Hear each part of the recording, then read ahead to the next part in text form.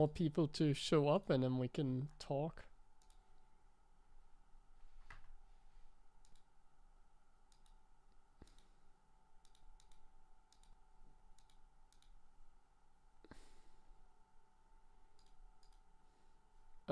YouTube live stream does not, like the chat does not work. Now we're having some other problems as well.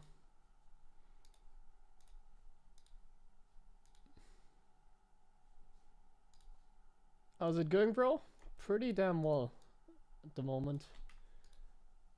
I'm doing very well at the moment. Thanks for asking.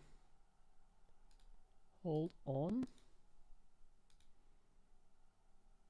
For some reason my chat is not loading on YouTube and I want to see that. Wait, they're also streaming on... Oh no, that's something else. I thought they were also streaming on YouTube. Okay, here my chat is working, it seems.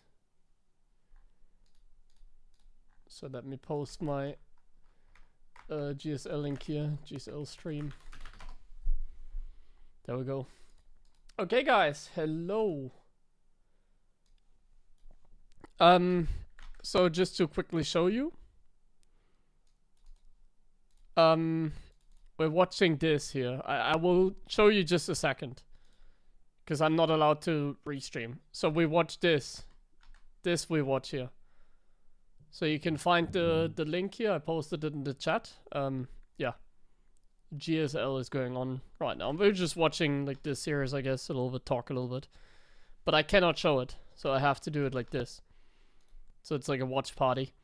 So what I can do is I can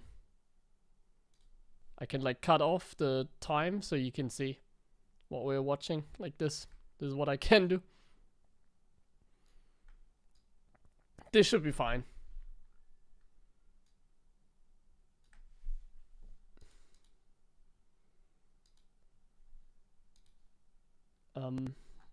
Honestly, very nice to GSL.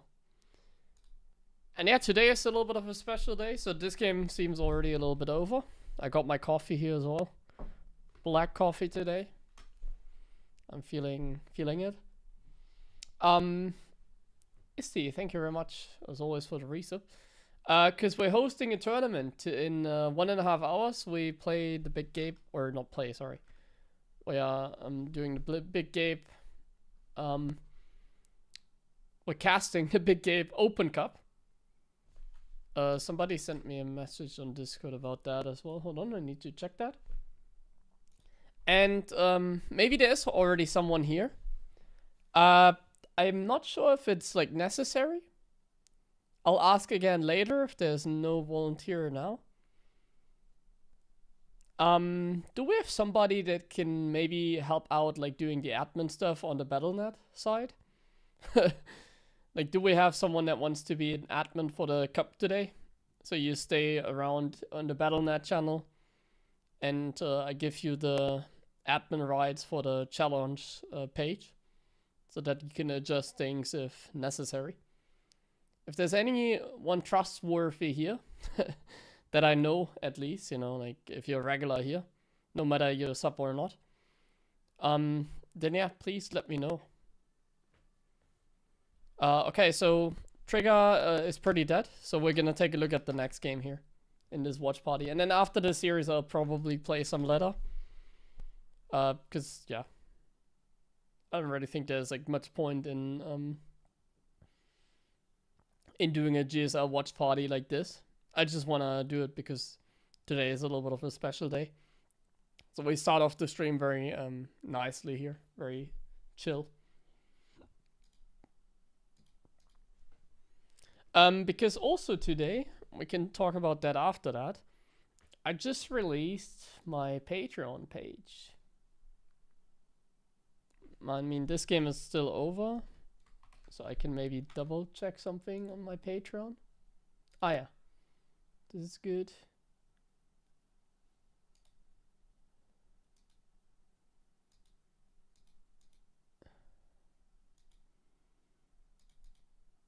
I also now have created a Patreon page. I've actually never checked if it's like working or not. Okay, GG, Bian won. First game is over. We're gonna have a deeper look at the second game. I have no idea what happened in the first game.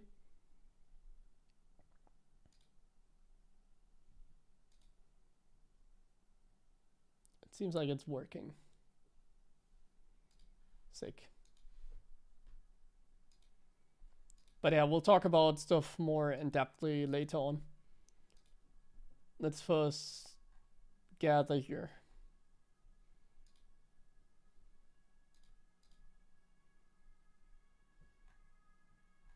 No admin here. No one that wants to be admin today here that I can trust.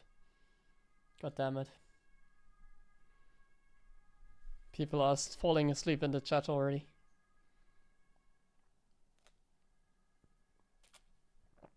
I mean, it will probably work without admin. Like, that's the nice thing about hosting StarCraft 2 tournaments. I think there is not going to be any problems. Everything is like written in the rules. It's pretty clear. The rules are as simple as I could make them. It's like the most basic tournament today. So I don't think we're gonna need like any admin necessarily, but it'd be nice.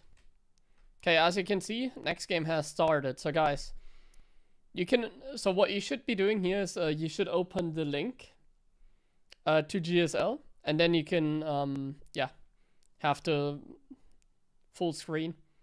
I'm not allowed to show you like any of the game. I'm just gonna do it like this so you can see that we're watching. Yeah, next game has started. Let's take a look at this one. Bian versus Trigger. Honestly, I want Bian to win. You know why I want Bian to win? Because I think then he might sign up for my tournament. If Bian wins this series, I think he might play in the Big Gabe Cup. Because he plays in every online cup, so why would he not play in mine? Like, my cup is a little random today. We're hosting a random $400 tournament. Like, I want to host more tournaments, but today I'm just hosting like an open cup. In the future, there's gonna be like more different, like just different tournaments. And that's what I also want to talk about later on as well. In general, I have like some good ideas. Just some ideas that I think we benefit from. Like, I don't think we benefit that much from. Oh, that's actually very nice, killing the probe. Like, I'm hosting like a regular open cup. We already have that with Kung Fu Cup and Wardy Cup and whatever. And they're always at a very Korean friendly time zone, so that like Europeans and Koreans are not playing in the middle of the night. But one thing I really want to do in the future as well is like hosting tournaments at like a different time zone. So normally I stream in the evening. I don't stream this early. And I want to host tournaments like that as well. Map streaming. I'm not allowed to restream, so you have to watch the stream yourself. This is on a different platform, and I'm not allowed to restream. So you only see the minimap. You don't see anything else. You have to open the stream yourself and have mine, like my sound on, and GSL video on, and then we can watch together. That's how it works. Marauder opening by Bian, by the way. Marauder opening by Bian.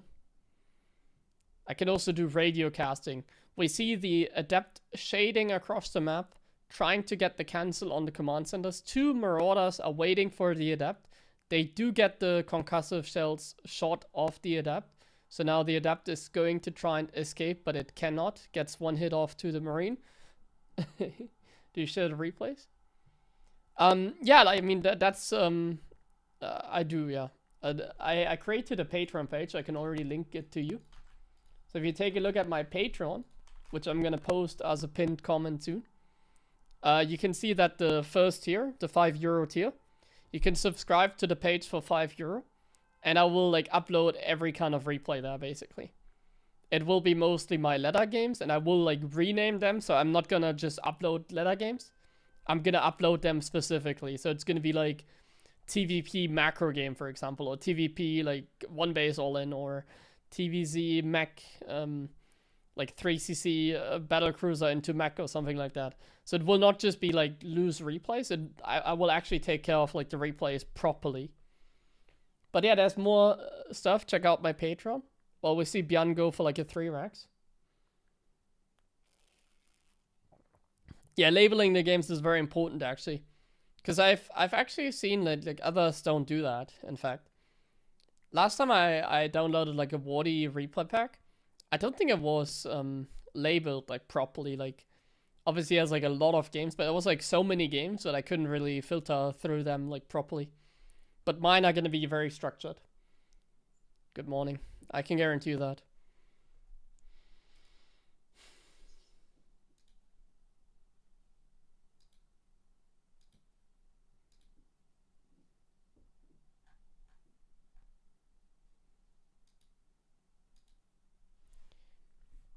So Bian is going Marauder into 3 racks.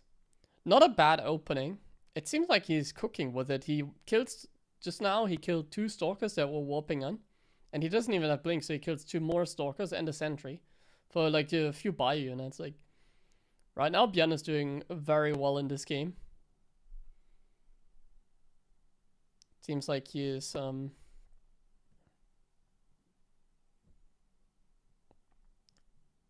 he's going to win this. If Bian wins this, I'll just play some ladder, by the way. I'm not gonna watch like the rest of the games. I was just interested in like Bian vs Trigger. I'm not really, I think TVT is kind of boring, not gonna lie.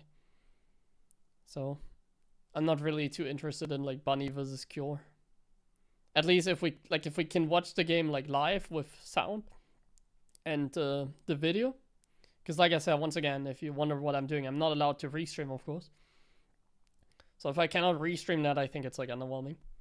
So we're gonna play some games in just a second.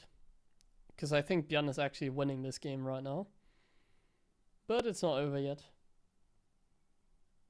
Is it still the case that Terra needs to do early game damage to beat Protoss?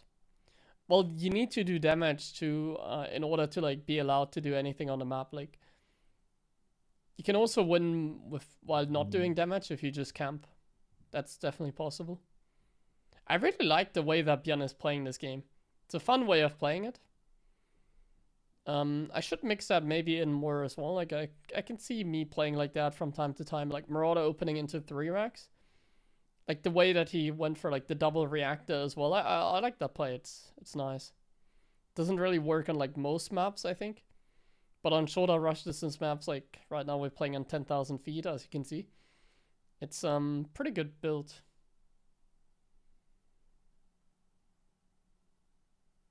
It's at least a pretty chill build as well. Like, and now he's like winning the game pretty easily. He's hitting a timing before Colossus and just kills Trigger. So that was like a very easy win for Bian that game. Yeah, I know you like the 3 racks.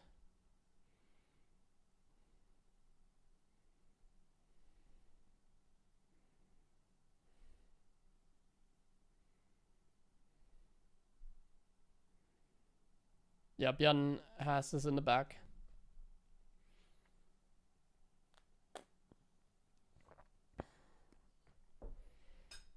So yeah, let's get to work, I guess.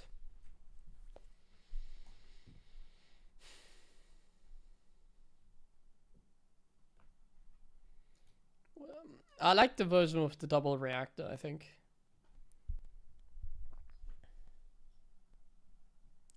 And then he like made the swap like later on.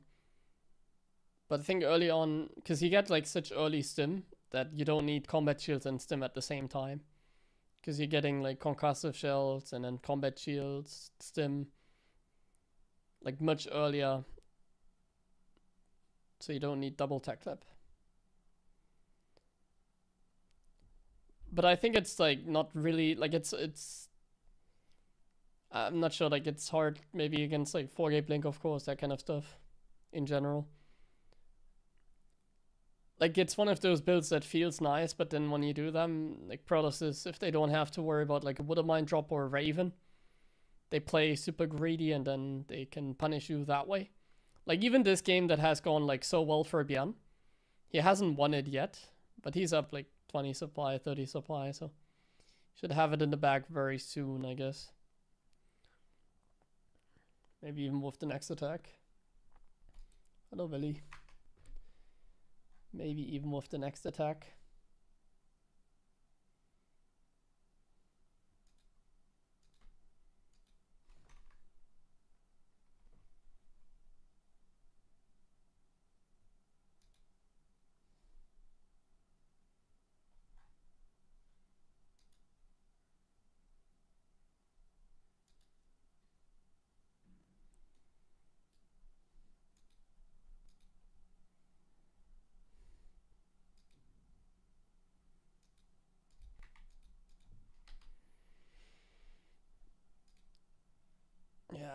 Seems like a tough one.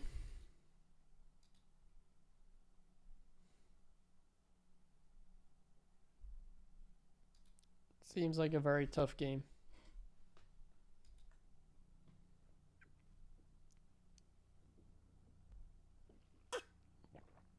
But it's Protoss, maybe. I believe.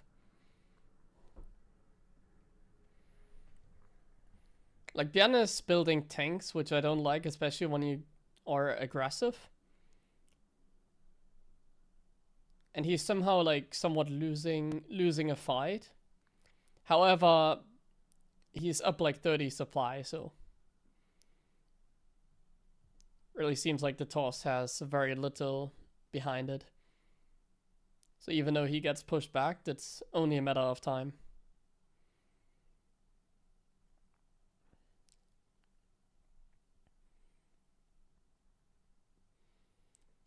As soon as he's gonna have like the level 2 upgrades and then...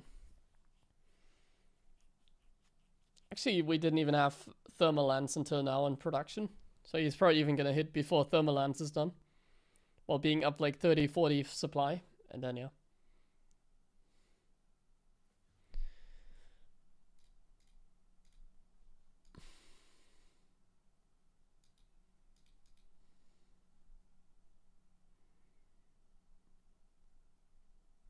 And like the Terran macro here is actually way better than TOS macro. Like sometimes these games look somewhat even, but then you realize, wait, the Protoss is supposed to be on like 5 base now as well. And like the Protoss is like making only like small units and no tech, while the Terran is getting all the tech. So it's like similar to a Zerg making mass Roach Ravager and being down in supply. It's like not good. Wenn ich hier Pikachu wegnehme, dann stürzt alles ein. Das mache ich auf gar keinen Fall.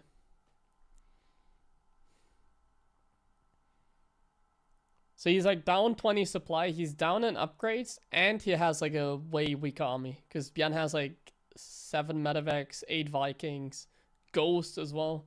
Against like Zealot, Colossus. But Bian gets caught again. Actually gets caught pretty hard. But the Colossus is already shooting 1 Marauder in an off position. So even though he's getting caught, he's probably going to be just fine. Because he's still up like 40 supply. Still up 40 supply. And yeah, like, there's also a hard for trigger because he doesn't know how dead he is. So he's like Bian has a lot of units at home. Shiggy, das kann ich versuchen. Oh, bist du glücklich? Ah, andersherum. Da haben wir's.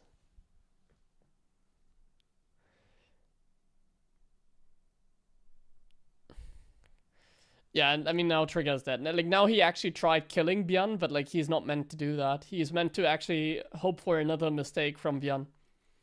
Like he was meant to ideally just like defend. Even though it's stupid, but like he just had to hope for another mistake of Bian. Another moment where Bian moves out. But yeah, I mean this game was kind of doomed the entire time. So that is over.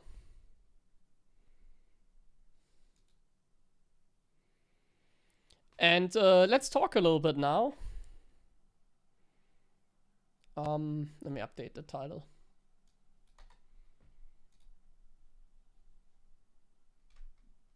So Bian wins. We can get rid of that.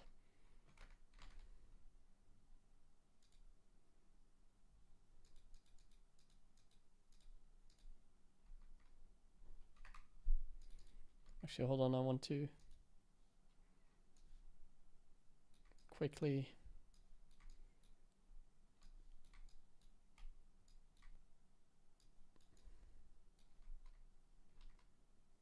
get this back in line. Okay.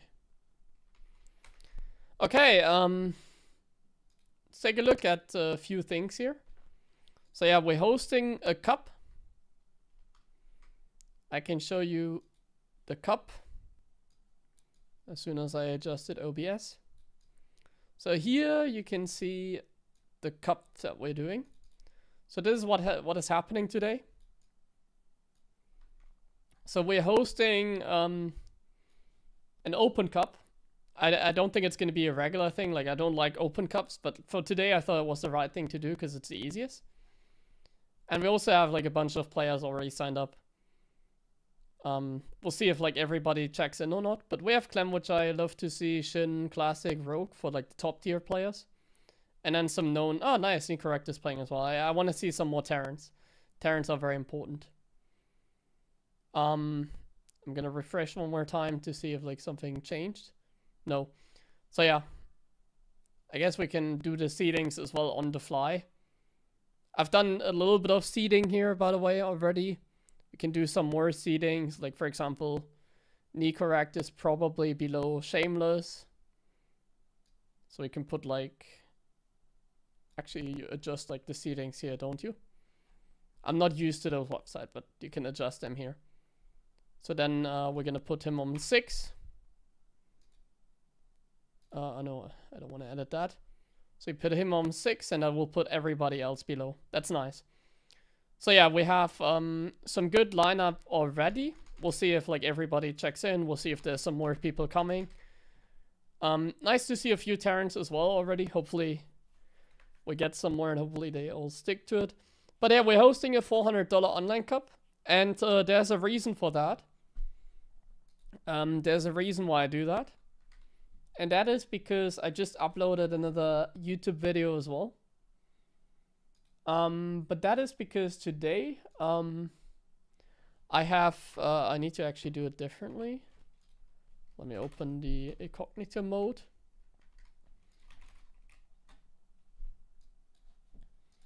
I have created a Patreon page, in fact. So take a look at this. I created a Patreon page. It just released. I made a post here. The same video on YouTube. So I'm now on Patreon. There's like some information here. I talked in depthly about it in the video. And I guess the most interesting thing are like the memberships. So I'm now on Patreon. And if you want to support like more tournaments, if you want to support me in general, and if you want to support educational content, because this is also for educational content, then you can here see like the memberships. So for example, Diamond, you can see you get access, like there's a private Discord channel that's mainly for like Terran improving, you can say. So it's like a Terran Academy sort of thing. So there's like the replay pack here. Here you can like ask questions, and I'll like answer those questions. So you can ask anything, and I'll like make a monthly video where I answer like every question that is asked. So you can even ask like StarCraft related questions. You get an entry for like a monthly coaching session raffle. Grandmaster tier, you get to choose stuff, so you can like suggest YouTube videos. I'm gonna upload one video per week, educational video. So like you can make suggestions basically, and you are like you're prioritized. So it means like if you get this tier, you can suggest like, hey, I want to see a video of TVZ late game, for example, and then I'll make a video on TVZ late game. And then here, the Pizza YOLO tier, or the Pizza Chef tier. These ones are very interesting if you want to have coaching. So if you are a €100 tier here, there will be private coaching sessions on that Discord. And those sessions will be recorded. So it's going to be like personal coaching. So the ones I'm coaching are the ones that are the high tier Patreon. And then these VODs are going to be uploaded to the Patreon page. So the people that pay this, they don't get personal coaching, but they still have access to the coaching session VODs. And probably, depending on how many, because I don't think we're going to get a lot of like €100 tiers. So if like the first tiers are going to get, or like let's say, if you pick like a €50 tier right now, you're very likely to get like personal coaching, because I don't think it's going to be a lot of people. And if it's not a lot of people, I'm still going to do it. But then I can also pick like lower tier patrons basically. It's just that if there's like more people on Patreon here, that eventually it's only going to be these, but these have access to the VOD. So yeah, these are basically the coaching tiers. Like here we have some coaching going on. And also some, if you want to play like one-on-one against me, we can also do that. That kind of stuff. So yeah, check out my Patreon. Let me do a post here. I'm now on Patreon. That page here. And then we're gonna pin it. And that's why we're hosting a tournament today, basically. That is why we're hosting a tournament today. I'm now on Patreon. I'm starting to collect, like the main reason for Patreon is I want to host another offline event. And I'm already starting to like get some budget for that. So I'm already, yeah, collecting some money. And we'll see how it goes, basically. Like, I'm not looking to make $10,000 per month, like, through Patreon. Like, just gonna be a little bit of a bonus to support the work that I do, especially, like, educational content, that kind of stuff. Yeah, that's, like, the main goal. Okay, let's play a ladder game, and then, in 1 hour, the tournament starts. Let's play a ladder game. Let's see if we can find a game.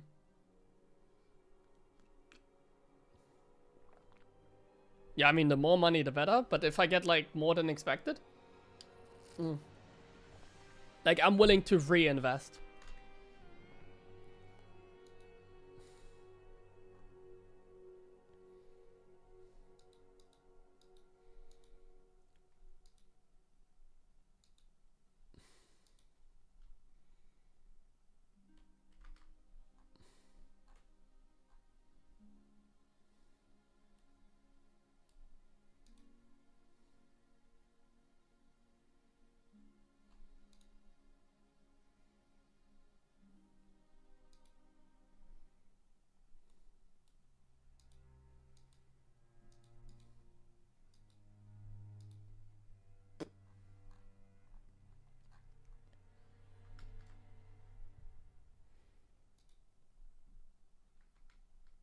Now we just have to find a game.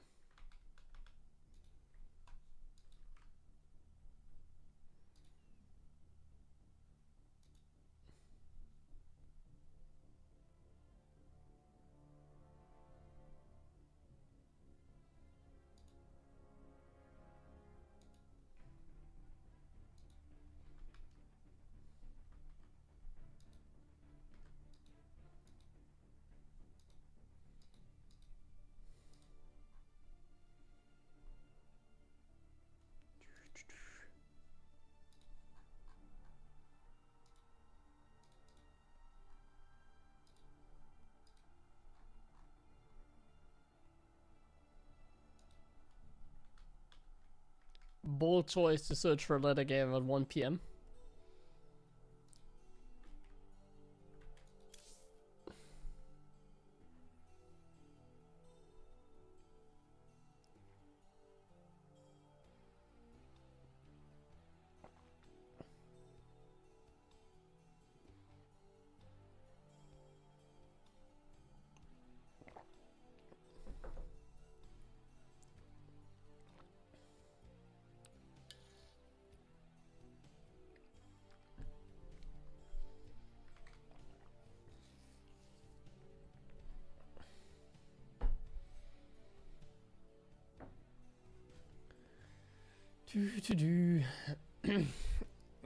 Waited. Yeah, it does feel like StarCraft gets smaller. Like it's pretty big. I think people underestimate that sometimes, but it has definitely gotten like significantly smaller. I'm not sure if other games also have gotten smaller. Like a lot of games don't publish the numbers, obviously.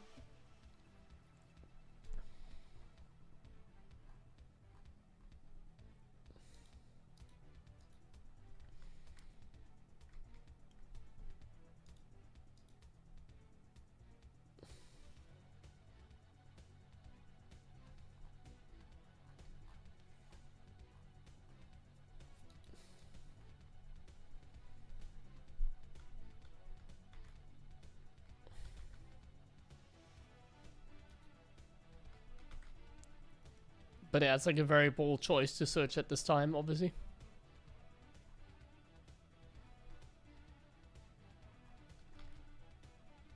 It's very unlikely that someone plays here.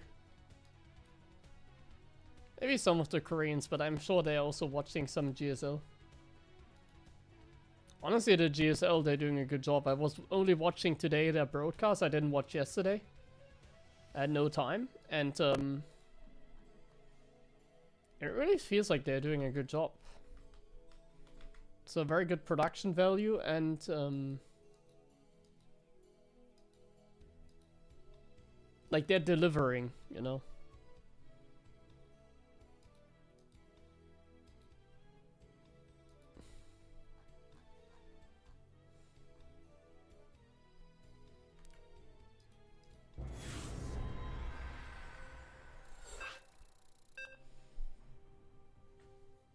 Okay. 5.1k Zerg. Here we go. Is he even gonna play or is he gonna leave? Zergs tend to leave. They don't want to play against like a high level Terran. Or when they do, they link flood. A 2-gas opening was there. Okay, I'll do it for you. Not enough. I'm personally not sure how to do it either, honestly. Not enough minerals. Not enough minerals. Not enough minerals. Not enough minerals. Not enough minerals. SCV ready. Go ahead. Ah, you meant it against random, okay. Well, then you don't make a wall, obviously, like this, but it can still work then. Additional supply depots required. Not enough minerals. You don't need to make a low ground wall. Not enough minerals. It's obviously Not better, enough but minerals. not mandatory. Not enough minerals. Not enough minerals. Not enough minerals. There's just a few important steps you have to go through. Like, step number 1 is the timing of link speed. And the other step is you probably cannot get, like, let's say a cancel on the 3rd base. Like, that's just not a thing. You're not gonna get, like, a cancel on their 3rd or something like that. Bad news. This punk. Honestly, I don't even know. Should I bring down another worker or should I just mine a mineral here and then this guy can build the factory? Go ahead. Seems like this is fine. So put the factory Bad news. Insufficient in gas place. gas. Oh, that's actually not a wall. So I have to make another depot on the low ground. Big job. So we go 3 Reaper, 2 Hellion. Insufficient Vespine gas. Command center upgrade. Insufficient Vespine gas. What's going on? The Grim Reaper has arrived. SCV 1-1-1 is the plan, and then you have to play a little bit cheesy. What's going on? Not enough minerals. So against Zerg, I like to get more minerals than I normally do. Got something for me to kill.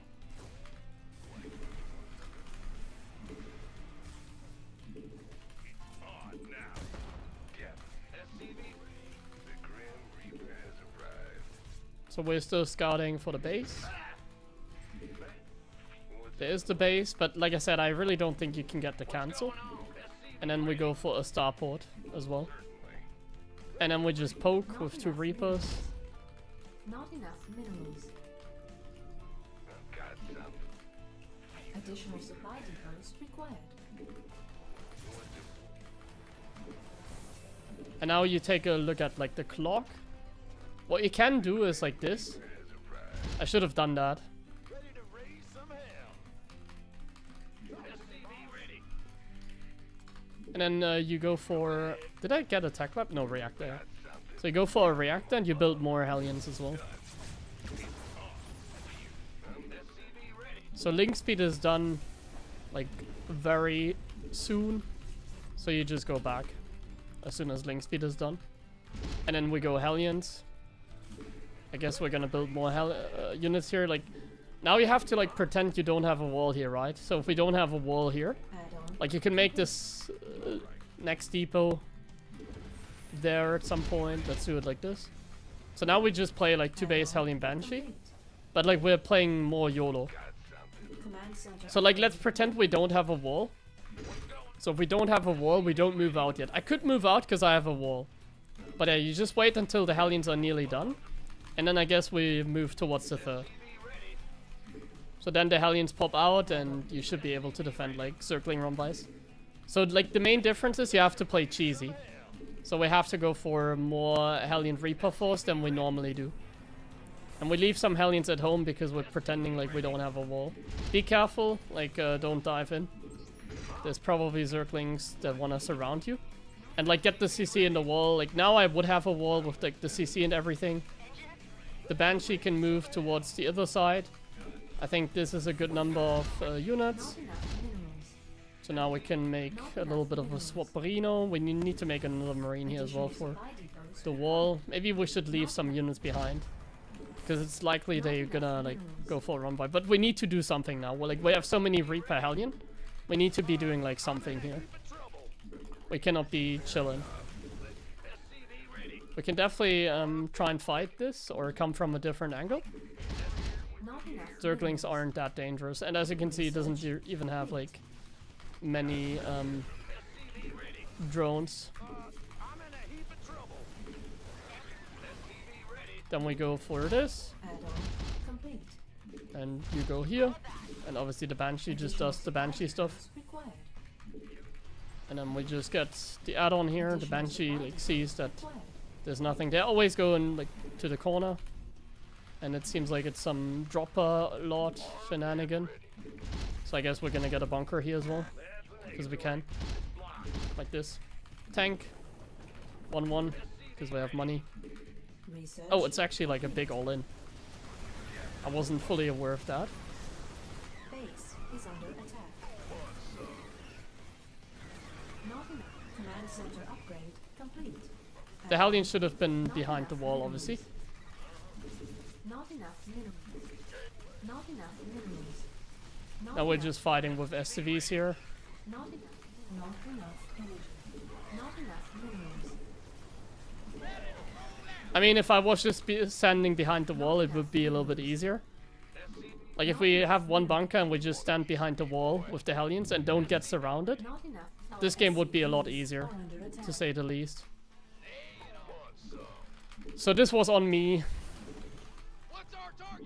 Not Next enough time we just minerals. want to sit behind the wall with the Hellions so we don't get Not surrounded. enough. It was kind of obvious he was doing that as well, so you could get the bunker earlier. Not enough minerals. I was just kind of confused because he didn't have anything for like so long. This one is dead. He can't do that. It's not like Medivacs, they cannot escape. Oh, Not enough. it's still going. Let's Not try and enough. repair that guy. Not base is under attack. Additional supply depots required. Oops.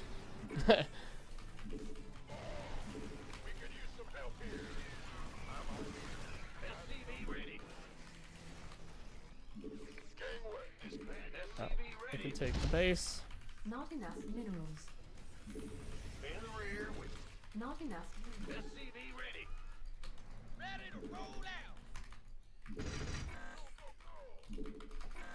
Not enough minerals.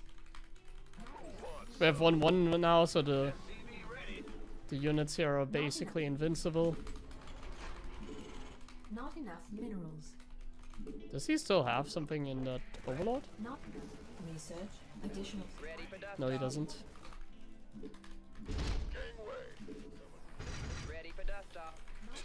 Two upgrades. I don't really have money right now.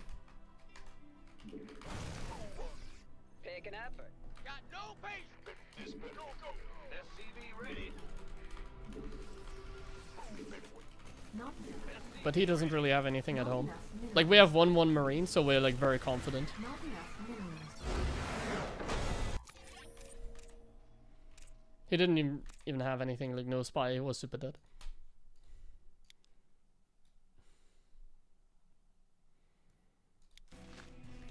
Like he had no drone, 36. We just have to make sure the Hellions are behind the wall and then it's like super easy. Like, this is actually a good build order against Cheese, because it's 2 base Hellion Banshee. Like, I'm the one that needs to do damage, but like, if the Hellions, if I just go back earlier, like, I could have easily gone back, because he had so many links and no drones here. So I should just go back. It doesn't really matter, but I should just go back. It doesn't really matter, because it's like, actually all in. It's like 32 drones. Like, he needs to kill everything. Even if he kills like... Well, I guess he needs to get me down to like 5 workers or something. But even then, mules are probably gonna win. And like, even after all this, we were up in workers, so everything is fine. Triple command center up in workers.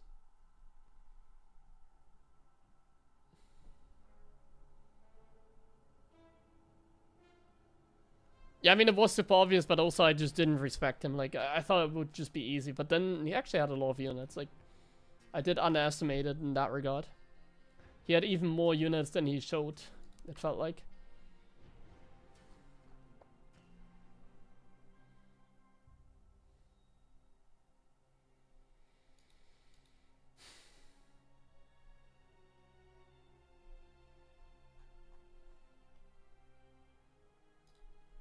Okay, need to click the add button. I want to get another coffee. I'll play one more game and then get a coffee break going.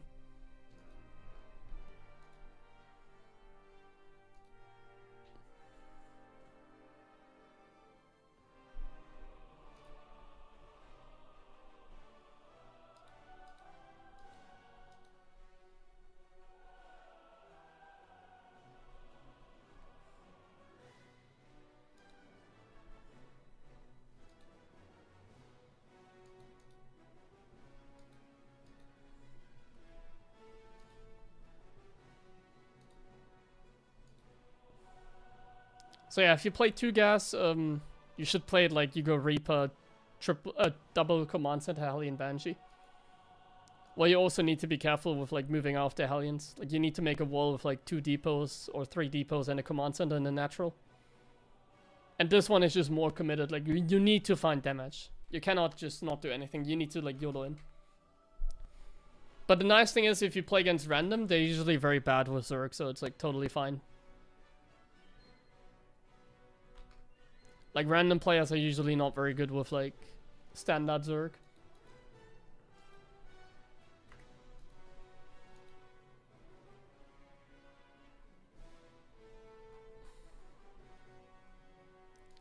I'm very excited for the Big Gabe Open Cup soon. It's only 45 minutes left, pretty much. And then, yeah. And then it's time for the Big Gabe Cup. And if everything goes well, in the future we're gonna have some other tournaments as well. Not like Open Cup, but... I think what could be very fun is like hosting show matches. Because then I could even like ask people to play them off stream and just send me the replays. And then I can like for example, like time zone really matters. And I would like to stream in the evening and the night like I did yesterday. Like, I like to stream late. That's just the best, I think. And then if I had like some show matches later on in the evening, I think that's more exciting than doing it like early like today.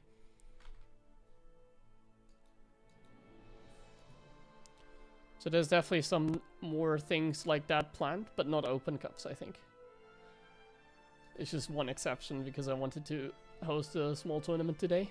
Since, as you can see, I have launched my Patreon page. So you can now officially support my work. Or future work.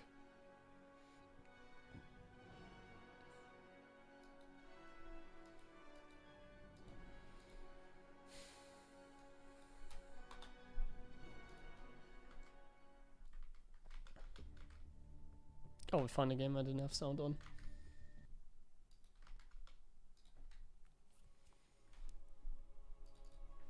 The 5.4 barcode.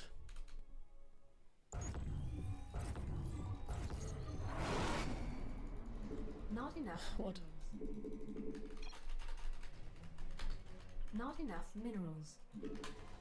Fuck, have fun. Not enough minerals.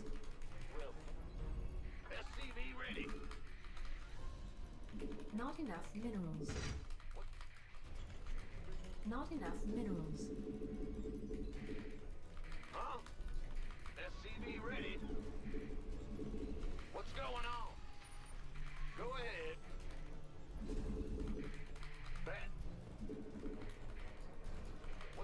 Additional supply depots required.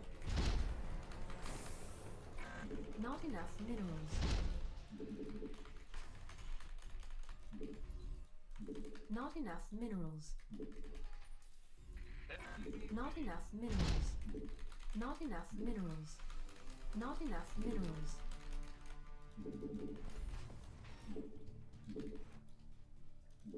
SCV ready.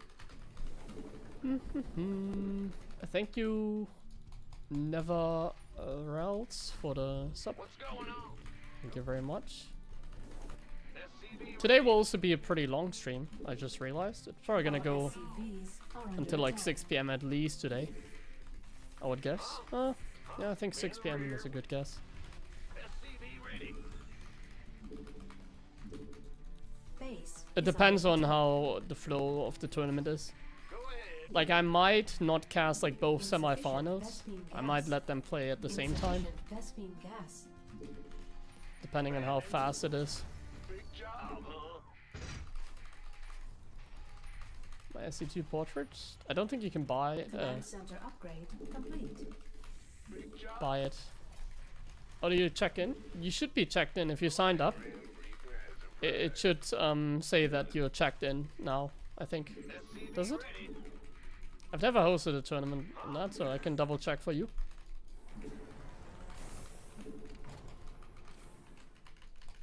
Like, does it say you're checked in for the tournament if you go to the page? Then you should be good to go. Oh. I don't think he finishes that shade, does he? Oh, he does? Grim Reaper has arrived. Hit and run! It's on now. Certainly. SCV ready. What's it worth? Ready to raise some hell. I can't build here. Additional supply depots required. Oh, he's cooked. But he's targeting the Reaper. Like, that's certainly a mistake.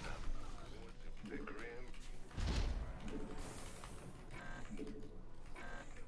I think he messed up. death from Fear the Reaper. SCV ready. Yeah, what's it worth? Got some. Fear the Reaper, man. What's it death from? Talk to me. Add up. SCV ready. Keep in trouble.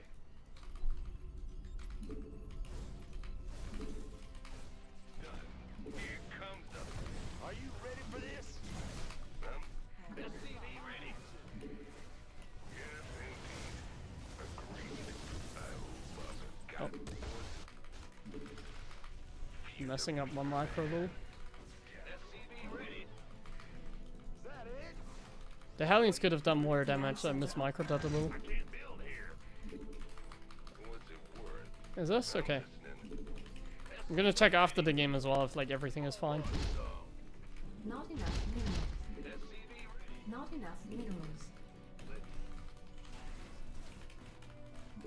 I think going Cyclone drop here is not very good. Ready for dust That was a off. mistake. SCV ready. Armed and ready. Not enough. SCV ready. Not enough minerals. Got some. SCV Like, if I sent everything like in the front, I would have already won the game, by the way. I feel like splitting your units is not a good move. ready. I think it's better to just send everything from one side. Not enough minerals. SCV ready.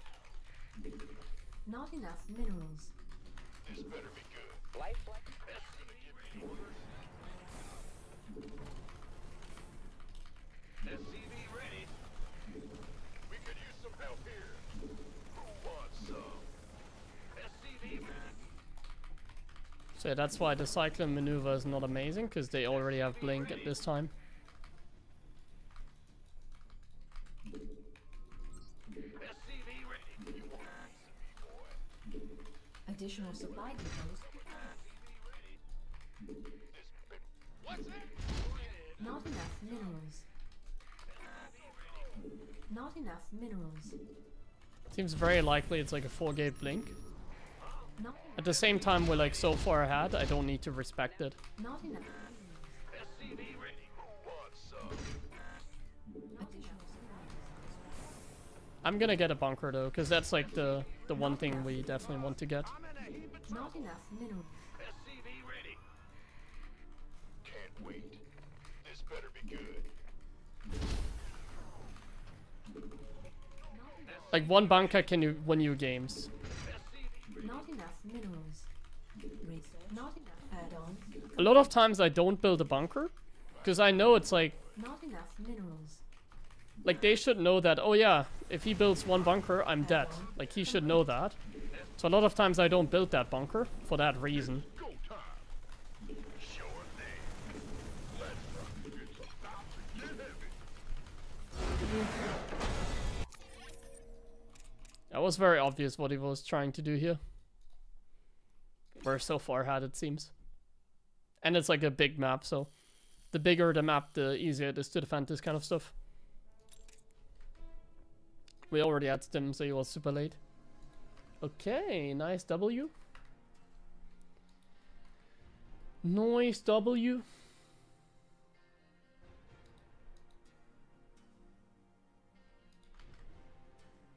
My opinion on potting?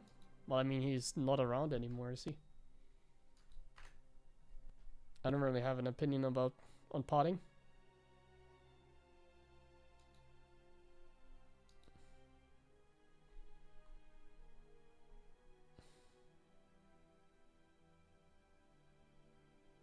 Okay. I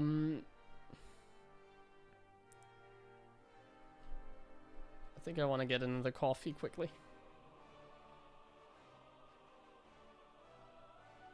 With that opener, if you scout 3-gate, do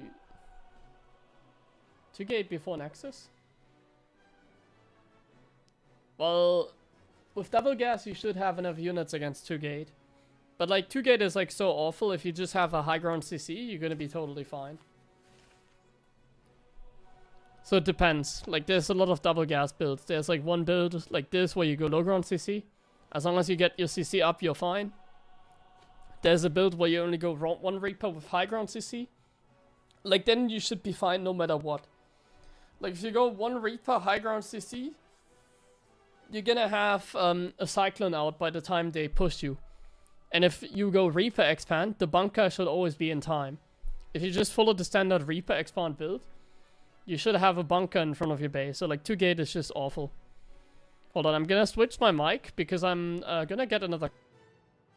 So I'm gonna be a little bit AFK quickly for like 5 minutes.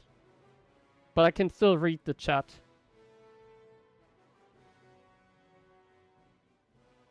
And my feet fell asleep. That's uncomfortable. I need to get another coffee, but my feet fell asleep. Oh, oh, oh, oh. Cannot stand up yet.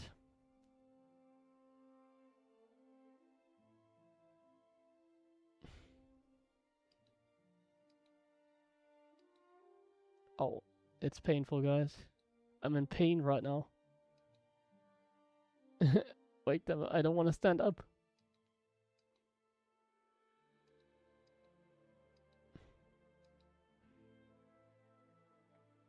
Okay, I have to go through. Oh. Oy, oy, oy.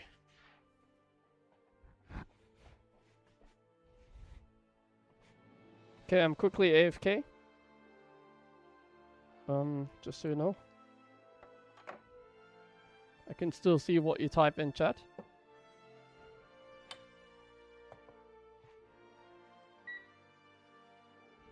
Just quickly need to grab another coffee before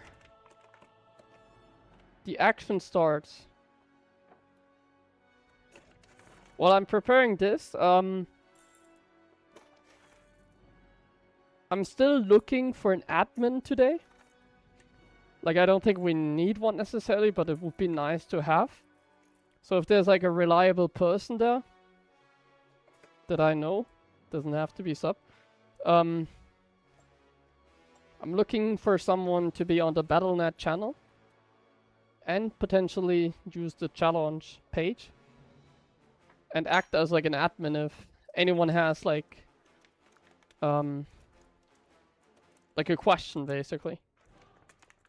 So if somebody has like a question, hey Gabe, or somebody like misreported the score or something, that kind of stuff. So if there's anyone that wants to be an admin today, you're welcome to join.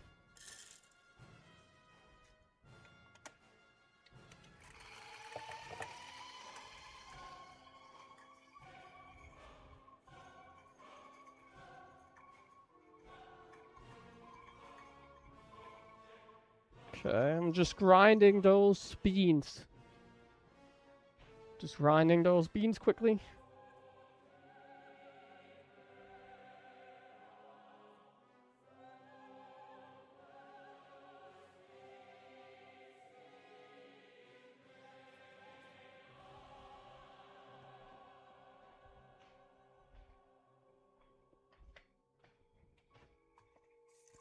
Sorry, making coffee takes a couple minutes.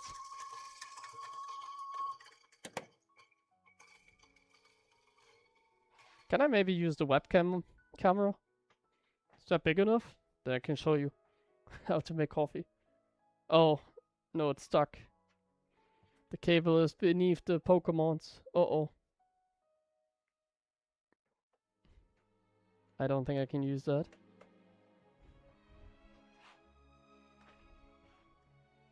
Everything is gonna fall apart if I do that. Just wait 2 minutes. Just wait 2 minutes.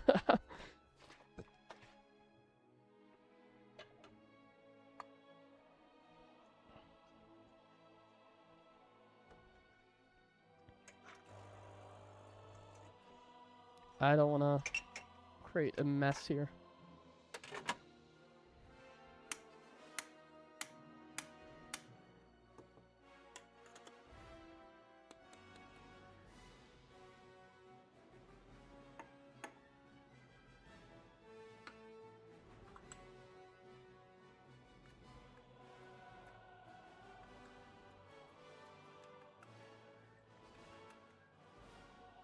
Okay.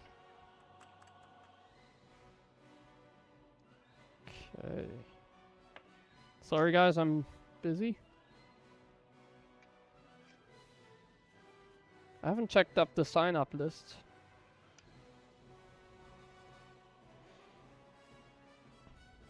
We need to do some seedings as well, I imagine.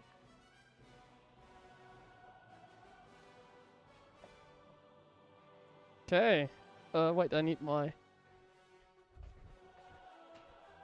Huh? Where's my cup? Here.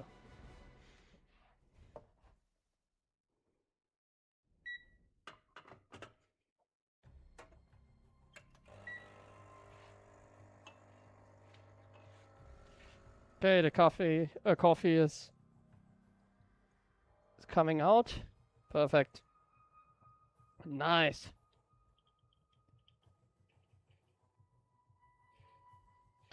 Nice, nice, nice. This is gonna be the only break I have today, basically.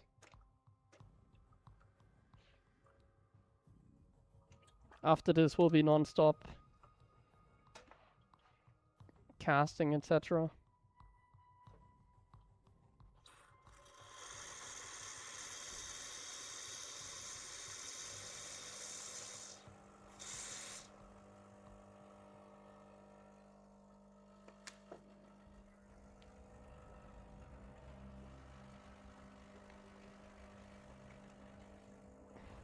Okay. Just gotta do some quick cleaning and then we're good to go.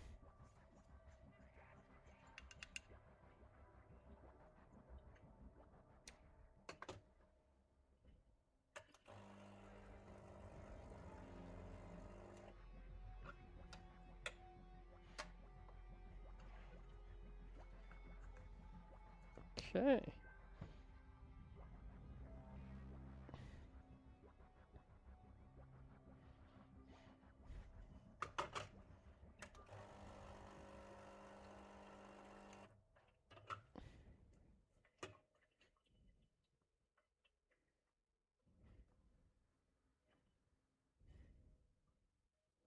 Okay.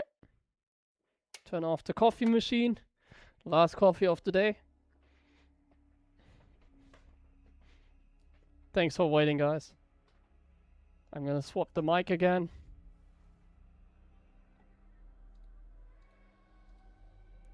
There we go.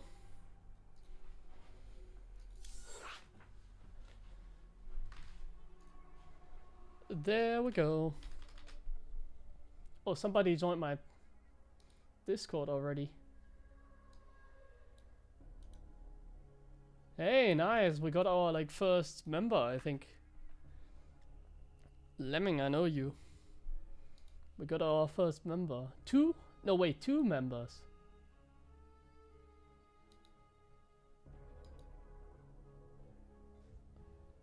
Oh man, that's awesome. Minivation joined us already here. Nice. That is amazing. We got our first members on Patreon, guys. Now I can see how it works. So how much do you pay? How much do I get? I think Patreon is actually really good, by the way. I'm just double checking that if I can already see it. I don't know how exactly it works. Oh, okay. So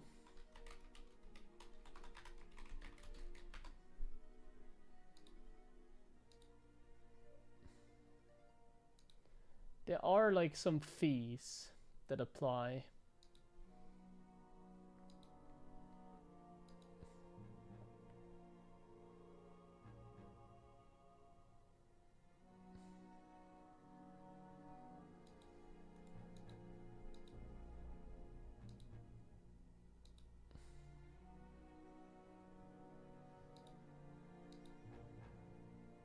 Mm-hmm.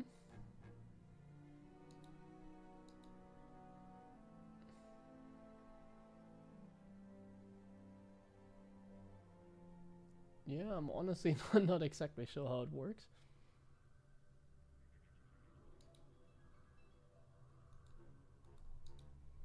Hey Google, Patreon fees. Pricing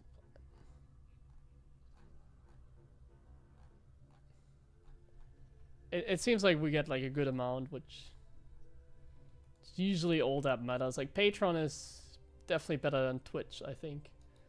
Mostly when it comes to the cut. Oh, we have 25 people signed up for the tournament as well. The bracket is getting crowded. Nice. Very nice to see. Very nice.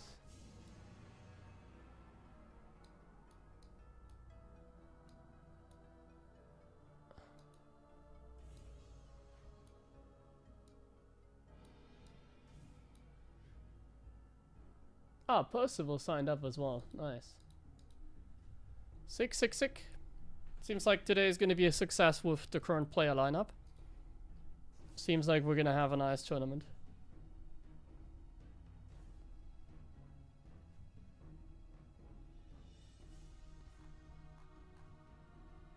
Good morning from Los Angeles. Yo, hello.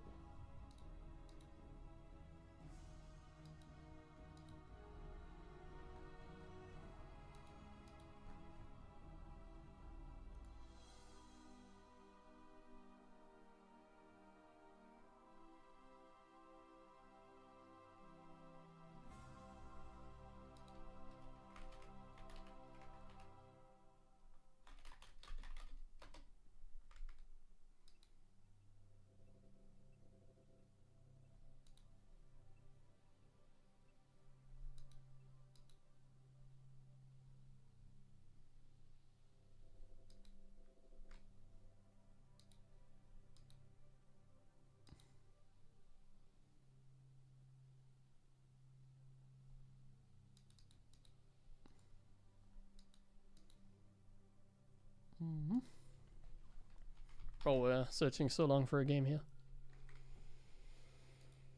That's why I usually don't stream at this time, because obviously, as you can see, no one plays at this time. Like nowadays at the high level, the time frame is usually like evening time.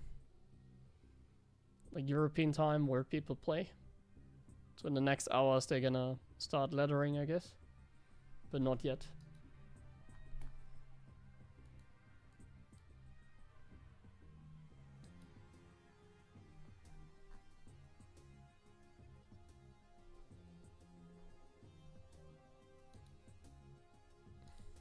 Actually, I wanted to check the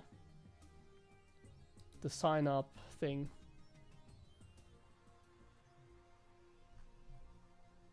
So I'm gonna sign up to my own tournament.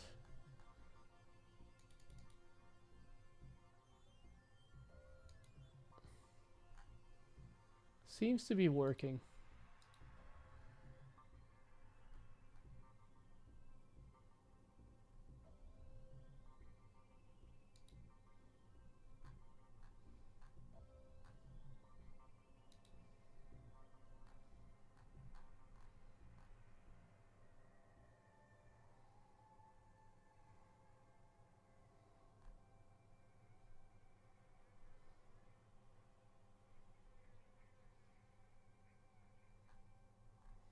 I really have never hosted a tournament on Challenge. I hope everything is fine.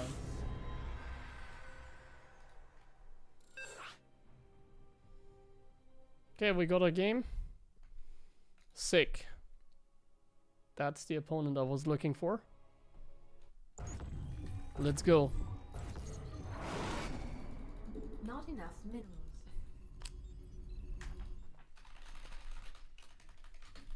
Not enough minerals. Not enough minerals. SCV ready. Huh? Not enough minerals. Not enough minerals. Not enough minerals. Not enough minerals. SCV ready. Bad news. Big job. Additional supply depots. Not enough minerals. Not enough minerals. SCV ready.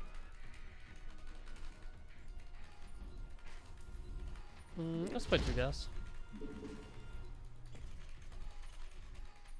Go ahead. SCV ready. Like I said, I don't like these type of maps because they offer very little dead air space, so it's better to go for like Reaper Hellion shenanigans, I suppose.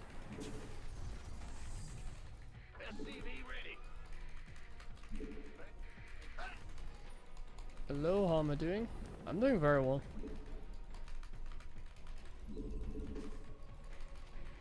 I am doing very well. Today is a good day, I think. Hear ya.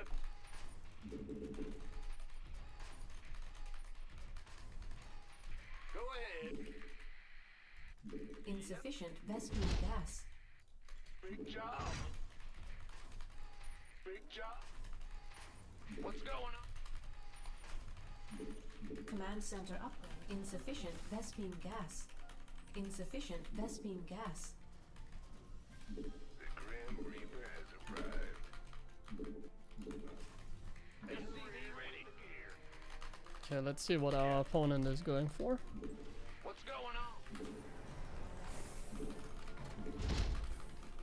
Not enough minerals. SCV ready. Okay, Got some. that's a very early Nexus. What? And another gateway, actually. Very interesting build order that he's going for. Not enough minerals. Not enough minerals. Like he's going for a little bit of a 2 gate. Not enough minerals. SCV ready. Huh? So he's gonna have like more units than they normally have against the Reaper Hellion. Like 1 more unit. Not That could be a enough good minerals. defense. Additional supply depots.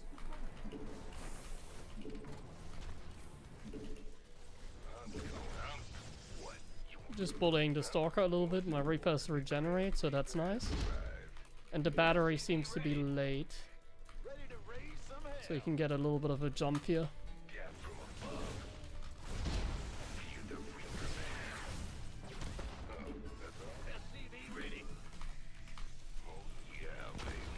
Oop.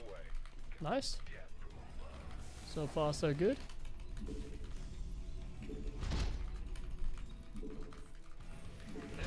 Maybe go for a Cloak Banshee.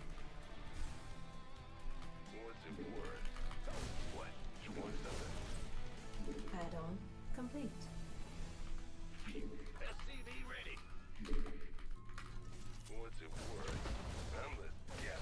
There's a battery. Command center upgrade complete. Add-on. Not enough energy.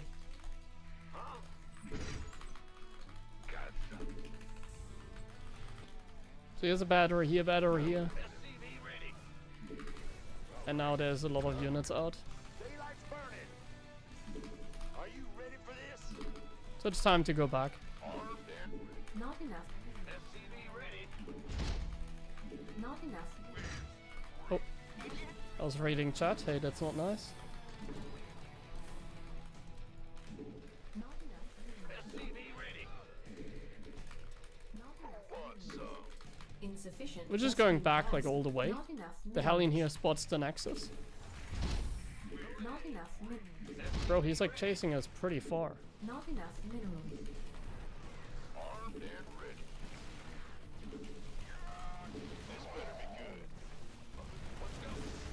Still a lot of Stalkers. He does have like a proxy gate, it seems. Research. But now the Banshee can clear everything up.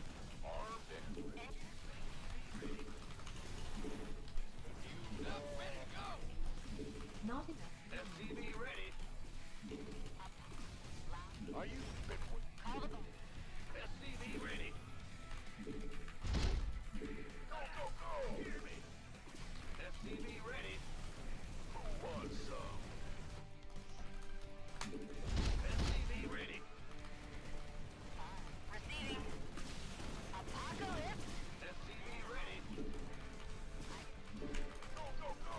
Additional supply depot. Not enough mineral. I don't think we need this bunker. Additional supply depots required.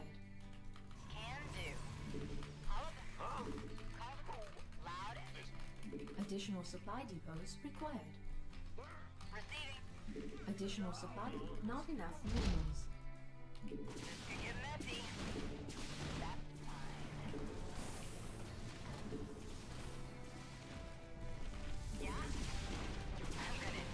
I don't want to cloak again because I don't have a lot of energy. So we're gonna pull back a little.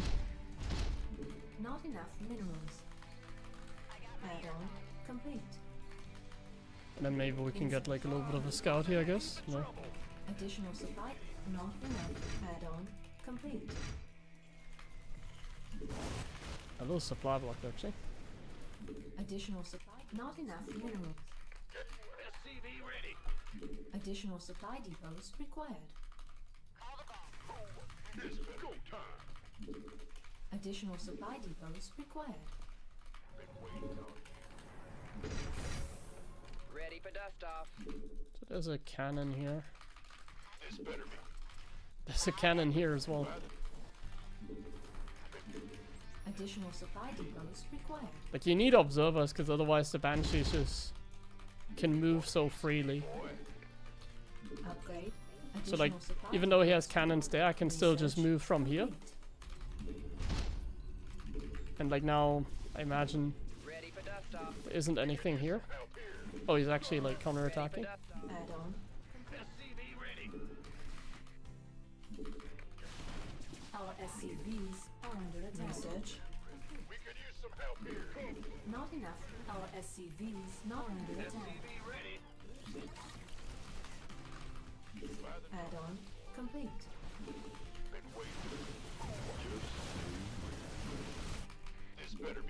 Ready for dust off. Yeah, there isn't like too much left he can really do. Not enough minerals. Research complete. better be good. Additional support. Command center upgrade complete. Go ahead. We're just gonna F2 everything. What's going on? Like Somebody this. fix this mess. Not enough minerals. SCV ready. And Additional that should be supply depots perfect. required. Not enough minerals. Not enough minerals. This better be good. Just want a piece of Okay, sick.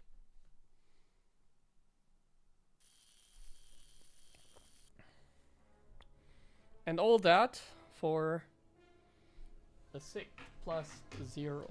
Nice. Okay, let's have a look at our bracket, guys. It's getting... I can't play another game, can I? So maybe let's do a little bit of seeding. Let's do the seeding together for the people that have signed up. If there's like more high level people, I will do it. So let's do a little bit of seeding. So who do we have? Oh wow. That's insane.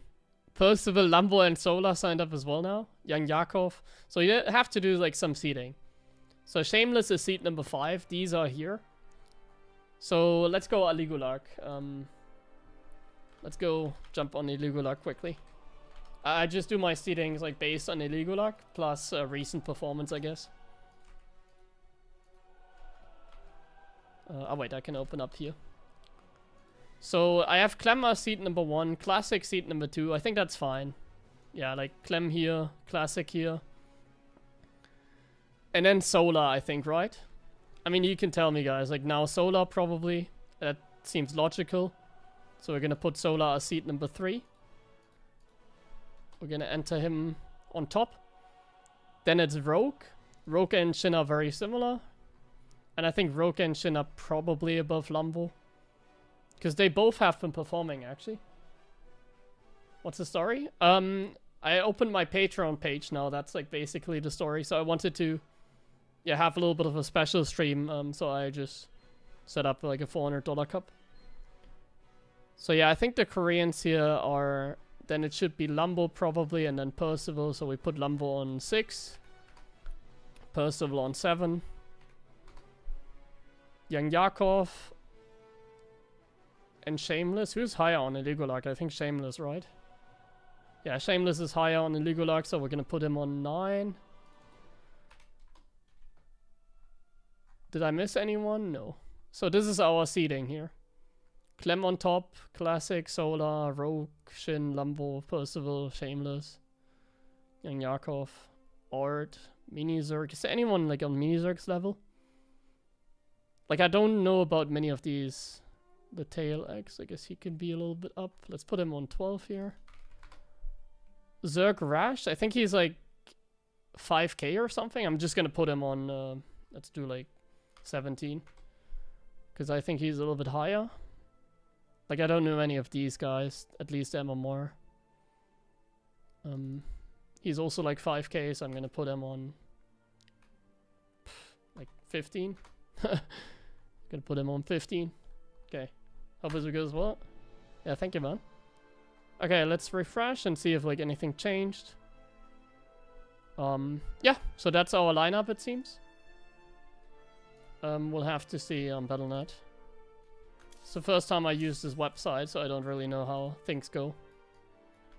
Let me go on the Battle.net channel. We can't play another game, so we have to chill.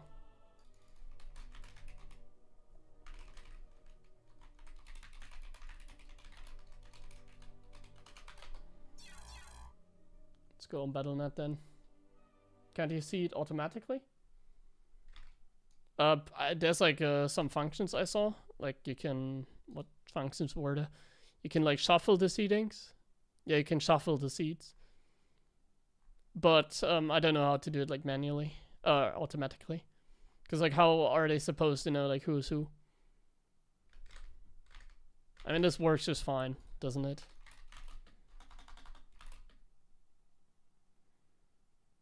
Join channel Gabe. Looks good to me, everything.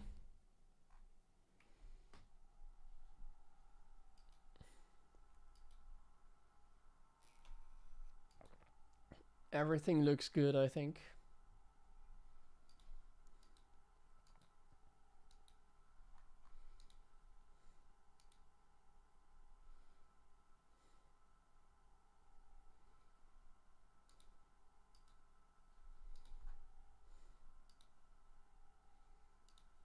I can also post a bracket quickly here.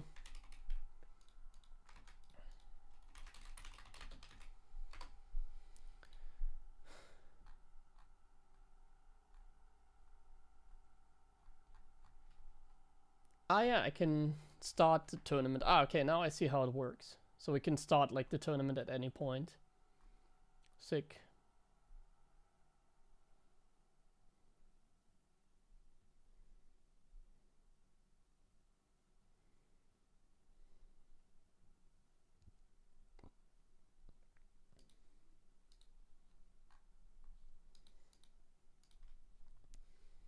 Okay.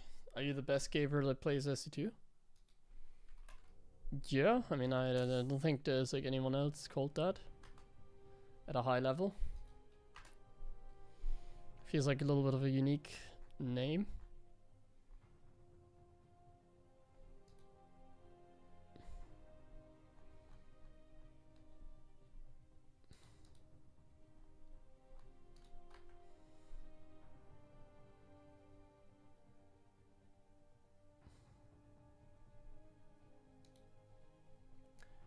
Okay, so while we're waiting, I'm just gonna advertise it one more time. While we're waiting for everything here to be released. So, in case you wonder what this is all about. So the reason I host this cup is because I want to start collecting fundings for future tournaments, like the offline event, for example, the next big Gabe Cup. So as you can see, I have created a Patreon page. So this is what it's all about. I'm now officially on Patreon. So if you want to support me, I mean, you can go to this post, for example. There's like some information. So I'll be releasing like educational YouTube videos on YouTube again. I'll be doing like private coaching sessions for like higher tier patrons. I will put like some of the like, depending on how much we get like back for like tournament creation, like this one, for example. And I want to have like Terran players that want to improve. So this is also specifically not for people that also want to support me, but that are like Terran players and then want to like improve. Like we have a private Discord group in which we can do some coaching. You can ask questions. You can make suggestions for the YouTube videos, all that kind of stuff. So that is the main reason, and I just thought it'd be good to like put like $400 on the line here and host an event. Yeah.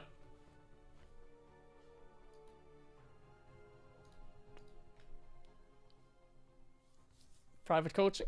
Yeah, it's gonna be like in groups, but like I guarantee you, for the people that wanna get coaching from me, like it's gonna be like weekly or bi-weekly sessions. And I imagine like in the beginning, like if you go to my tiers, in the beginning, you can also have a look at the tiers here, the most important thing. So take a look at the tiers. So like, quick summary. Diamond tier, replay pack, private Discord. Master tier, you can ask like questions for a monthly Q&A. You get a random chance of coaching. Like a ticket, like there's gonna be a raffle. Grandmaster tier, what is Grandmaster tier? You get to choose stuff, so you can suggest YouTube videos idea, and you get like behind the scene content. For example, I'm gonna talk about like my finance, like how much money do I make like on Twitch, for example. So if you're interested in like behind the scene content like that, then this is. And then the Pizza YOLO and the Pizza Chef. This is where private coaching comes into play. So in the beginning, this also offers you coaching probably, because I don't have as many of them. And this one as well. So these are the tiers for like private coaching sessions. Here, in the beginning, like I said, you're probably going to be there live. But this offers you the VOD, so I'm going to record like those sessions.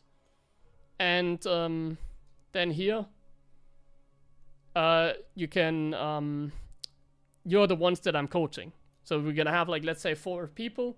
and then we have a session on Discord, and then I'll like, if you subscribe to this tier and you want like to have like a little bit of coaching, you are gonna get personal coaching. Should be switched.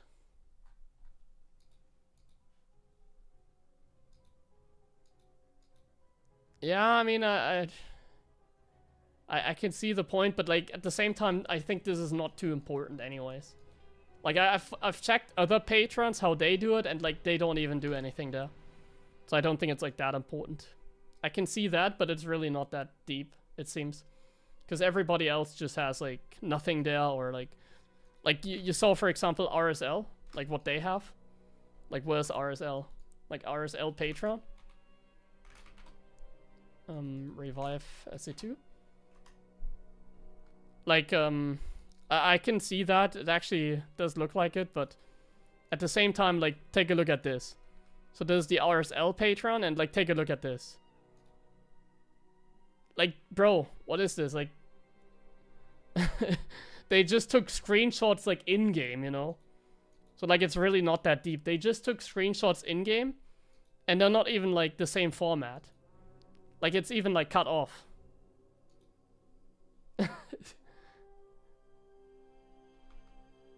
I've, like, done some research. Like, I've checked, like, how others do it. That kind of stuff. And, yeah, like... I tried putting some love into it, so I put my pizza slices there, at least. But, yeah, I can see that feedback. It just... I came to the conclusion that it probably doesn't matter. So, I don't care. Okay, let's check the seating one more time. And then we're about to start, I imagine. So let's check. There's a couple more people signing up. Oh, Bian signed up. Nice. Okay, where do we put Bian?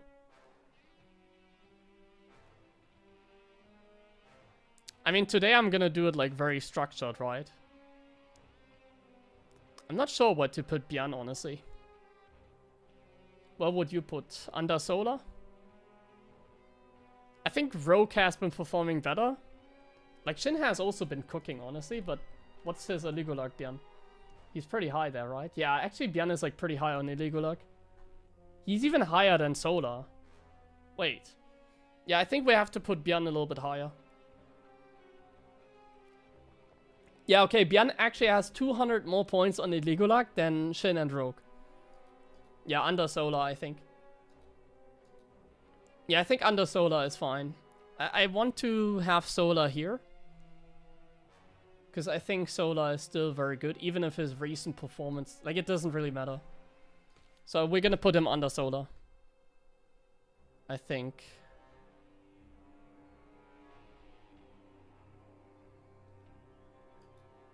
Or under Rogue, maybe, even. Under Classic could work as well, yeah. Honestly, Bian has been cooking recently, right? Maybe we put him on 3. Like, Bian has really been cooking recently, so I think it's fair to put him on 3.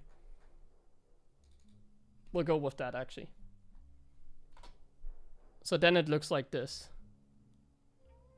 So put Bian on 3. And then it looks like this. I think this is fair, honestly. Like, Bian has been cooking. Oh, but now Percival has Clem. That's unlucky for him.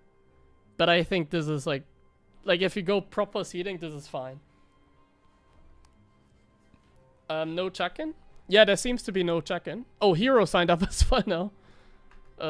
Wait, we have to do more seeding.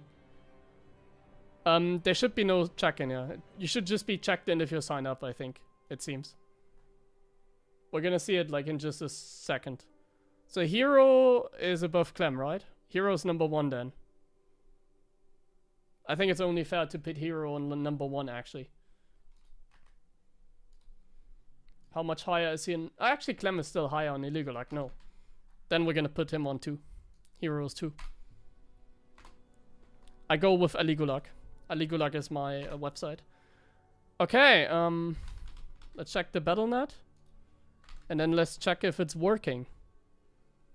Is there anyone that knows how this website works? So this is in German. So here it says like start the tournament. And as soon as the... Let me actually try it myself. if I sign up myself. So I just register. So I register, I'm here. And now I'm like good to go, right? Like there's no checking or anything, so we should be good to go. I'm gonna not sign in. Yeah, I think we're gonna start.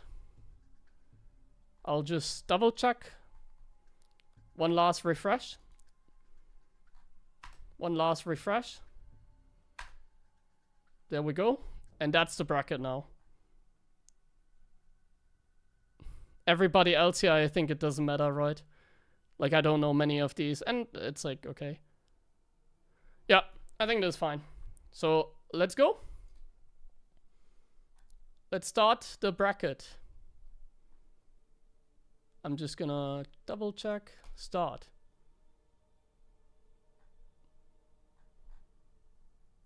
Okay, it looks like it worked.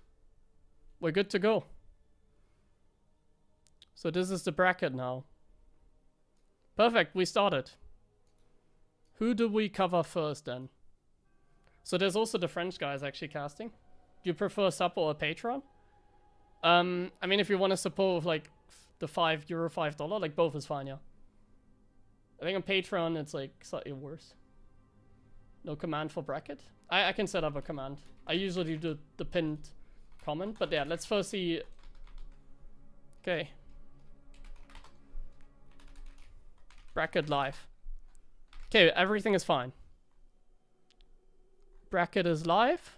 Let's first check who we play. Oh, or not who we play. Yeah, Lambo is also playing. Oh, Lambo actually has Clem in his bracket now. That's really a shame for him. Anyone that has Clem in the bracket is like screwed. I feel like both Percival and Lambo don't like to play Clem. It's very hard for them.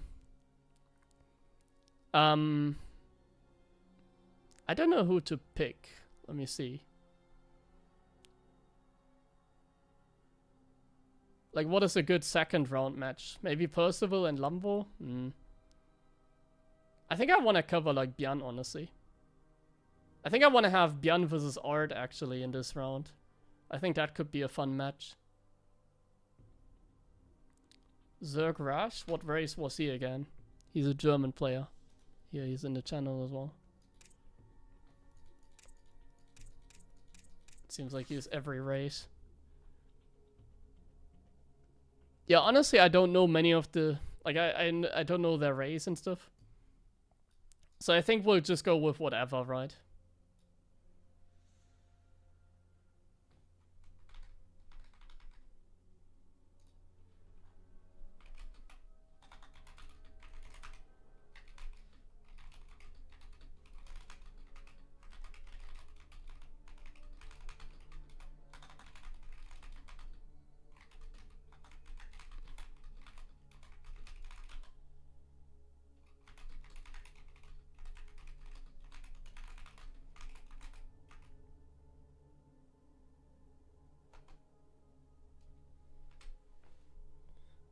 Rating for your tournament? Well, I mean, there's a one-time only tournament. Okay. Let me put my socials. Okay, let's see if everything is fine.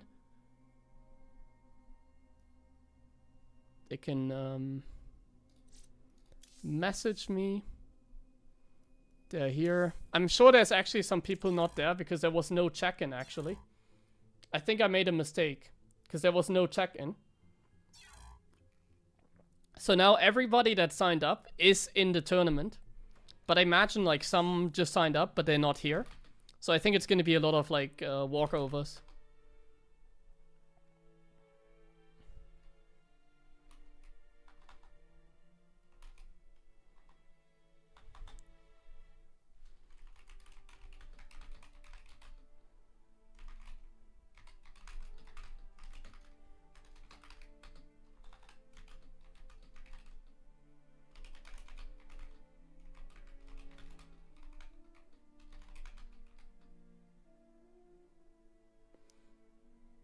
And is there somebody that can act as an admin? Like somebody that can join Battle.net and then you can like do admin work?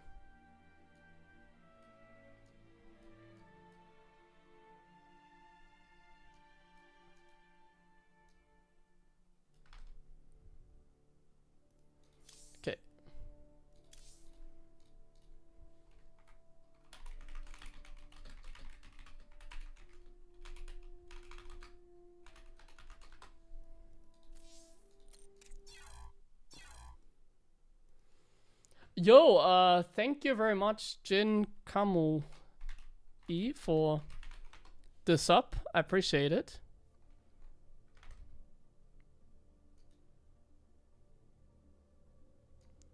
I appreciate it. Thank you very much.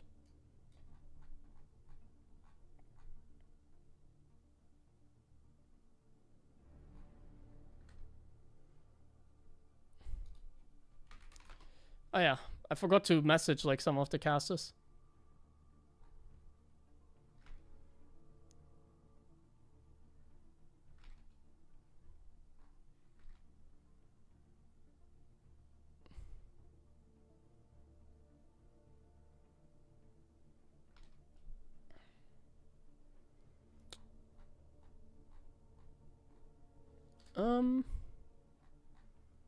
Yeah, we have to wait until there's games, but I see that many people are not in the channel. I should have done with check-in, I think. Because I think there's going to be some walkovers. So we're just waiting until whatever match is available. Like, it's the first round, so we don't really have, like, big matches coming up. And then as soon as I'm in-game, I'm going to set up a chat command and everything else.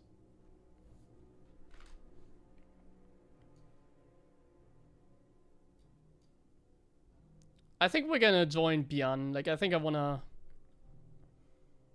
cover Bian versus Art in the next round.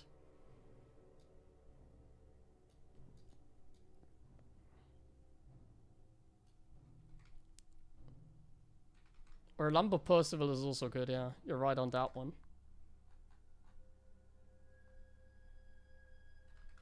Let me actually check on that. You're right. Because I know one guy here that is playing, actually. I know one guy.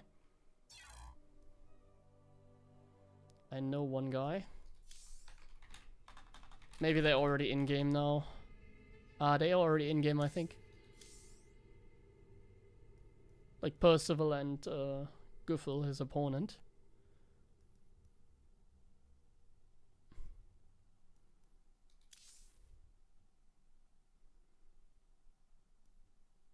Oh no, there he is.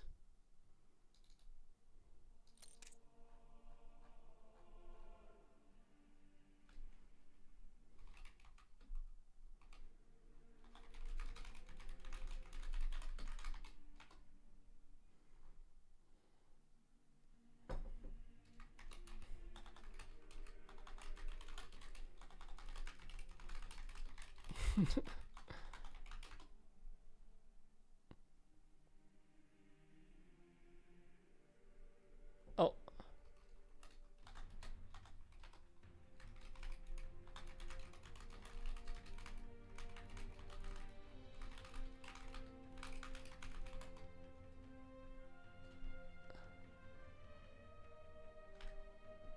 The nice thing is, like, we don't really need an admin. I think the players, they can just do it themselves. But Percival doesn't seem to be here.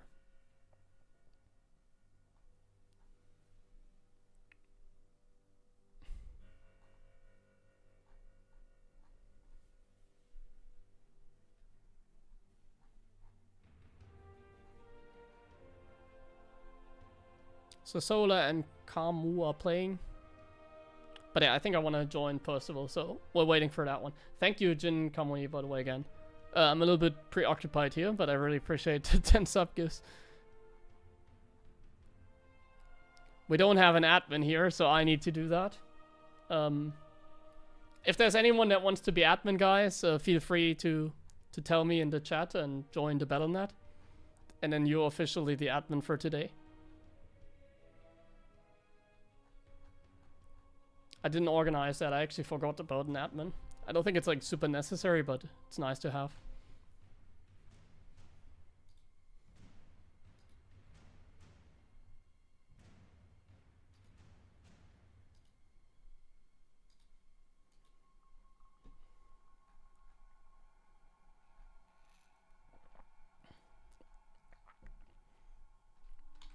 So yeah, as soon as the walkover time happens, I think we should have some games. I imagine because I made some mistake here on the website, that there's gonna be like a lot of like walkovers in the first round.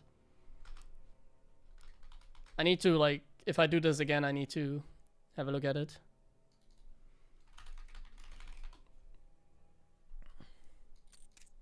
Okay, we're gonna join Percival. Now I need to show Blizzard channels in-game. Oh no, non-Blizzard channels. Yeah. So I need to do this so that they can message me while I'm in-game. Yeah. And let's do this. Okay, that seems fine. Okay, we're gonna have a look at Percival then.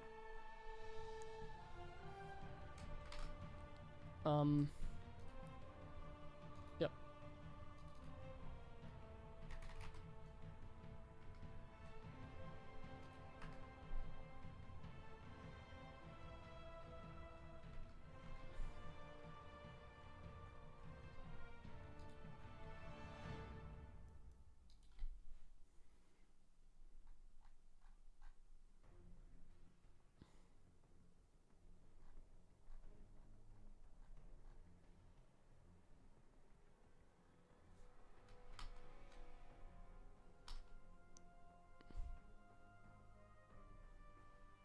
So his opponent here is waiting.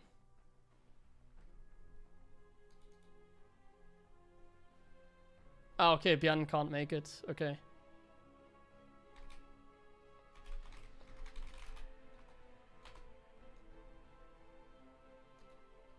Yeah, I made a mistake on challenge, so Bian just messaged me that he can't make it.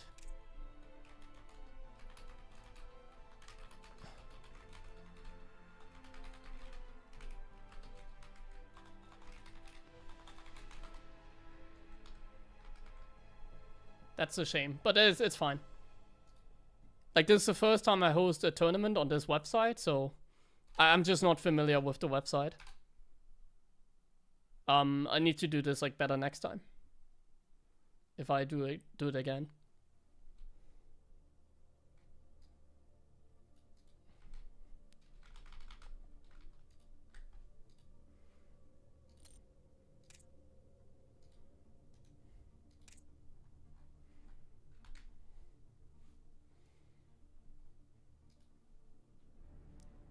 Cool that he messages me. But yeah, I mean, it's not a big deal. Like, it doesn't matter. How about making some pizza while you're gonna host the whole tournament? Well, like, things are gonna, like, things should solve themselves, like, I think. Like, it's gonna be a little bit messy, but it's only gonna, like, it's gonna be easy, like, the deeper we go. I think it's just gonna be a lot of free wins, basically. Oh, I didn't check the overlay.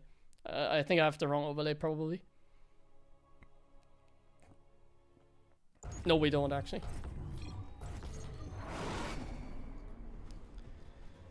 Okay. Okay, here we go.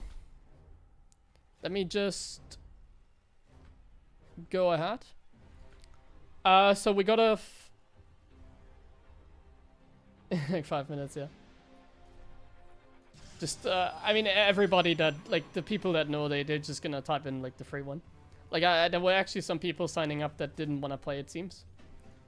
Yeah. Like, I've... Next time, I'm gonna have a deeper look at the, challenge, settings. Okay, so we got, Random Güffel. So that's a German name. I don't... Like, a nickname, German nickname. So we got one of our viewers, basically, one of our German viewers, very important to mention, that is up against Percival. And now, tell me also, well, by the way, about the sound, if the sound is too loud later on, or if you can hear me clear. But yeah, he's a German player. He's been around forever. He's been to, like, home straight cups, like, as a viewer. But obviously he's nowhere near, like, Percival level. But I thought it'd be fun to join them in their first match. Because why the hell not? Like, one thing that I want to do in the future is I also want to have a look at some of the viewers' games, and that's what we have now here.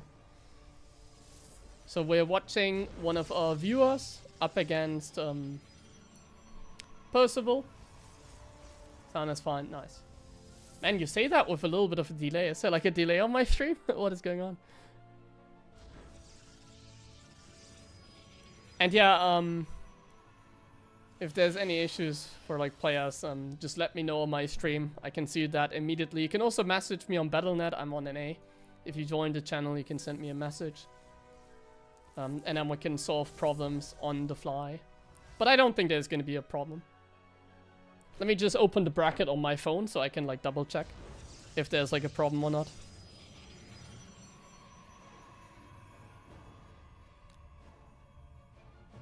Just gonna open up the thing here on my phone. While we're seeing a proxy go down. Proxy Stargate, actually. Now that is fun. Okay, the first people already signed up, like their free one, or signed in their free one. So there's a lot of free ones in the first round. What a tournament. Oh my god. But you know what? You know what is the nice thing? Like, I see who signed up for my tournament today. And I'm sure we can, like, work with that for, like, future events. So if I ever host, like, another cup like this, I'll be, prioritizing those that did play as well. So like I'm sure we're gonna get to see some people more often. Like I'm sure I'm gonna host like more specific tournaments. So then we can invite someone like Percival and then let him have like a match against like someone else. And then the goal is to make sure that like the players get paid. And my goal is also to not just host like these online like open cups, but I also want people to earn some money that usually don't make money. So obviously we have like Clem, Classic, Rogue like signing up for this one, Soda, Hero. But I think it would be also nice to have people like Percival making like some bucks.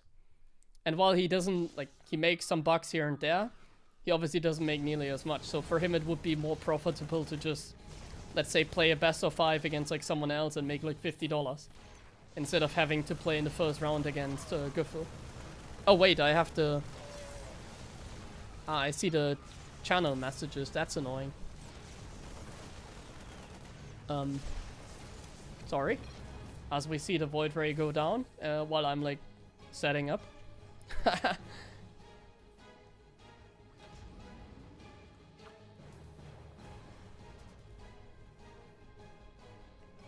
I mean... Honestly, a great idea to go for a proxy Stargate. Oh my god. Honestly, a great idea to do something like that. But the execution was a little lackluster. Like, we need to make sure we don't lose the important units. And then we need to just stack the Tempest count.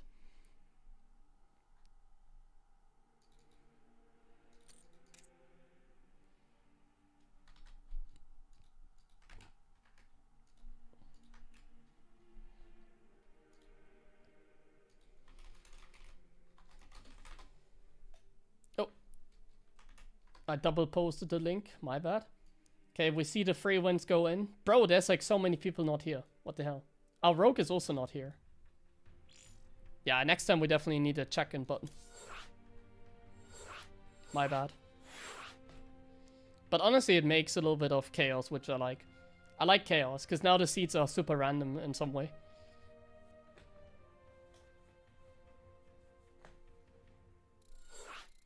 How do you set up a check-in on the website? Like, I looked for it, but like the website is so weird. Maybe it's because I...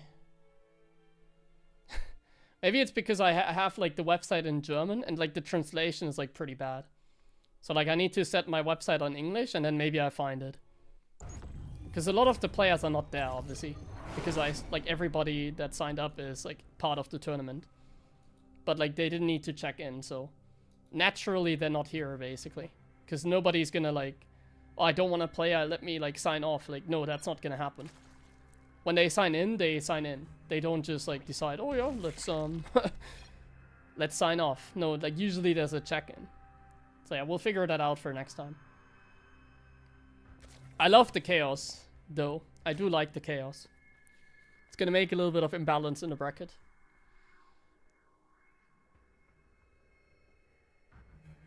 Check in and you can set the time. Yeah, I didn't find that in German. It must have like some translation that I don't know about.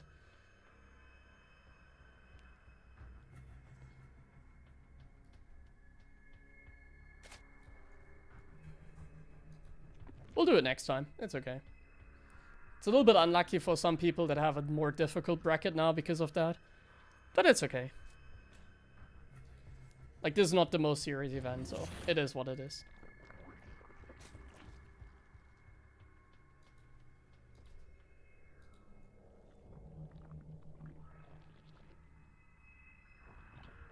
Schöne Cup, jawohl. Okay, so this time the random player got... oh wait, I need to set the score. So this time we got...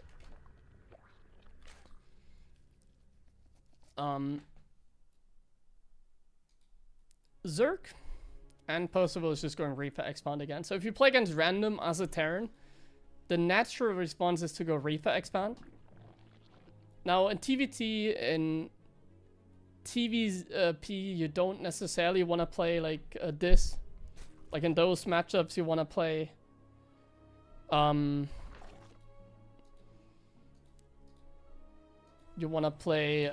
double gas a lot of times, so that's not amazing, especially if you get proxy reapered.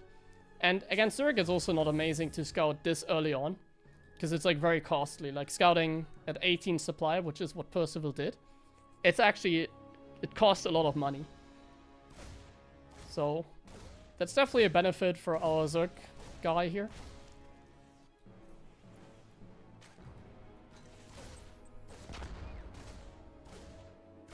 And he's struggling against the Reaper a little bit. Come on, Guffel.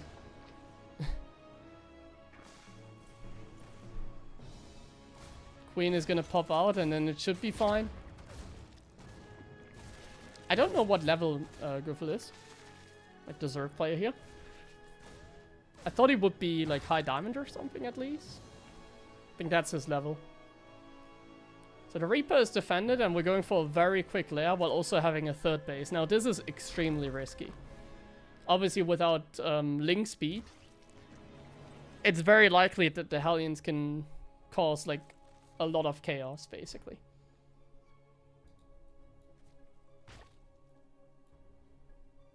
Oh, he's 3.7. Oh, okay, I see. So mid-diamond, okay. I thought it'd be a little bit higher. But I think Zerg is actually his main race, so... like his best race. So this should be possible. And actually, like, Percival, did he scout the lair tech? He didn't, but he's, like, just going Marines and Hellions. Like, he did scout the hatch. I guess he figured that it's, like, gasless or something. Because normally... you only do this kind of stuff against like gasless or something, where you go Marines. And then you go for like a Marine Hellion poke, essentially. This is honestly really good for the Zerg. Because like, the best thing that could happen is like Percival playing a defensive build. Now obviously there's going to be aggression, so we still need units. But like, this is way easier to deal with than like a Hellion heavy build, I feel like. Because like, look at this. Like, you can punish this really easily if you just go for Hellions. Now, he is droning up even more. And he only has 2 queens. So you can imagine how this goes. Like, honestly, he would be somewhat fine with, like, a Spine Crawler, a couple more queens. Like, he could totally give up, like, the 3rd hatch. But he's rushing into a Spire and double Evo chamber without having anything. He has no units. And while he was able to drone up very nicely, and he does create a wall against Hellions, I don't think he's realized that there's Marines in the main. So honestly, I see an opportunity. I did see an opportunity this game. If he just made slightly more queens, if he like had a Spine Crawler maybe even. If he had link speed, obviously, that'd be insane as well. Link speed against the Marines here. But unfortunately, we had none of that, so we do kind of just die. And our viewer here is not looking good. Oh, Liberator as well. And it's already game. Damn it! I was expecting more from you, Guffel. I was expecting more.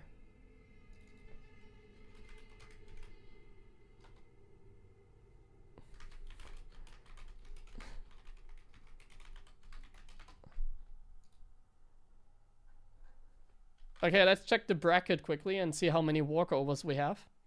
Now this is gonna be like a free fall. Take a look at this.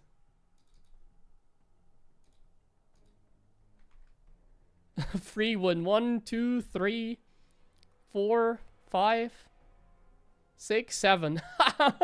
7 walkovers in an open cup. Okay. Let me have a look. I can't change it now, can I? Settings.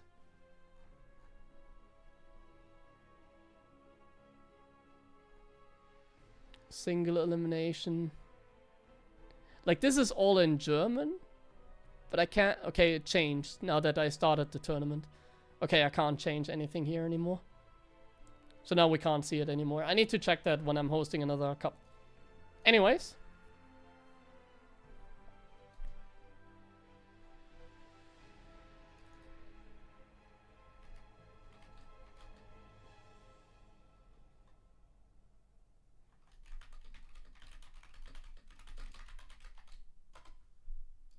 Okay, let's ask Percival if he's so kind to invite me against Lambo. And let's once again have a look at the bracket. So we have Solar versus Nicorrect. We have Clem on the top side. We have walkover after walkover. Because I'm stupid. So we probably have like Clem Percival against like... Lambo Percival against Clem in the quarterfinals. Solar versus Art. Hero versus Shameless, and Classic versus Jan Yakov, probably. Honestly, I like the bracket. It's a little bit like free fall. It's just a little bit sad for Lambo and Percival because I screwed them over with my seeding and with the people that didn't check in properly because I didn't have a check-in. Jeez, man. But yeah, Lambo versus Percival should be really good.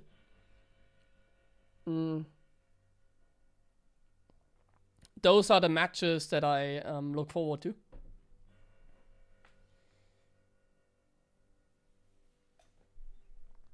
It's a round of 8 match, isn't it? It's round of 8 already? Ah, no, it's not. It's round of 16. Yeah, okay. It's not like semifinals.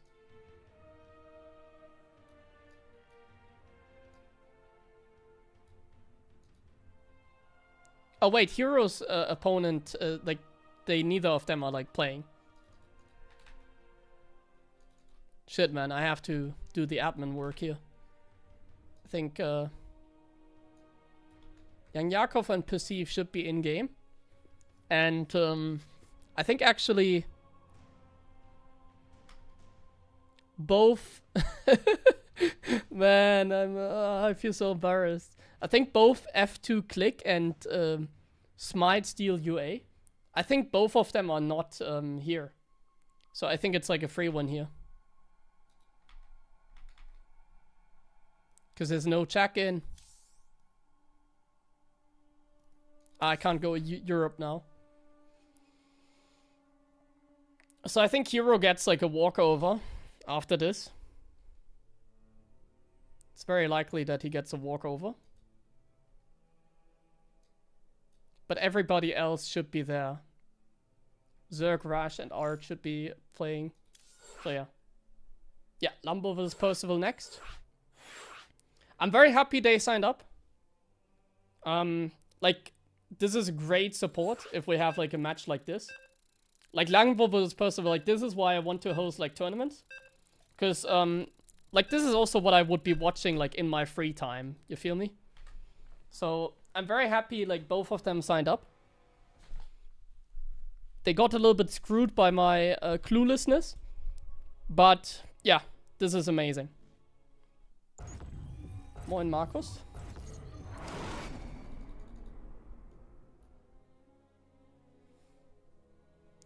Okay, here we go. Lambo versus Percival, actually. Best of 3, round of 16. No, round of... Yeah, 16, actually. Bro, like... Yeah, a little bit of a chaos or chaotic tournament. A little bit of a chaotic tournament. Right.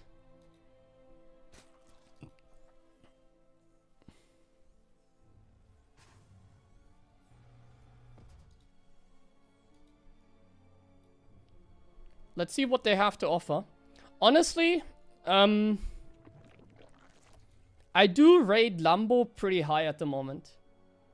And you know why? You know why I rate Lambo high, and you also know why I rate Percival pretty high. Like, not just because of,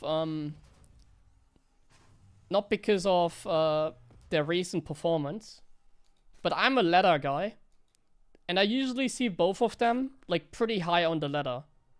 Like, Lambo is actually at, like, 6.5, 6.6k, and right now Percival is also peaking at, like, 6.5.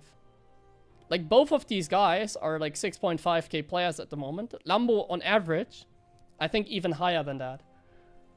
And, I'm at the moment, like, 6.4, 6.3, like, myself. On average, I guess.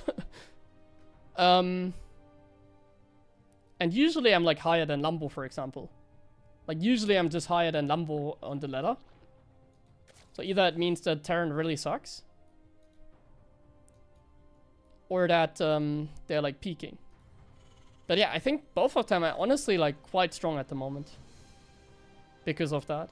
Like, I'm a ladder guy, and if I see people perform on the ladder, I rate them pretty high.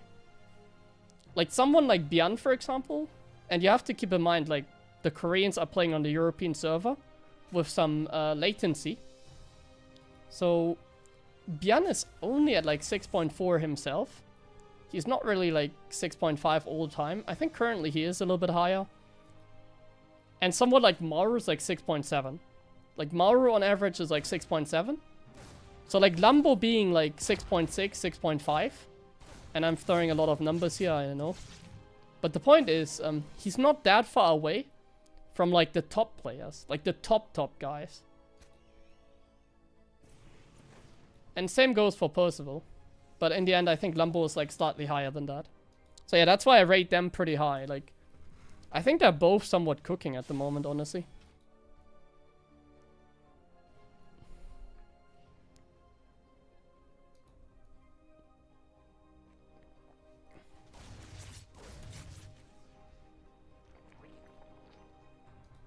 Okay, we see a standard opening. Let's talk about the game. Yeah, 2 Marine after Reaper. I didn't pay full attention because of my monologue, but basically what Percival did, I don't think he worker scouted, did he? Maybe you can correct me on that. But, like, he did just send the Reaper, like, straight across the map. And since there's a large map, he went for 2 Marines. Oh, no, actually, he's doing the same opening he just did. He's doing the same opening again. So this is, like, a legit opening from him. I thought he was just, like, being safe against his opponent in the previous round. Oh, hold on, I need to open up the bracket. Check if it makes progress. Okay, yeah. There's gonna be one more free one, I think. And Art might not be there either. He did scout, okay. Yeah, it makes sense. Like, it just seems to be his opening. So it's gonna be an 8 Marine drop with, like, a 2 Hellion, 1 Reaper setup. I know Lambo. Lambo is actually very similar to me. And, like, if Lambo has a look at this game and he's, like, commentating, I do think, like, his opinion is, and that is also my opinion, like, Percival's build is a shit build. Like, I don't like this build, but it does kill the Overlord. This build is, like, good, I think, to throw off your opponent and to get rid of the Overlords. That's actually very nice. That's, like, really my taste, taking out the Overlords. But I think if Lambo takes a look at this build, and if he doesn't get caught off guard, so, like, if these Hellions, for example, like, now don't find the damage, like, if they kill 8 drones, then it's, like, bad. But I think Lambo is very comfortable against this. I think this is, like, one of those builds that just doesn't find damage. And, like, the transition is, like, so weak.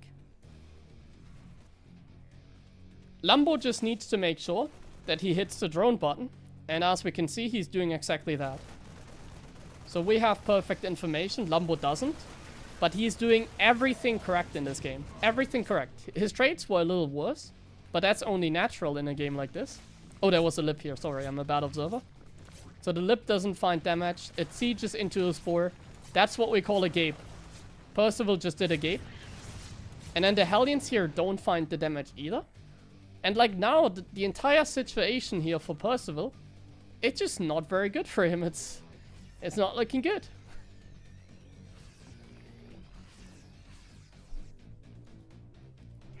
So Lambo, I mean, Lambo just did like a perfect job. And if he does like a perfect job, this kind of opening, like I said, I'm not a big fan. Now, the only thing that Lambo needs to make sure is that he keeps his drone line safe, basically. So, like, don't get caught off guard again. So, what does it mean? The next timing. What is the next timing? This. This and this. So, make sure you get enough units. And make sure that, like, you don't lose random units, like here, the queens. That's still fine. Zerglings are coming. He does a lot of damage on the meta. Oh my god. And he kills it. So that is, once again, perfect. Like, now it's actually perfect. So Percival traded worse than his opponent with an opening like this. That is really awful for the Terran. He is in so much trouble now. Like, so much trouble. This is the state of the game where I feel like the only chance he has is, like, turtling. I guess he can still go for a tank push. But technically, unless Lambo really overdrones, Lambo should just have more than enough units to crush this. And as we can see, he is making a lot of units. Now, he could give up the base. He totally doesn't need to defend this. He could just give it up. These rocks are a little bit annoying. But yeah, he's just not even giving it up. He's just letting it finish. It simply doesn't really matter, I assume. And, yeah. Now he's gonna crush. I feel like we have, like, some lags here. Hold on, I just got a message. I need to do admin work at the same time, and it seems like he does crush the fight. The medevacs can pick up. Yeah.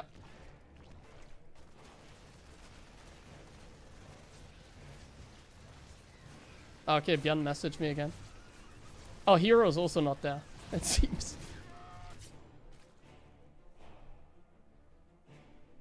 Okay, so we have more free wins. And Percival still tries to push here on this side.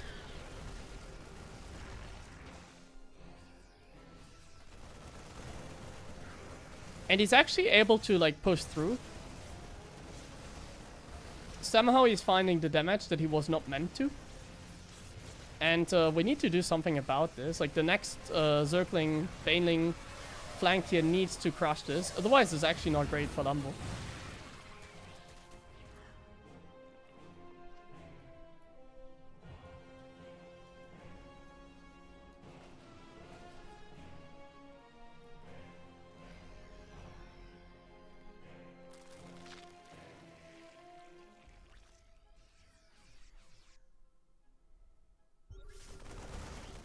Honestly, like, now I'm liking this for Percival. Like, the trades have been really good here, actually.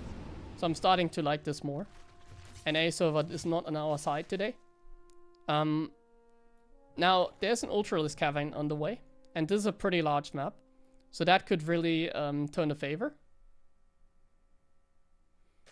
Towards Lambo again. Now, that's actually pretty sick here. Like, these two medevacs, they are empty. But, like, Lambo doesn't know. So now these are empty, and they are just sitting there. And here this drop is, once again, trading really well. We're trading pretty poorly with the Ling Baneling, and now we have to take this series, even though there's nothing inside. And that means that, like, this army is going to be, like, bigger than it should be. So that is quite scary for Lambo. The Woodermine is also scary, but nice pick off with the Baneling. Now this is scary. Can we keep up with that? If we can keep up with that, we're totally fine here. His 2-2 is also, like, quicker than the one from the Terran. So now the Lynx are gonna trade pretty well. And now there's a push coming here. Very dynamic play here by Percival. And very hard for Lambo to keep track of it, I want to say, but he crushes that drop with no issue. So now I see another problem, and those are the Liberators. Can he deal with the Liberators at the same time? The Liberators are really scary here. This drop is also really annoying. So he doesn't deal with the drop, and instead he just sends a counterattack. Oh, the Water Mines. Good split by Lambo. So the counterattack is doing decently well. This drop is actually getting crushed. There's a Liberator here though, which is really hard to deal with. This is pure chaos. And this he is not able to handle though. It feels like this might be too much on this side. While this is easily cleared, there's still an army here. And just these few units and the Liberator support might just be enough to do it here for Percival. Though Lambo has like 3-3 on the way. But like he just doesn't have economy anymore. He lost this base, and Percival is on 4 base.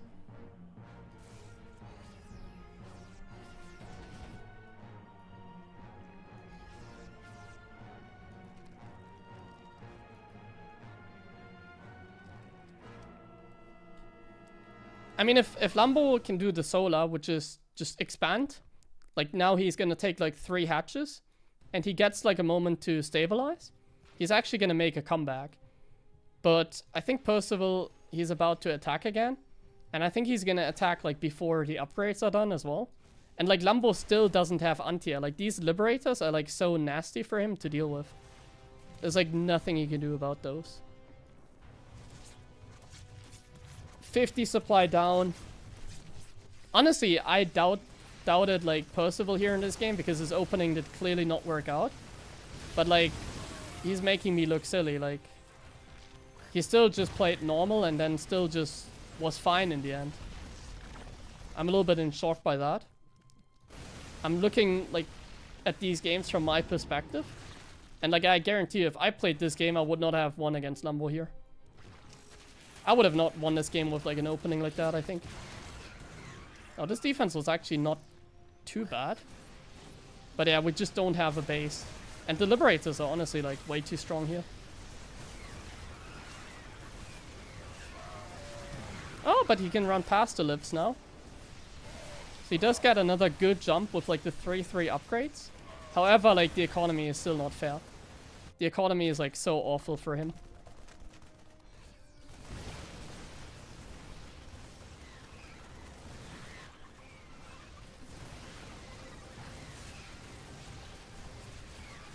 Yeah, the economy just isn't really fair.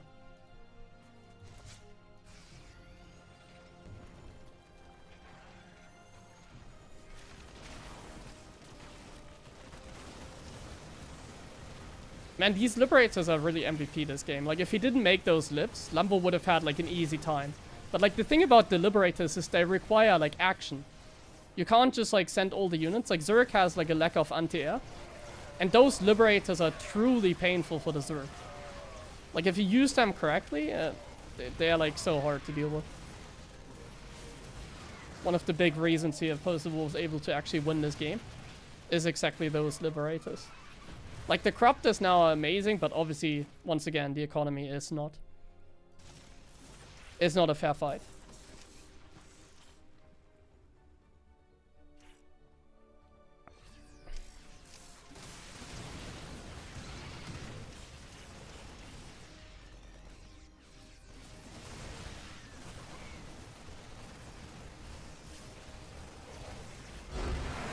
There we go. Okay, I need to quickly send a message.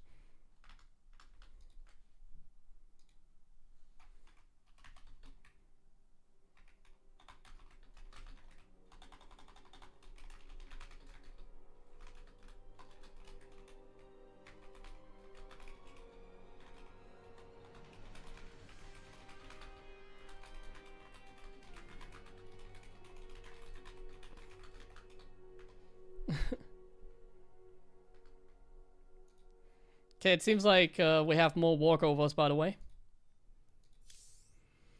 It seems like we have more walkovers. Who has server preference? The Koreans have server preference. So this was West. I set the rules to West because I think West is better than Central. But if Lambo plays like another, well, I think like the thing is, I made the rules and I choose for like server preference Koreans. Because I think Central is like the worst server at the moment. It's very laggy. Can we see the replay of that game? Well, we're in the middle of the tournament, so we can't really set it up like now. Okay, yeah. So there's more walkovers. I'll double check on that after the game. Let me quickly alt tab. Okay, so Clem is already waiting in the next round. Okay, now everything is working. So now everything is going.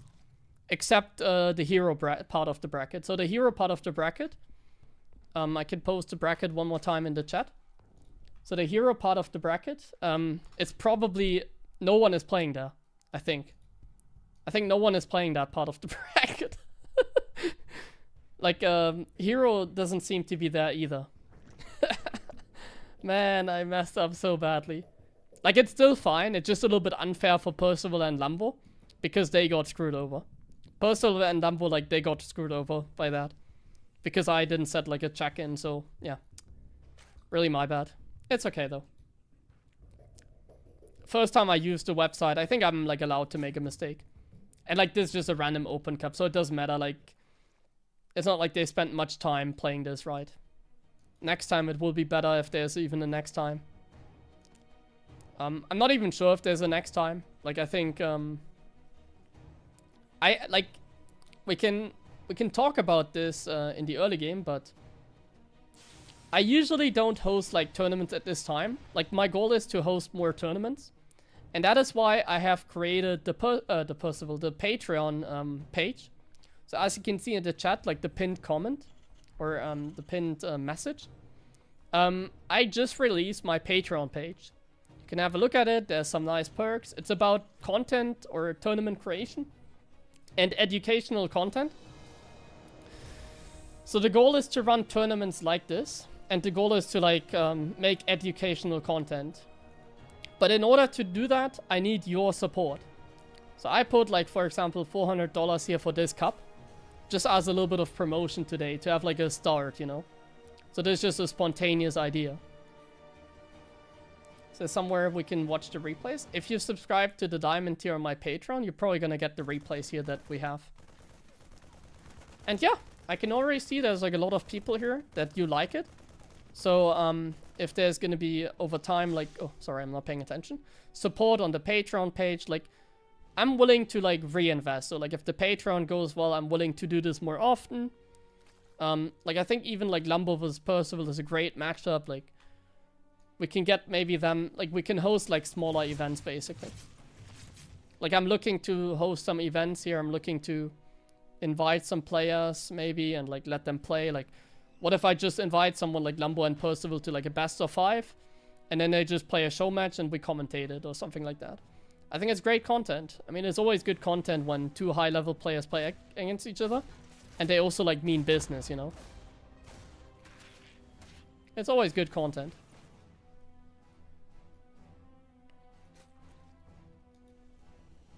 So yeah, make sure to check out my Patreon page if you're interested in, like, some educational content, like coaching.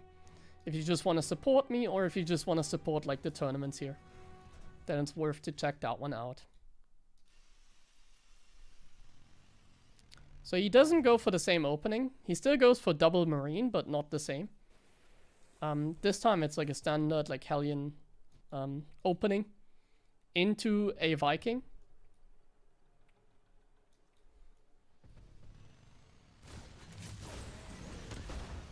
Gamescom tournament.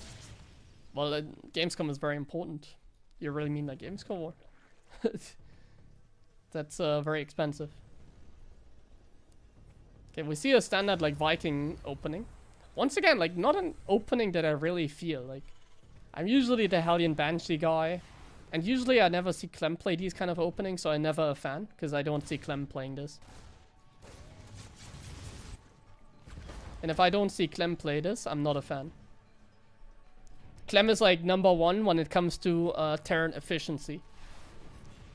Like Clem is like Let me think how to put it. Like, Clem is like an Arcan mode player. Like, he is the most efficient player. And he is the best, like, multitasking player, basically. So any build where you cannot do multitasking, I don't think is that good. And, like, this build is, like, 1 Viking into 4 Hellions. And then just, like, a standard, like, transition. Like, you cannot do any multitasking with this. So even if you were playing Arcan mode, like, what is the Arcan mode player gonna do? Like, you can't do anything with, like, these Hellions. Like, it's only 4. It's only a Viking. You cannot do anything.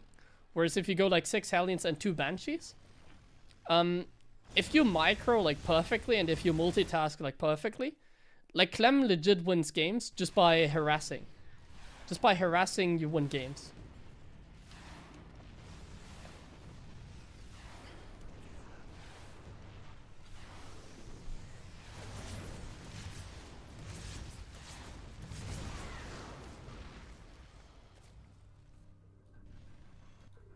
Okay. The Viking is actually finding damage. Like, 3 kills is, like, really good.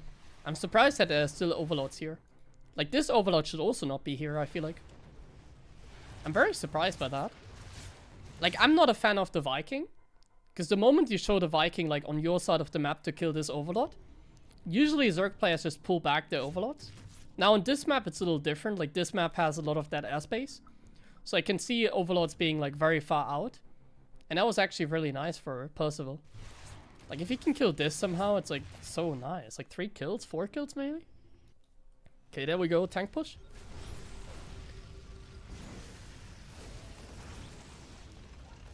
Honestly, like, Percival is, like, such an annoying player. Because he's, like, so YOLO. Like, it's so annoying. This move, what he's doing here, is, like, super risky. But he does it with, like, such confidence that he makes, like, a small amount of units, like, look like a lot more than it really is. But, like, Lambo is not buying it, and Lambo is just crushing it. So, like, Percival was, like, super YOLO because he waited for the, like, he didn't wait for the upgrades. So now he took a miserable trade. Like, in the beginning, it looked good. But he, oh, actually, he's, like, going all in, by the way. He's not making workers, it seems. I didn't realize that part. So that is the build I think he beat Cyril with. And, like, now he was very committed, but his upgrades were late. So now he has, like, nothing behind it. Like, look at this.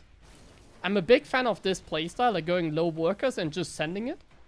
But he really didn't hit the timing, so that was super unfortunate. Like, if 1-1 was done, and combat shields was done, this would have, like, looked so much better for him. But now? Now it looks so miserable. It's such a shame. Like, now it looks so bad.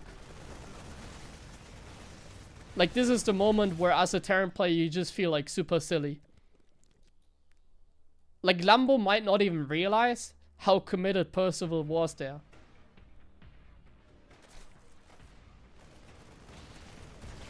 Leaving a tank behind.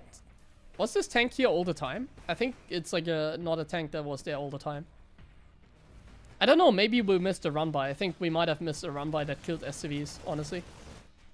Sorry, I had to, like, do some admin stuff in the background, so I did not pay full attention to this game. There's still one part of the bracket that is not played, so I think there's a lot of walkovers there. If you take a look at the bracket right now, I think Shameless gets a free path towards the semifinals. Because I think Hero's not there either.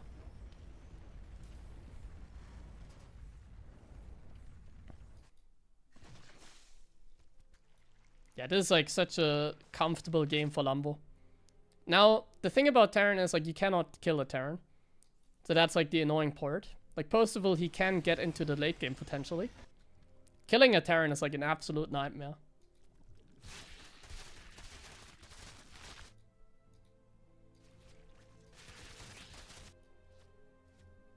I think Lambo is gonna do, though. Is gonna go, though. Like, I think Lambo is, he's, like, one of those players that, like, knows that he's ahead. And then knows he can just finish the game.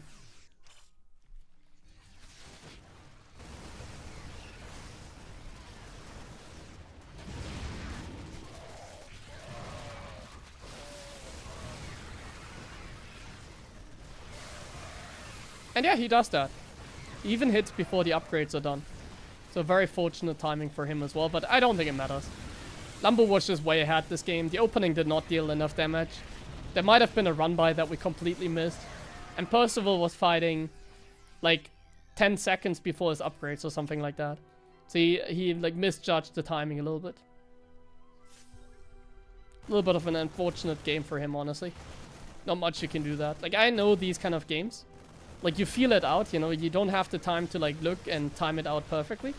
So usually what you do is you like feel it out. So like Percival just sent his units out. And he was like, oh my god, when is combat shields done? Oh, when is combat shields done? And it just never finished. And it turns out it was like not as early as he had in mind. So he might have been, or he might have made like a mistake in a macro or something like that. So yeah, it's like a very unfortunate game.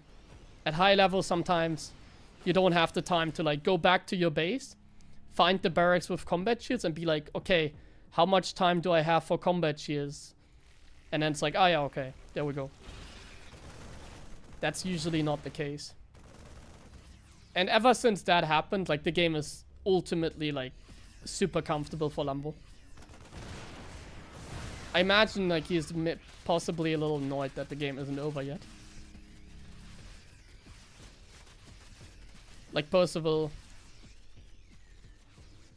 he's really try-harding. He's doing the Terran thing. Like, if this was Maru, I can see a world. But this is unfortunately not Maru. Like, I think Percival is kind of like me. Like, he's always tempted to do stuff. I'm also always tempted to do stuff. So in a situation where the only way to come back into the game is like turtling, he will still like send medevacs on the map. And yeah.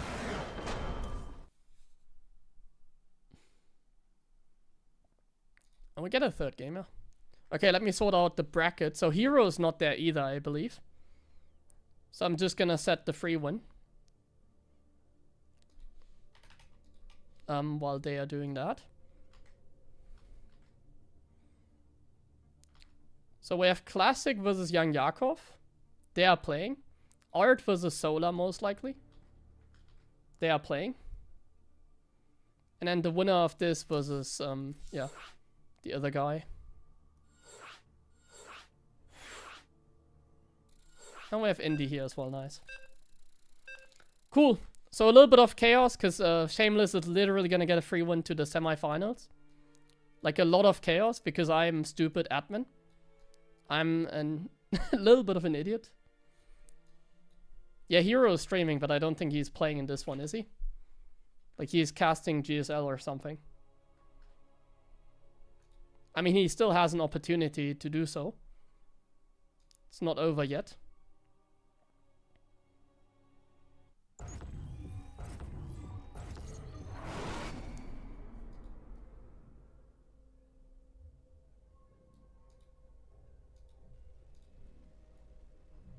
Okay, next game.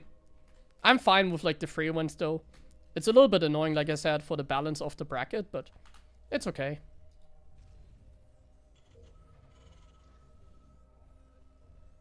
Yeah, I mean, I'll just set the free one already for Shameless.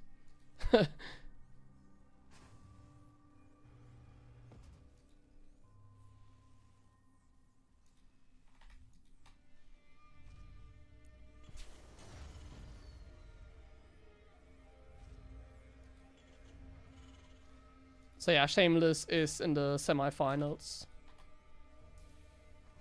Yeah. I think now, sorry, I'm all tapped. I just want to sort this out because it's giving me a little bit of a headache. So congrats to Shameless. He just won against Roman de Molde. And made it to the semifinals. I mean, that's cool for him, you know, that's cool for Shameless. Fair play. My bad.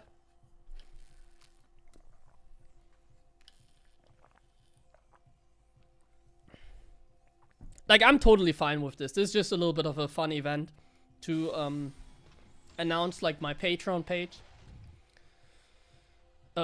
Yeah. So, like, I'm cool with it. I'm not trying to, like, maximize my income here, you know. I'm not trying to...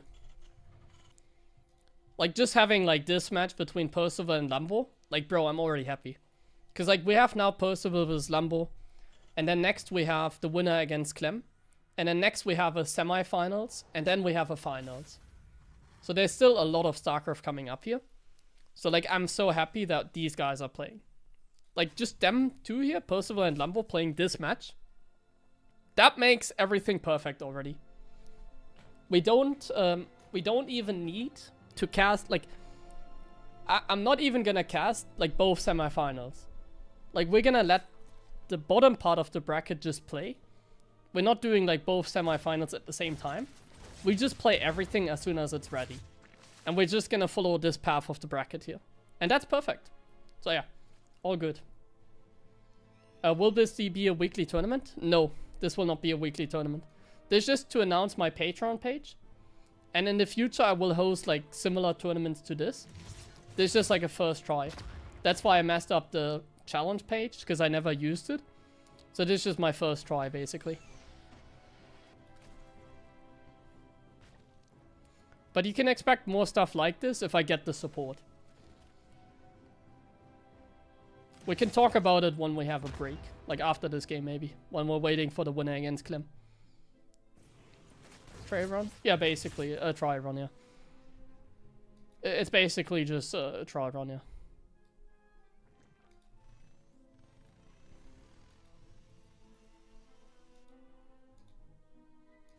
It's already $400 though, and like I said, Shameless just got $400 for free, $50 for free. He's like in the semifinals for free. So he's lucky. Sometimes people are lucky, you know. Lambo and Percival are not lucky today. They have by far the hardest part. Some other players got lucky, which I'm totally fine with. Interesting build. +1 and Roadworm, by the way. I didn't check out this, but very interesting.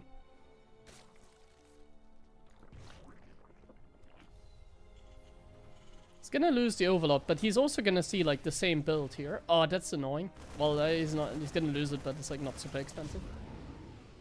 Luck is part of the skill. Yeah, it is. So it's gonna be a Roach timing. Does he have link speed? He doesn't, right? Yeah, no link speed. So it's gonna be a Roach timing. Now, can he actually defend this? Like, can he do anything even against like the drop? Yeah, because the drop is just gonna take care of the Overlord. Now these Hellions are gonna be potentially annoying. Now this is interesting, so hear me out. So we have a Cloak Banshee on the way.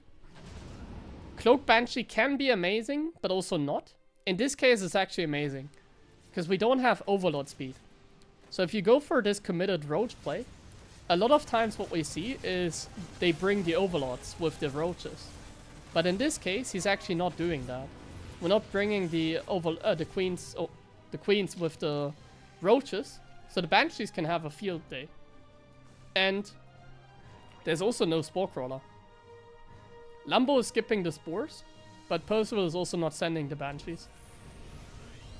It would be a little bit of a crazy play. It's already crazy to go Banshees, but it would be a little bit of a crazy play to go for the harassment when he's getting all in. But now he sees that he's droning. So maybe now the Banshees are going to start moving. Like maybe now he's going to send the Banshees across the map.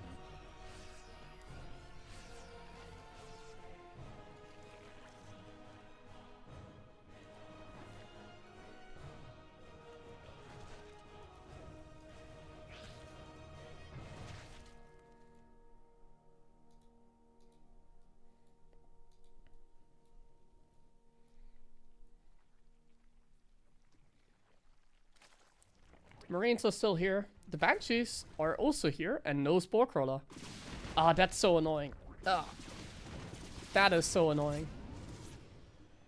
Like one Spore Crawler and like Lambo is cooking. You feel me? Or like not one Spore Crawler per base. And he's like, oh, nice corrosive bias, but he's watching obviously. That is like so annoying for Percival. Oh, for Lambo. 16? Ah. I feel the pain. This is very painful. This is very painful, unfortunately. Some interesting builds we see from Lambo. Like, one thing I want to mention here is that we're playing on West. And this feels like a West game to me. Oh, but Percival, by the way, forgot his upgrades. Like, this really feels like an A West game. Like, Lambo... Honestly, me and Lambo have, like, a lot of things in common. One thing that me and Lambo have in common is that we're both really bad with ping, I think.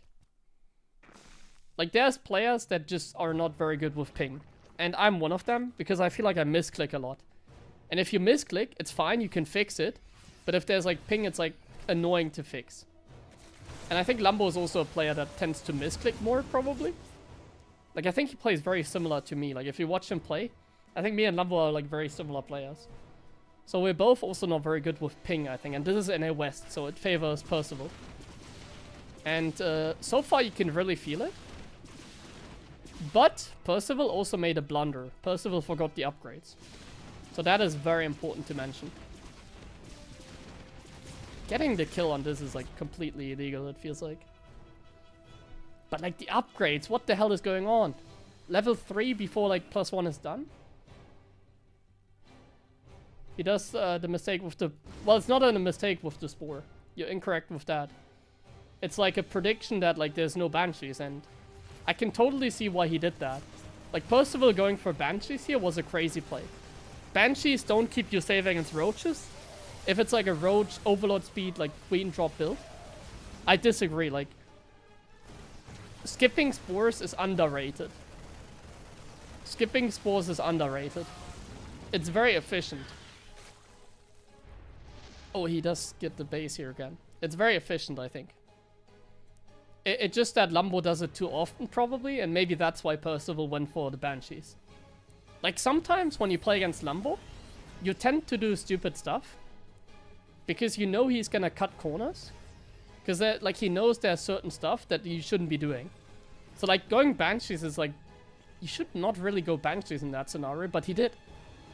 It's, like, in some way, like, stupid. So Lambo doesn't think about it, but then it's also smart because you know that Lambo likes to like skip the Spores. So then it's a smart play. That's how like a risky play can turn into like a smart play. Farron had a timing window before. Well, the thing is, Percival forgot his upgrades. So I think for him it's like completely fine to turtle. Like normally it's good to finish the game, but not in this case, I think. Like in this case, like Lambo's like sitting on 3 base the entire game and Percival knows that. And Percival forgot his upgrade, so it feels good that he's not doing anything. This is like a little bit risky, honestly. That's a large like portion of his army, and if there's like one fungal, he's in trouble. Oh no, the Ultralis. The NA West effect. When is the right time to get Ghost, you ask? Anytime now, I feel like. We have watched like some games between Bian and Solar yesterday. Well, we didn't see any like Ghost for a very long time. Liberators are good here. Like the Liberators are so powerful. Now this is amazing timing. Because it's 2-2 upgrades against 1-1. But oh my god, the Overlords. The Overlords. The meat grinder here. The Ravagers are insane here as well. Now this is pure chaos now. If Lambo doesn't lose like all these Overlords, it's actually pretty good. But like handling this is like super annoying. Well, this is probably easy to handle for Percival, I imagine, yeah. Like the Wooder Mines eventually are gonna clear it up. The Ultras are low HP. This is gonna get cleared. So what is the aftermath here? Oh, the Viper can tank 1 shot. Oh, does die. That's really a shame. We need to like play very precise here. Like take out this with Corrosive Bile. Don't lose like another Ultralis. Don't lose these guys. Re-expand. So we're taking this one. We have to take this one as well. What is Percival doing? He's making command centers. And yeah, I mean Percival just looks slightly better. Once again, the Liberators could be game breaking. Once again, in this scenario, the Liberators could be really game-breaking here. And we also see the income advantage that he currently has. Now, this is not a good attack by Percival. Just throwing away his units like that is not amazing. this can also easily go down. There's a drop over here though, and that one is good. That one is a powerful drop. And yeah, it's gonna force the GG. Yeah, honestly, I feel like NA West really favored like Percival there. Feels like some smaller mistakes that he shouldn't have made. Lambo that is, but yeah, GG. Thanks for playing either way. Was a good series. Why was it powerful? Because Lambo had no units in position. Like, the army that you saw to the right, that was like his main army. Okay guys, let's have a look at the bracket, by the way. So after a mess, the bracket cleared. So we have Bian not playing, Shin and Hero not playing because I didn't check, I didn't set like the check-in. So let's ignore that part of the bracket, let's ignore this. So we have Shameless versus Classic here. And we have the top side here. So let me tell the guys in the chat. Oh yeah, they're already hosting.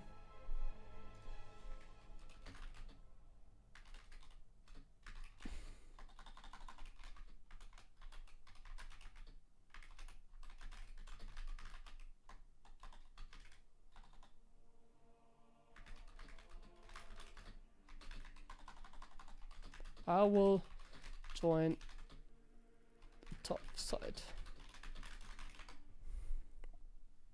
Okay, so our people, they can just start. They can just start playing. We're not waiting. They can just start playing. We're not doing like the semifinals one by one. We're just gonna follow Percival and Clem. Honestly, perfect bracket for us. I'm very happy with that. Zerg APM, yeah, I mean, Zerg APM is pretty fake. Like, APM in general is not measured correctly in SE2. Like, it's the same way they measured it, like, since beginning. For example, camera hotkeys don't count as APM.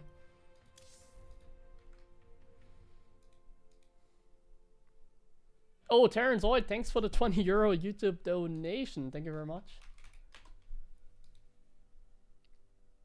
Okay, while we're waiting for the match...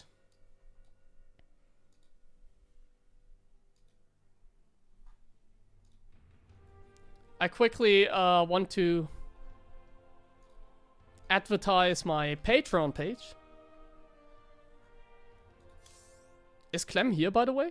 Wait, is Clem even here? He is here, right? Yeah, he was already playing. I didn't... For a second, I dropped... My heart dropped.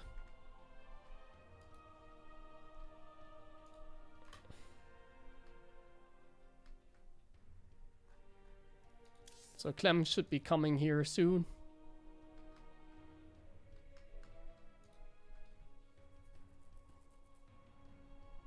I imagine, I hope.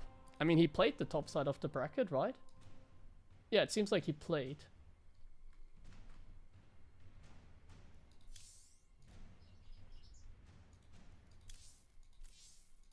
We're not seeing in the channel yet.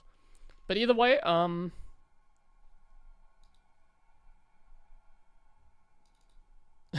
that will be... Ah, here, we already have a game. He's here, nice. Okay, well, this lobby is on the way. We have Indie TKL, everybody's here. Perfect.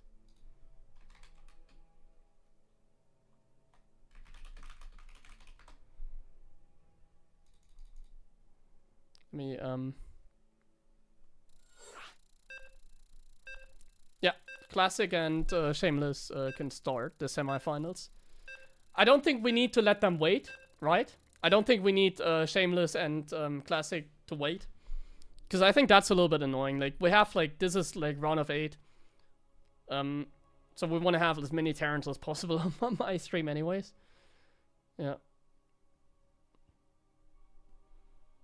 So they don't have to wait. They can just play. They're gonna have to wait in the finals anyways, like one of them. So it's totally fine. Okay, guys, before we get into this. So just to quickly show you.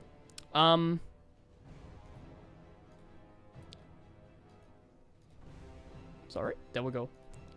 So I created this tournament today for this reason. I just started setting up a Patreon page. So if you want to support me, you can check out that. The link is pinned in the chat. If you want to support future tournaments like this one, yeah, take a look at my Patreon. And consider subscribing if you want to have like more educational content. There's even some coaching available. Just read like through the different tiers. Yeah, link is in the chat as a pinned comment. Hold on, I think I got a message. Can I check that? Oh wait, I can't check any messages in game. Huh. I can't? Does anyone know like the hotkey? I don't. Whatever, I'm sure they're gonna figure it out. A big Gabe pizza. I mean, if like the thing is, if we get like enough fundings, like if I can host, like the main plan is to host another offline event and start collecting fundings for that one. So yeah. Obviously, I don't expect people to like subscribe like today, like many people. We'll see how it develops over time, right? I also uploaded a video there that talks about it a little bit. Yeah. And today we just celebrated with a small online cup. A little bit of a mess once again, but in the end, we now have Percival versus Clem. That is very amazing to see them play against each other. The winner plays against Solar, and then the finals. And yeah, that's perfect. That is very perfect. So we have 1, 2, 3 matches to go. 2 best of 3s, including this one, and a best of 5. Let me actually open the window quickly.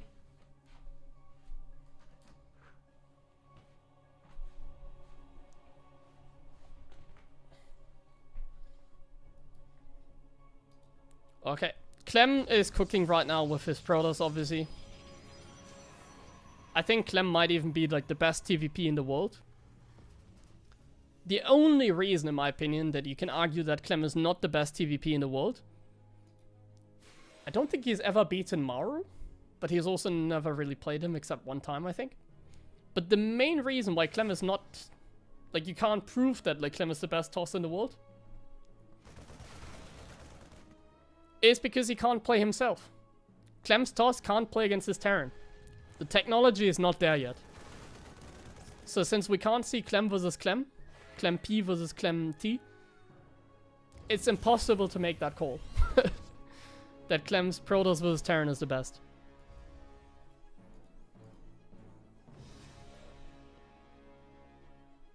Maru's Clem's nightmare? Honestly, I think like he would win more matches against Maru.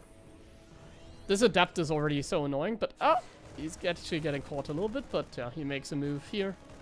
Like, this is already so annoying for Percival.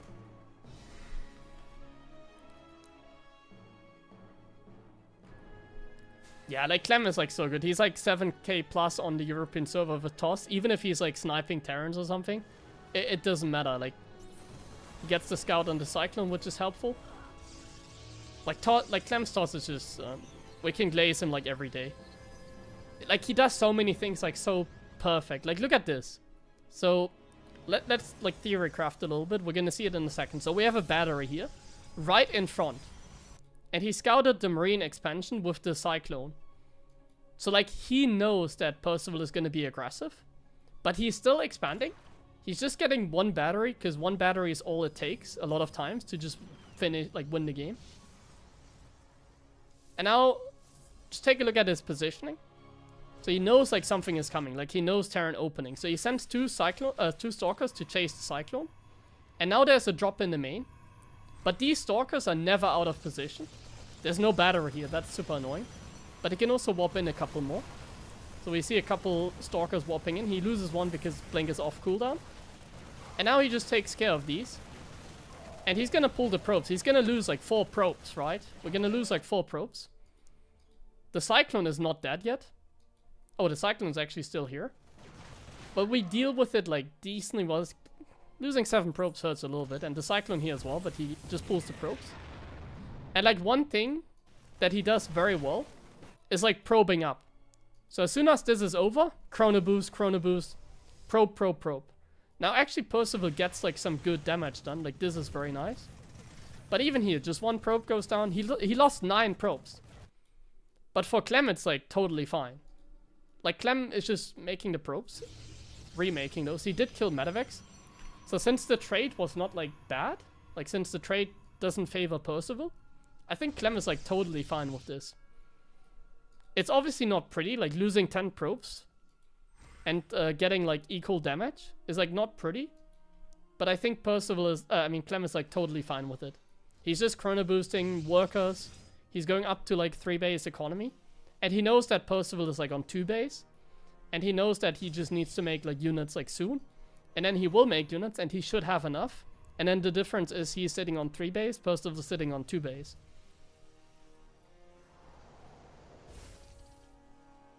It's like that simple. So despite the damage, Clem seems to be fine. Supply is even, we're making a Colossus. The one thing we're not making is like upgrades. So he's cutting like one corner here, like not getting upgrades. They are too expensive. He's getting a forge like right now. And that should still be like fine, like in terms of timing. Like we're now on 60 workers.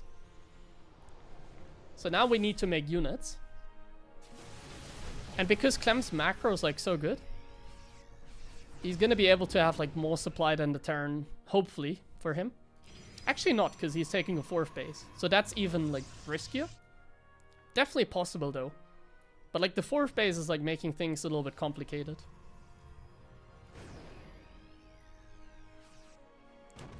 Like you're definitely more vulnerable when you take a 4th base.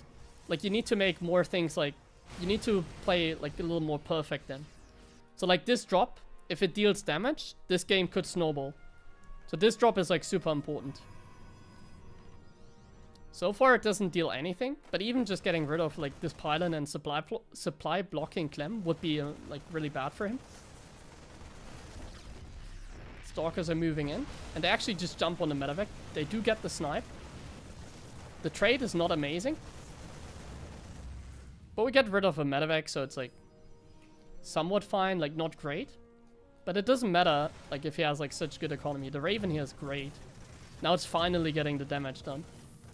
So now it's getting a little bit nasty. But he still has the 4th base. Like, the thing, like this is so tight. Like Percival is doing some amazing damage, but he actually needs to do more.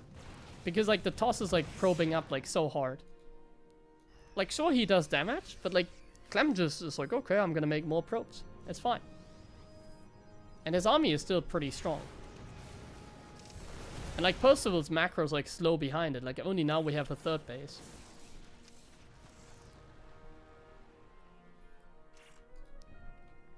Nonetheless, after glazing Clem for the entire game, to even get into this position against Clem is already amazing. Like you can definitely play with this. The single medevac here is very nice. I like that. Single medevac can really do something. Like if you unload somewhere here, he doesn't even know about the base. He does. So he's just unloading, and this is like actually quite nice. Does lose an important unit there and just recalls. And now it backfires for Percival, because bam, one shot. And like now this drop did not deal anything really.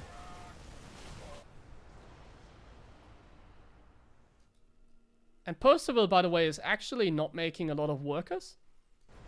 It seems like Percival is going for a 3 base timing. So I've seen Clem do this. I think this is like something Clem likes to do.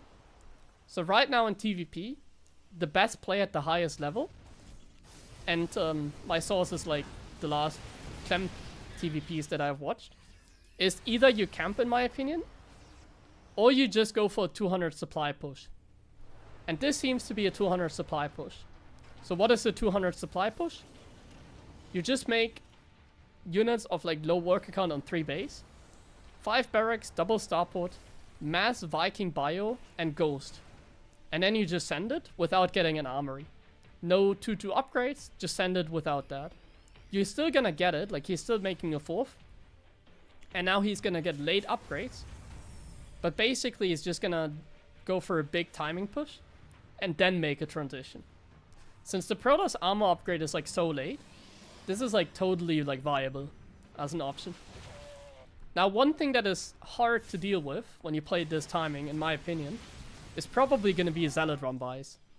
Like going for a 200 supply push defending Zealot run-bys is going to be quite difficult, arguably. He doesn't even have a bunker here. He's making a couple libs. Like, the Liberators are nice. I've seen Clem, like, siege up a lib instead of getting a bunker here. I think it's a good play. Now, this is, like, such a good army for the Terran. Let's see how it goes. Oh, that's going to be a great disruptor shot. Oh, my goodness. The tanks are not sieged. We know how that goes. Percival is getting absolutely obliterated. He's just getting murdered. Oh, no.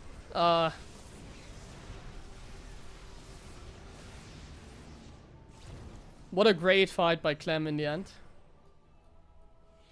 The Vikings try their luck on this base, but Clem is like so quick. He doesn't care. He's just gonna remake those probes before he even loses them. This game is nasty, guys. This is not safe for work. This used to be a Terran stream, but now we're watching Terrans getting slaughtered for our entertainment. Honestly, like, Percival did a great job this game. I think Percival did a great job. Like, in all honesty, I don't think he deserved to lose like that. Clem did take a very good fight, like, his micro was on point.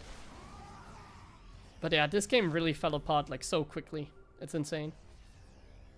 He did so well, and then it just completely fell apart. I've had games like that against Clem too. Libs are terrible without upgrades, exactly. You don't want to make Liberators without upgrades. Like, they're not good against anything, even against Colossus. These are just, like, desperation Liberators that he's building. But Liberators without upgrades just don't make them. They're actually, like, bad against Stalkers, basically. What is Sword Keep for fulling again? Oh, this. Oh, there's no command for the bracket yet. Can somebody link the Wikipedia bracket? You can link the someone in chat can link the Wikipedia bracket. You don't get banned if you post Wikipedia. And there we go. Bro, that was like, I can understand. Like, did he just left without GG, did he? I can totally understand. Like, that was like that was so annoying. This game made me mad. We're watching like a nice game, and then we're just getting A-moved.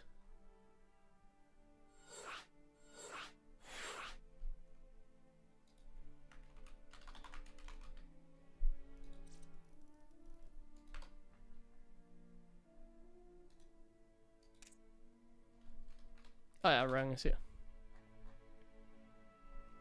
Okay, Rang is joining us as well. With Shin. Nice.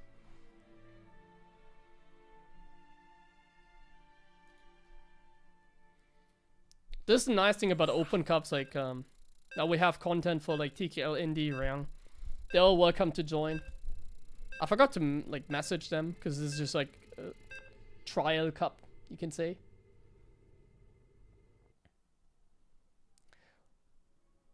Yeah, like Clemstars is just on another level. Like, watching Clem's games here is, like, so frustrating. I've had, like, the same when I play against Clem on the ladder. It's insanely, like, frustrating.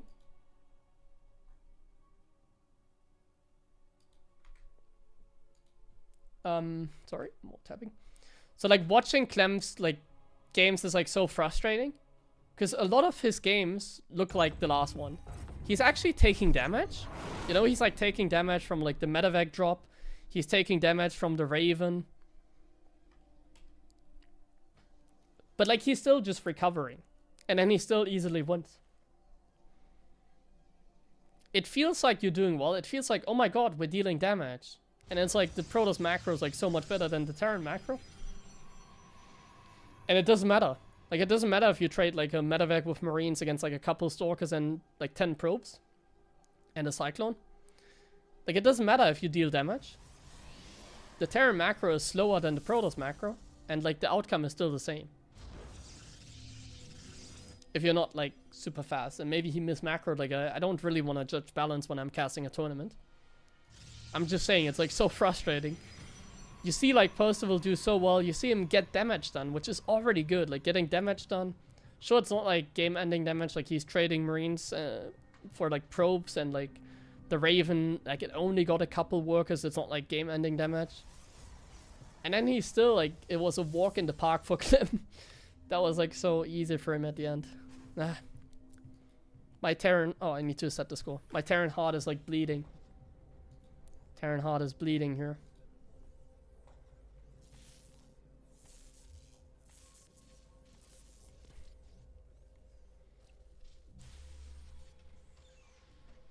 See another Marine expansion here. Yeah, I think one of the main reasons Clem's toss is so good is because he can out macro the Terran. Like, people always talk about Clem's like micro. I always talk about his macro. I think Clem has the best macro actually, and potentially also the best micro as a Terran. But like, in terms of macro, I think he's the best.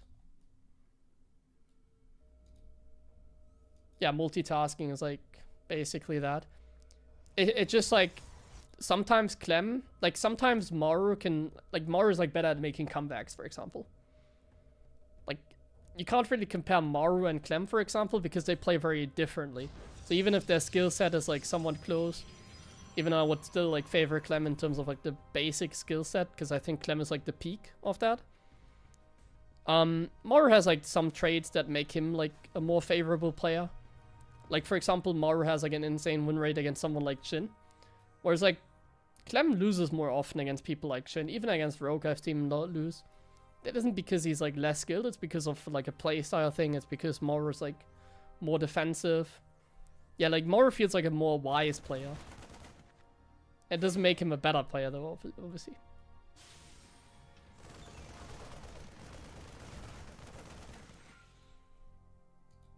Like Maru plays with like a different like Clem strives for like a perfect game, and Maru plays with like a different sort of confidence. And we've seen Oracle, by the way. I love this, by the way. Mixing it up. Like I would have like never predict Oracle here. I would never predict Oracle. 100% a good call. Because I play against Clem as well, like I said. And I watch Clem's PVTs as well from time to time. I haven't watched them too closely though, because I'm not like prepping for anything. So it's not like I have a book where I write down what Clem does. But this Oracle, 100% I love it. Like I don't think Oracles are amazing. What is this? Oh my god, so close. Oh my goodness. And now the Oracle actually finds insane damage. That is so unlucky. Oh, the Marines here could... Oh, actually, he could kill it, though. He's gonna kill it. No! No, no, not like this. I'm sure proposable now. Not like this. And this... Oh. Gets a probe at least. Gets a probe at least. But, not like... One shot? 1 HP even. Bro, I hate this. And he's getting charged. Clem, you don't deserve this. I'm the admin of this tournament, guys. I'm gonna say, like, no, we have to replay this game. No, I don't want this to go like that. Like, killing the Oracle would have been nice. Because, like, now the Oracle could go back to, like, deal damage.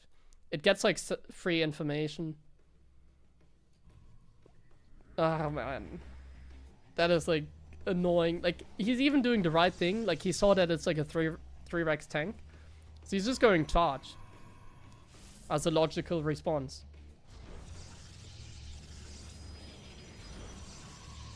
For next tournament, could you force players to select one race and stick with it? Why would I do that? I mean, Clem would probably not sign up then. I would imagine. But I think it's like really stupid. Like, I think one of the most stupid rules, and I think GSL were mostly with it. By the way, Clem is like cooking him probably here. A worker pool could still be dangerous, but like one of the most idiotic... Oh, here we go. Guardian shield, charge, and go. No, the tanks are still like way outside of the range, so you can still chill. So Clem just needs to go before the bunkers are up, basically. Just go before the bunkers are up, and you're good to go. Like, that's how simple the game is for Clem. Guardian shield. Click on Guardian shield as well. actually not a bad fight for Percival. Hold on a second. Not a bad fight for Percival. The Phoenixes are amazing for the lift. The bunkers do go up, and it's barely not enough. Yeah. Barely not enough. Frustrating game again, man. Like, one of the most stupid rules, like, that... I don't even know how they come up with that, but I think GSL did that. You can correct me if I'm wrong. But, like, one of the most idiotic rules is, like... You cannot switch, like, race between, like, a series. Like, why? Like, you're discouraging people from off-racing. And no one off-races. Like, it's so special if people off-race. Because it's obviously, like, it's a disadvantage to off-race. That's why nobody does it. We've never had, like, a player like Clem off-racing, or Reyna as well before. We've never had that. It's, like, the most stupid rule ever. You're, like, discouraging people from, like, doing something that's supposedly a disadvantage. It's not an advantage to, like, pick your race, or, like, to switch a race between series. Because the off race is naturally going to be weaker than the main race. Because it's a preparation tournament. Yeah, I don't like that narrative, though. I mean, they could also prepare for off race then. Like, you can argue in both directions, I feel like. In my opinion, like. And so, yeah, but it's a preparation tournament. Well, it's part of the preparation that you might, they might play off race. That's part of the preparation, isn't it? Like, if you play against Reyna in GSL back then, it's part of the preparation that they might play, like, Protoss, for example.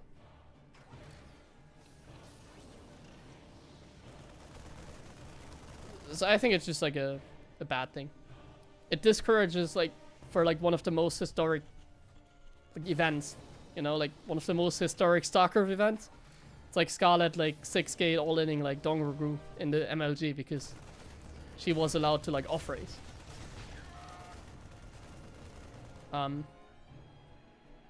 So yeah, that, like, preparation argument, it's like one of those arguments that goes in both directions, I think.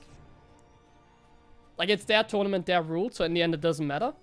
Like, it's not even a discussion. But I think it's one of the most stupid rules ever.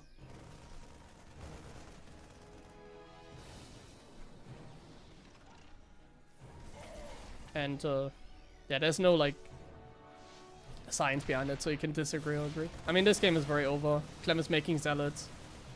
He's setting up a flank. He's waiting for his opportunity.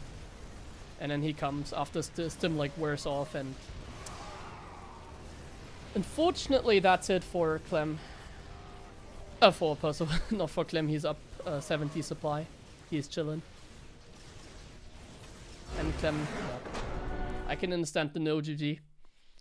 Guys, should we disqualify... Like, should we redo this game? What do you think?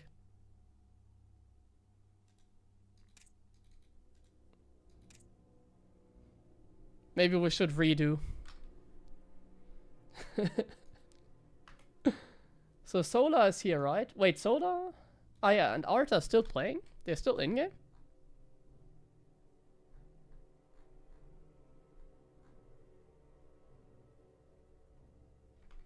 Seems like they're still in-game, actually. They're playing some epic games, it seems like. I don't have Solar on my friends list, so... Seems like they are still playing, because I think both of them were there.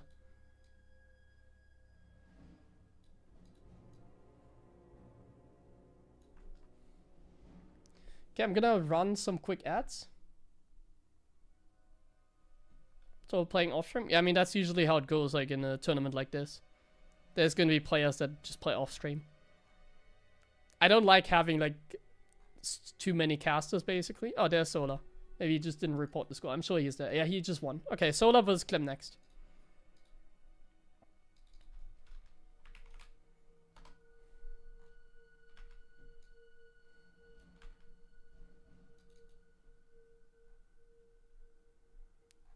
And by the way, every player gets paid...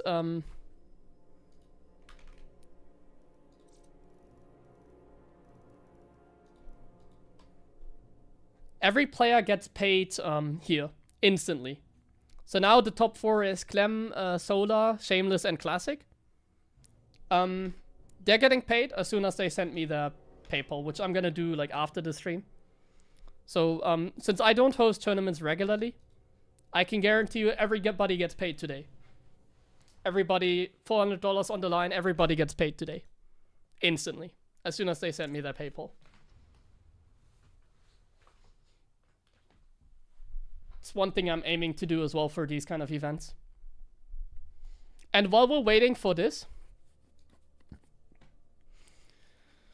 once again, I'm gonna say it one more time. So the reason for this, and honestly, I'm already having a great time. There's like 700 people nearly here. Guys, we're having a great time, honestly. I'm gonna run ads as well soon. But like, this is already a great tournament. Some challenge problems because I'm stupid. I didn't know how to use the website, so there were a lot of free ones, but it doesn't matter. We have like great semifinals now. So if you go to Patreon, like the link in my chat, I can also repost it if you don't find the thing. I am now on Patreon, so I'm looking to start collecting money for future tournaments. So this is to support me. This is to support like educational content. I want to do coaching. I want to do educational content. So I'm gonna start next week. Upload YouTube videos, like educational ones. Honestly, I might start already this week because why not? And I want to host another offline event. Now, you can see in the post here, the summary. So here you can see one educational video per week, private sessions, and into tournament creation. And the goal is the Big Gabe Experience Craft at the start of 2027. So like I like everything needs time. I'm just starting early. So yeah, we're just starting early to announce this. I hosted this cup, so we just announced our Patreon. I just wanted to get the word out. I'm now on Patreon. You can consider supporting me there at any time. Like it's very early. Like there's already some supporters. Like yeah. You can also like after I posted content support. You can also not support if you don't care. Yeah, but if you want to see more tournaments, then definitely consider checking that one out.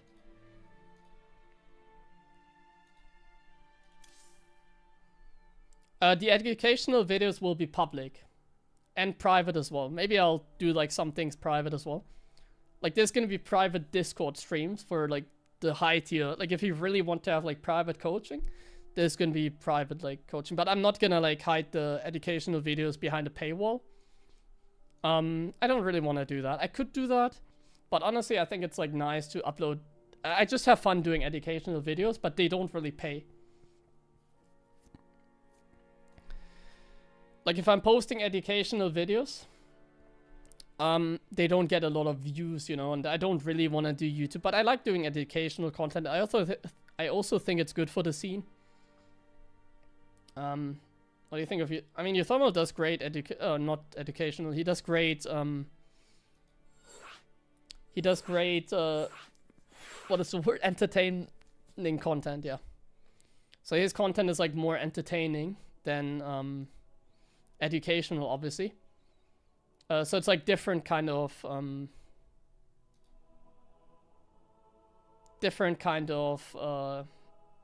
content. Like, I don't really like making entertaining videos. I just like to live stream. I like to host tournaments because I can host offline events. Yeah, so I create like different kind of content. Okay, we're waiting for this to start here. Everybody is in. Lobby drama is in here.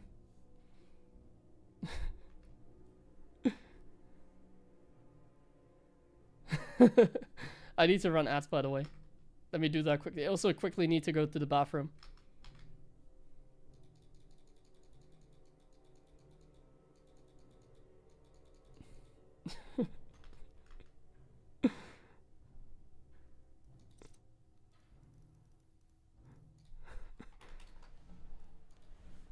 The free cast. I mean, I'm fine if the Koreans are commentating. Like, I want people to support, you know? I want people to create content. Obviously, I cannot have, like, Wardy cast this in English. I need, like, my English viewership here.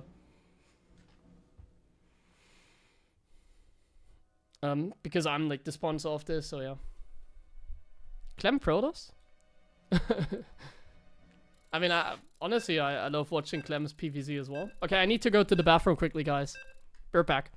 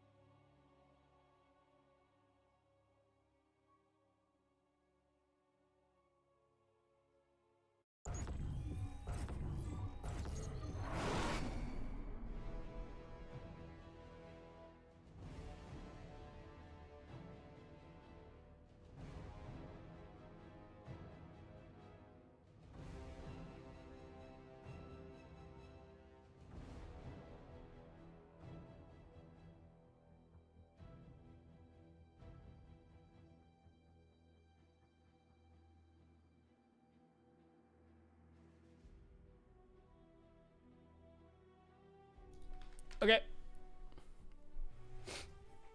Here we go. 2 more games to go. Best of 3 into best of 5 finals. Watching a lot of Clem. He carries this tournament. We have a Terran because of that. In the bottom side of the bracket, can anyone maybe tell in chat, is it already updated?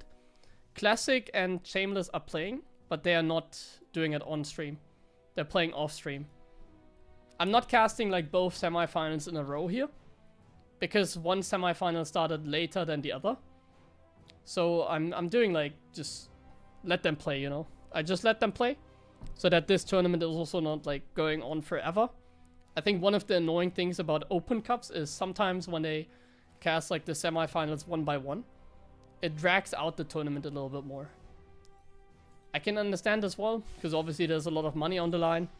But for us today, we're gonna let the players have a little bit more comfort. Because the other semifinal has started like 2 games ago. So it feels like it wasn't fair to let them wait. Maybe we'll do it next time though. If we host this again, I can definitely see casting both semifinals next time, but not today. Today we're just doing it very plain and simple here. Very plain and simple, and we actually, what is Clem doing? 16 Marine drop?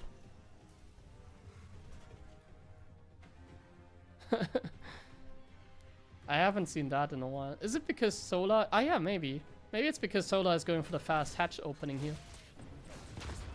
Was it a fast hatchery? I think it was, right? I was going AFK in the beginning. Then it's actually nice to go 16 Marine drop.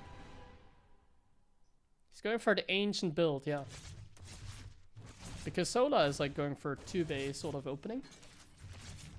Gas before factory. I think technically it doesn't really matter. But yeah, I would have built the factory and then the gas. That's how you used to do it. Okay, so we have a very normal beginning actually. He played like this 3 times against Shin the other day, okay. I mean, I've seen Clem like test a little bit. Like, I've seen him play like different Terran styles, even against Protoss. So Clem is like definitely trying a lot of stuff at the moment. He's trying to make something else like work. I've seen against Protoss that he likes to go like eBay block into 2 barracks, Marauder push or something like that. I've seen some crazier like 2-base builds from him even. I like it. Like, fun to see different play styles. Does kill a Cryptomore as well here. Pretty cool. Soda seems to be catching wind of this. He's going Evo Chamber, and it's actually a Hellbat push. It's not a 16 Marine drop, so that makes a lot more sense. Did he also do that against Shin? Looks like Classic in the finals. Okay, nice.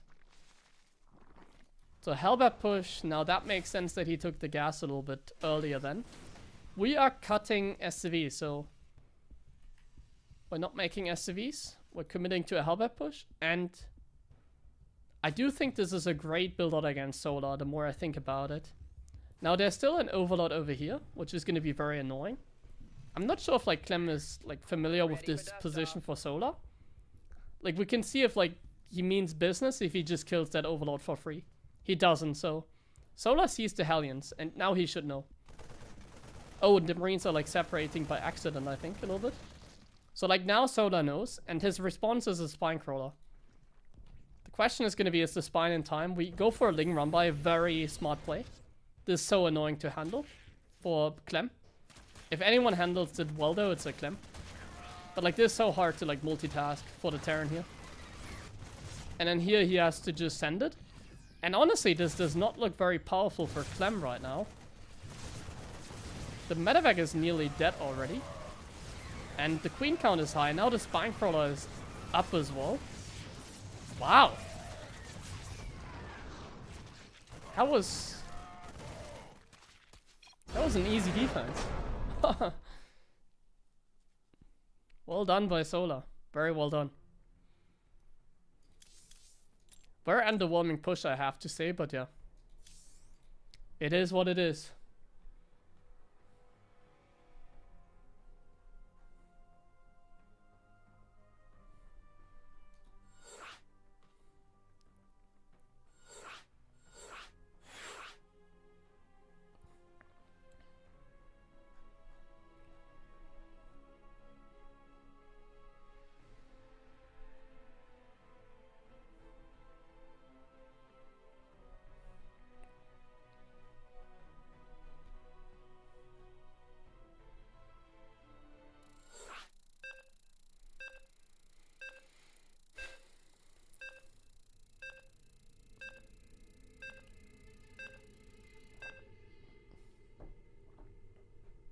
That's what I meant, like, it's fine to test things.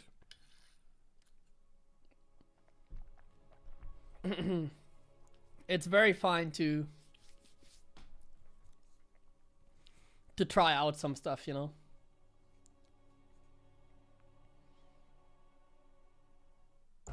Well, that game was very over though. Like, Clem was actually committed. The Ling run by was so well done by Soda as well. Like, just 6 circlings, but like, he doesn't even need to micro them. He did micro them, but like, he doesn't even have to. It's like, the moment, like, he just A-moves those against the SCVs and bam, they're doing their thing and then he can focus at home. It's like, so perfect.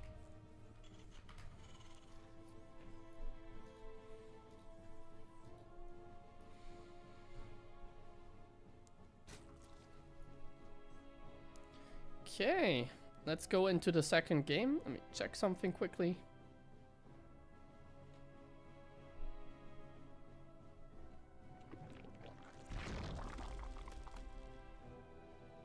Oh yeah, Shameless just sent me a message as well.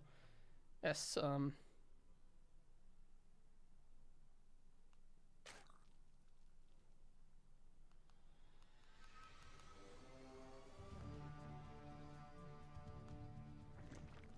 hey Paul, I'm going to send the price later today. Okay, so I have that already sorted out. And now we take a deeper look at the build because I'm not AFK. And once again we see a fast hatchery opening by Soda. It seems like that might be his preferred way of playing. Like, honestly, I haven't looked into Soda's like games too deeply recently. Like, I'm not familiar with like Zerg openings. So there's like a 15 hatch, I think it was, and then like a fast hatch with spawning pool, and the gas is a little bit later. What it does is you get the queens earlier. You get to skip Zerglings early on. And because you don't have to make many links, like, he's still gonna make a pair of links because he can also send them across the map. But basically, because he opens up like that, it makes it so that his queens are there when the Reaper arrives, and he can just drone up. And what it also does is, and I'm just like going very deep here with the analysis, but Clem goes for a worker scout very often. And if you play like a standard opening against Clem, he is going to block your hatchery. He's gonna be annoying, he's gonna block your hatch. So this 2-base opening by Solar, or 2-base heavy opening by Solar, is a lot better against that as well, I imagine. That's just gonna be my theory craft. I'm not like a high level Zerg, so I can't really argue like that. But yeah, that's my assumption. So now Clem is denying the third, but like the third is pretty late anyways with this build. So Solar doesn't really care.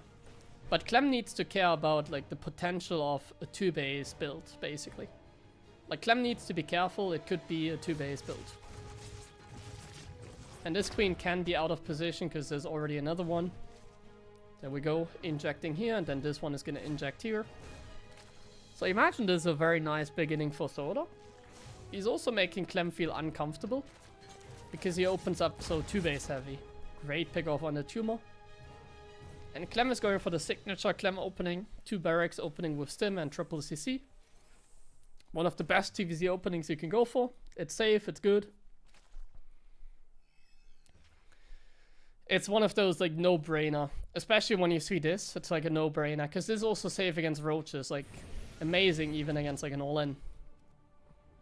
Banshees are even more amazing. Like, if you go triple CC Banshees and you send like the Banshees like through the center, where usually the roaches are gonna move from, it's even better. But this is like a pretty big map, and he's only going for 2 Hellions. So it's like only 2 Hellions into Marines. That is picture perfect against the roach play from Soda.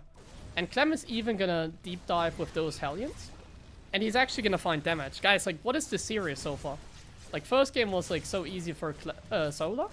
And now these Hellions are potentially already dealing quite a bit of chaos here. That was really good for Clem. Don't leave now, Solar. Don't leave.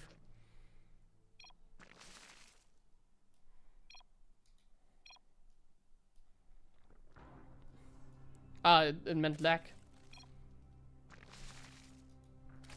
I mean, they are responsible if they want to do or redo whatever.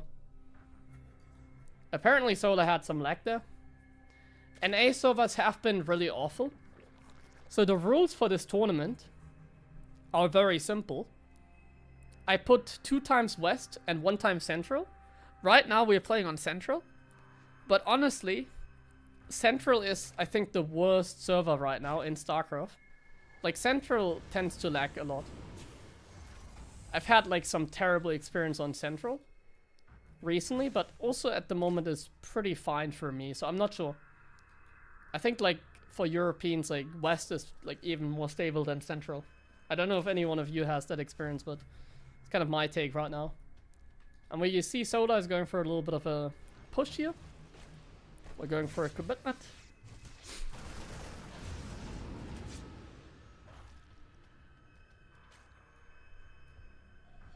This is a good choice against what Clem is doing, honestly. Like, +1 is early. We have +1 here late. He needs to think about +1 armor as well. Very common mistake you can make with this kind of build. He does see the roaches move across the map though, and that's very important. It's not a commitment from Soda, he's droning up. It's a little bit of a fake. It's a great fake out because Sola is like known to do this. Like Sola is a very aggressive player. So this is a nice like fake out by him. Now it's like the question whether Clem gets this or not. It feels like he knows because he's already like securing the base again.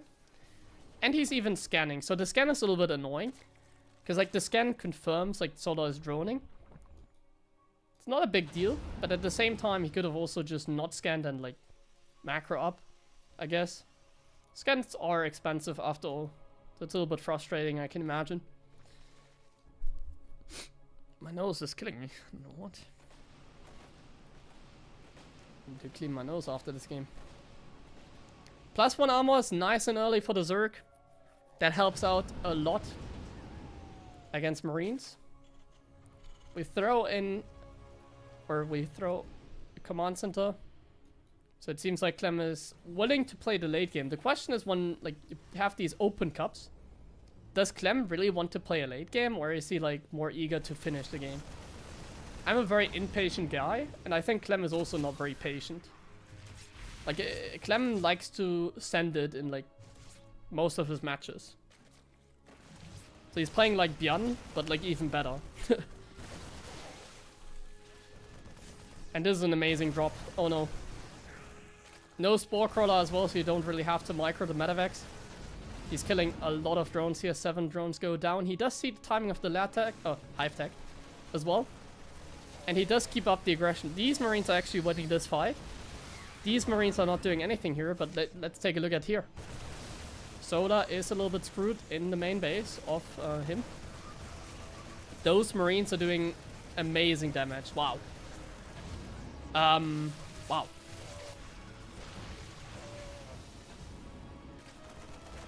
Wow. Even more damage. Well, that's probably not very recoverable for Sola, I imagine. He makes 17 drones, but that was obviously very expensive. What can you say? Resources lost is like getting out of control. Not even. It's like not even that great. It's like somewhat normal. But the damage was insane. One thing for a Zerg that plays like that we have to keep in mind. When the Zerg goes like Roach, Ravager, Lingbaning, it's very hard to like finish the game. But Clem is actually hitting a very good timing before all the important upgrades and Ultralisk. So Clem might just be ahead enough to like finish the game. He's so much up in supply and like the drop here is annoying. So Sola is just gonna give up. That was more like Clem. That was more like Clem. Very well done by him, as always.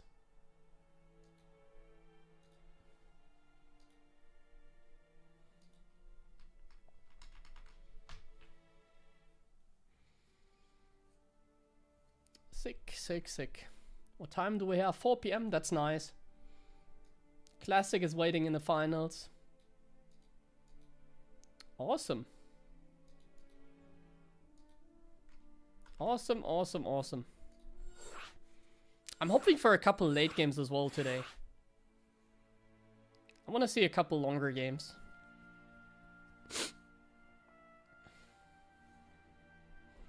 Sometimes it's hard to get those longer games because if it's like laggy or whatever, it can get really annoying.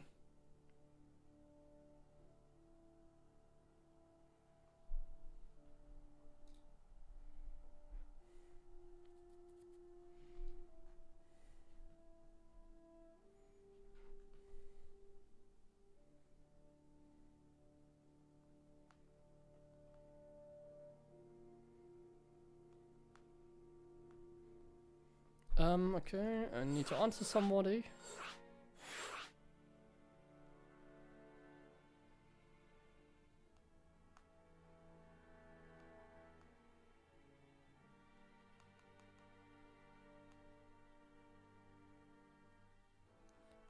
While this is setting up. Everything good, everything good.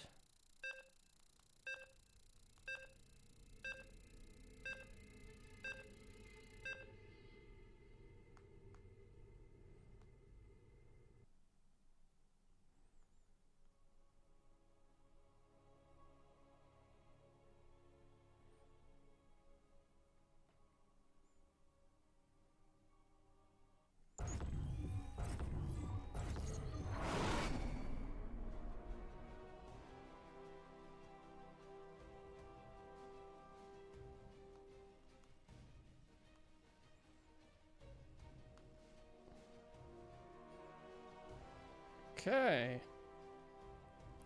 Here we go. Clem vs Solar. I hope you guys are having a good time. Honestly, the games have not been amazing, but I'm still having a good time. Like, very straight up games right now. Like, those games are usually decided by like one moment. It's like in the last game we had the Marines. In the game before it was like an all-in that didn't work. Against Percival, it was one Oracle that just decided the game immediately. Or like one fight that just decided the outcome. But we have some really good players playing against each other. And that is pretty much all that matters to me. In a way, we're like gambling, you know, like sometimes you can have like amazing StarCraft. And sometimes you just don't. But like we can have like 3 long macro games in a row. Or we can have like 3 very straight up like one moment and GG games. What happened to Hero? He was not there. I guess because of GSL.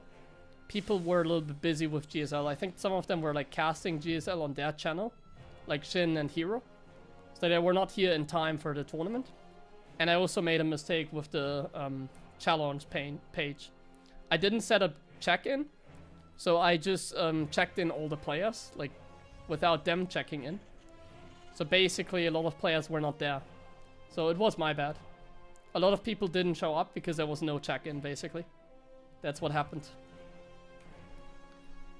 A lot of people were not there because there was no check-in. It was my bad, but we're only gonna learn from it and we're only gonna do it better next time. This is the first time I host a tournament on this page. I didn't even have an admin today because I was I didn't find an admin. Like today is not a holiday in Germany, so people are working. I have like my admins, but they are working. They're not here. So yeah. It is what it is, but in the end it was still great that we had some good matches. We had Lambo vs Percival, now we have Clem vs Solar, Clem vs Percival, like the matches were still S tier.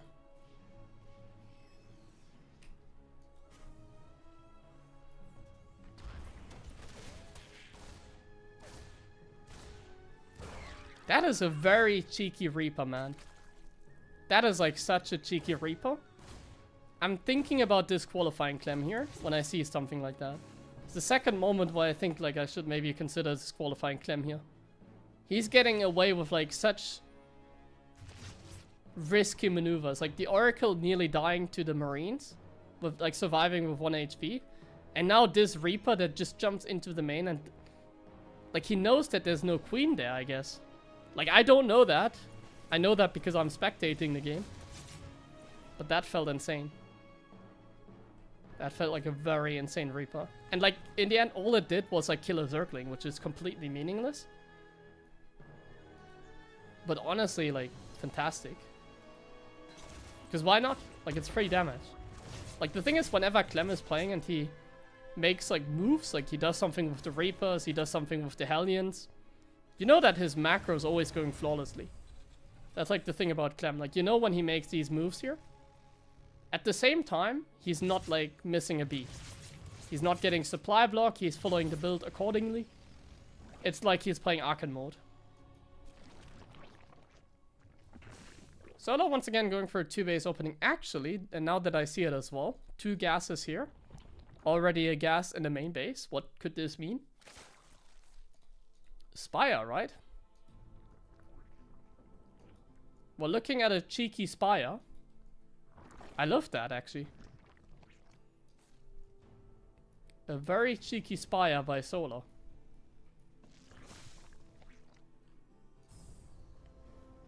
And these Zerglings are also very cheeky. They get some free information.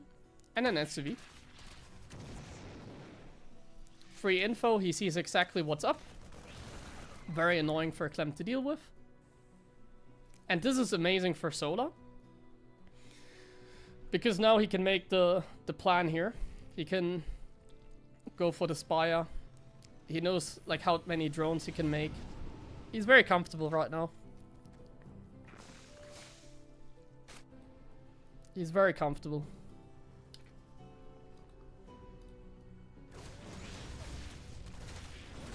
Very nice position on the Hellions. He loses one, but it's fine.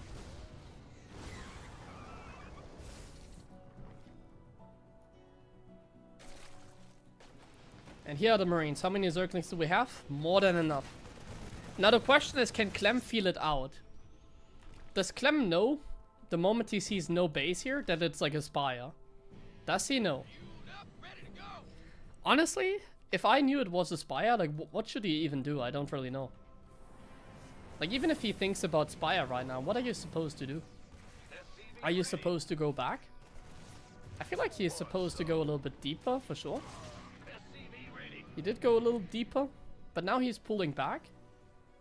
And that makes me think that he has a feeling, and... yeah. Nicely done. Turrets in production and even a scan. And it confirms that. We are still making tanks, but I imagine since he's also getting a second factory, we're going to make a transition now. We're going to start making water mines, and that's what we're doing. Picture perfect by Clem. Very strong response. Good scouting, doesn't get caught. With minimal information based on the creep spread, based on the Zergling count, and based on the fact that he didn't have like a 4th base. Clem makes the correct call, and he immediately calls the Mulas. Doesn't get caught in the middle of the map, like the Marines immediately went back home. Because what could happen is like 10 Mutas and mass Zerglings show up and they just take care of the Marines and Medivacs on the map. This did not happen. Very nicely done. How are game servers picked in this event? I just choose them by default. We're playing on West 2 times because I think West is like more stable than Central. I think Central is more likely these days to lag. So I just give the Koreans the favorable server. It's a little bit of a shame, but I think it's also like better for the tournament in general. And that's how ESL used to do it like every time as well. Like the best way to do it, I guess, is like to coin flip, but I really think... but maybe that's not the case because we haven't had like any lag pause. That the Central server is quite laggy. That's like my opinion. But I think it seems better now. Like a couple weeks ago I played on Central like for a tournament and it was very laggy. But it seems to be better now. So I think if I want, like if I host future tournaments, what I'm gonna do is like next time we just do like 2 times Central. So I just like switch basically. Like this event is like Korean favored and the next event will be European favored. That's probably how I'm gonna handle it if I host another online cup. Next time it's gonna be Central then. This time it was West-West, but then next time maybe Central. Clem does go for a little bit of move out. He's actually maintaining some good map control despite playing against Mutas.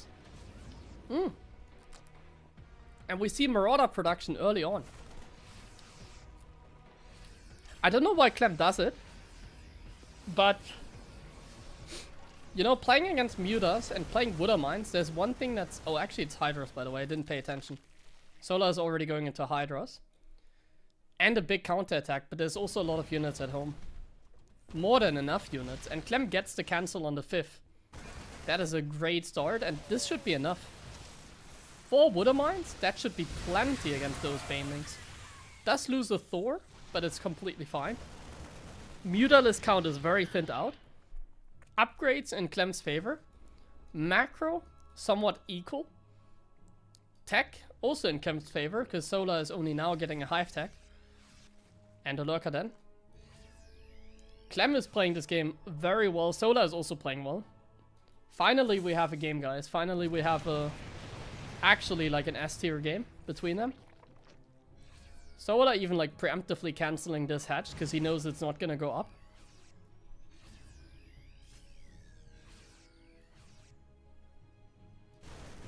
And this one medevac is even super annoying, like denying this base. And now it can even like jump into the main. It forces the mutas over here as well in some way. But the mutas are busy harassing, so this medevac is like free of dealing damage and actually gets like a cancel here for free. Does lose the medevac, but now he is focusing his action over here. We have a strong like level 2 upgrade advantage for Clem here. Which he can't really push because he's on creep. Oh, it does kill every single muta here. The mutas at this point, pretty useless, so it is what it is. I think at this point, losing the mutas is actually good for Solar. Because at least for me as a noob, whenever you have like a Raven still alive, it's like so annoying. And I feel like it's the same with like mutas. Like Solar is now playing like Hireling Baneling. Having an additional hotkeys for like Mutalisk feels very annoying. It's like having additional hotkey for like a Raven that you still have that messes up your control group. Oh, and you see lag? There was a little bit of stuttering, that's what I meant with like NA servers laggy. I had like something like that today.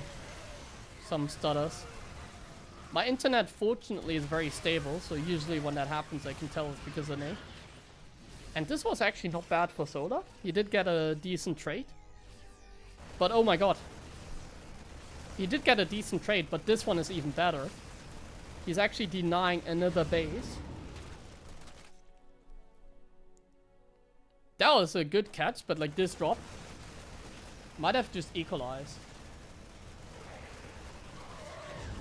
Yeah, being even with Terran in economy kind of sucks, but like this is like Solar in a nutshell. A lot of Solar games look like this, where he just keeps on losing bases. But eventually he's gonna get to Lurkers, eventually he's gonna get all the upgrades. And eventually he's like getting his bases up. And then suddenly he has like mass Lurkers with upgrades, and he's like so good at that. Like I've had games against Solar where it looks similar like this. Where it feels like I'm actually doing pretty well. But then at some point Lurkers show up, and then my aggression like falls apart. And then he gets like the 6th base, the 7th base. And then I'm like trying to get mine up. Knight is in the base, Lurkers in my base, GG. Now this is Clem. Fortunately, this is Clem. And not Gabe. So I think this game will go better for the Terran here. This really feels like a Clem game. It's a very clean game thus far. But like, look at this. It can still fall apart just like that. He is a little bit out of position. There's Ghosts here, but the Ghosts don't have really the position right now to go for the snipes. There's even some Vipers that get the Parabomb off, but Clem very good against Parabomb. Income very good for Clem, so Solar is actually committed here, and now he's getting rid of the Banelings, and now there's mainly Ghosts left. The Lurkers are in position, but the Ghost micros, very nice. Bro, pew pew pew. 3-3 is done. Oh, F2 medevacs. Like, see this? I would have lost here, I feel like. That was a very good defense by Clem.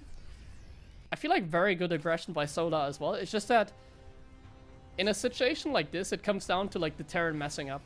Like the Terran players in late game have like the tools. Like Ghosts are just like the best unit here. Like what can the Zurich do? Like the only thing the Zurich can do is like a move. What can the Terran do? A lot. Like Ghost micro. Like if you micro this well, there's like so much potential for the Terran. The Terran has like far more depth in his units. Like He has more like abilities and more micro potential. And we really still saw like that micro potential there. Which, if like Clem messed up, he would have lost the game there. That would have been a moment where a player like myself would have actually lost. Okay, the game has slowed down after that a little bit. Zola is still like on 90 drones, like he did drone up. Both of them are on 5 base. Army value is like favoring Clem quite a bit. Like Clem already has 13 goes, and he also has a good tank count, and he has Widow Mines. So like this game for Clem still feels very comfortable. He has 5 command centers as well, 5 orbitals. This feels like a very comfortable game for Clem. Clem is not the type to camp. And he's very good at spotting this kind of stuff as well. Let's see how he handles it. He's completely out of position. Completely out of position. Sends the drop to the top side. Does get the cancel. And he does deal with the Nidus. Now the question is there a second attack? No. This drop does get the cancel here, but obviously it's gonna get shut down over here now. And then we have an army coming in from here. Obviously this is not gonna be enough to break this. And Clem is already aware of it. How does he deal with the Niduses, by the way? So far only with turrets and reaction time. This is being microed as well now. This is the next step here. Bro, we have a game. Clem is getting some nasty upgrades here. So this is very interesting, by the way. Like, we're going very deep into like Terran, like late game knowledge here now, because there's not much happening. So let's like theorycraft a little bit. So yesterday we watched some replays from Bian versus Solar. And like Bian at this point was going into like 5 factories and mech. Now Clem is playing differently. Clem first of all makes a much like faster transition into the Ghost. And Clem is going for a fusion core and another starport. So instead of going for a mech transition, he's going into an air transition. Clem is probably, I would assume, starting to add liberators. He's not starting to go for 5 factories and mech. He's adding libs now. And he's getting much more like Ghost than other Terrans sometimes do. 13 Ghosts is a good number. I love that. And now the liberators come into play. And we are making commands in this as well. Like, honestly, this is a picture perfect game by Clem. In terms of like Terran macro and also how the early game went, this is like a textbook game. Like a textbook game, Terran is like the strongest at late game. And if you play a textbook game, there's not much the Zerg can do. This really feels like a position where it doesn't feel that good for the Zerg. Unless he's catching Clem like off guard. But Clem already has like so much. Can you even catch him off guard? Killing this base is not even enough. And he doesn't even kill the base? He does. Does at least kill the base. But the trade was horrendous. And Clem doesn't even care. Look at this. Now the CC is gonna fly over. We're making liberators. We're getting more upgrades. We're even going more starports. We can probably get some liberator upgrades as well. They're not too important, but we could start getting those. This position is very fortified. Not much like Solar can do here. And now in this position, we have even tanks in nasty positions. Like, look at this tank, for example. Such an annoying tank. And now we do see the jump here on Clem. Good jump by Solar in the beginning, but like his units can't go through. There's a Nidus at the same time. I didn't even catch it. It already is like down. Does Clem still have like units at home? No. But there's also like no units over there, so it simply doesn't really matter. And now Clem can start working on these bases. And like Solar supply is also not looking great. Oh my god, the ghosts are nasty here. Pew pew pew. Bro, like what is this? I've been a little bit frustrating watching Percival against Clem earlier today, because I'm a Terran player myself. But now looking at this game, it makes me motivated to play some Terran. This game looks like a Terran dream. Like, this looks like so much fun for Clem. It's so hard to play these games, but bro, like if you have like this kind of game against a Zerg, at this point I think Clem is having the time of his life. He's playing such a good game here. Solar as well, like Solar is doing so many things and he's like never messing up. Like there's never a moment where I'm like, what is Solar doing? Like I feel like everything that he does is pretty good as well. But if both of them are playing well, I think it usually favors the Terran.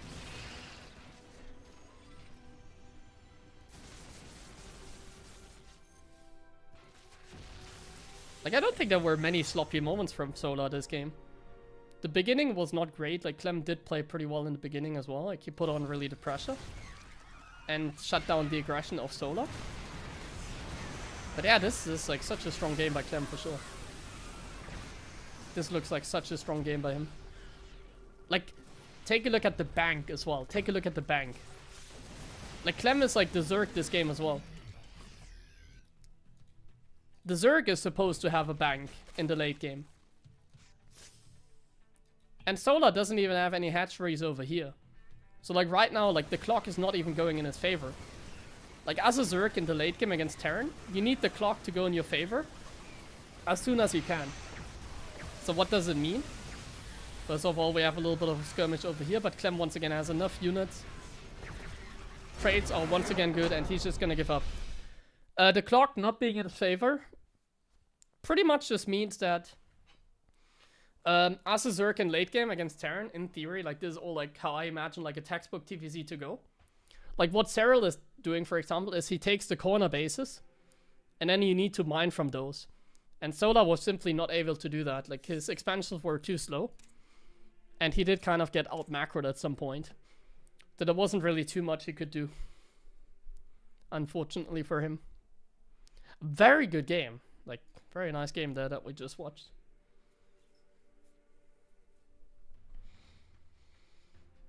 I mean, Clem didn't even camp this game. Clem played just very straightforward.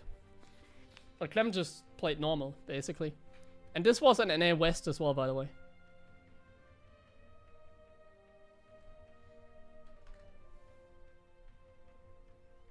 Okay, we're gonna run some ads again. I need to use the bathroom again. So be right back, guys. Be right back. We're starting the finals in just a moment. Yeah.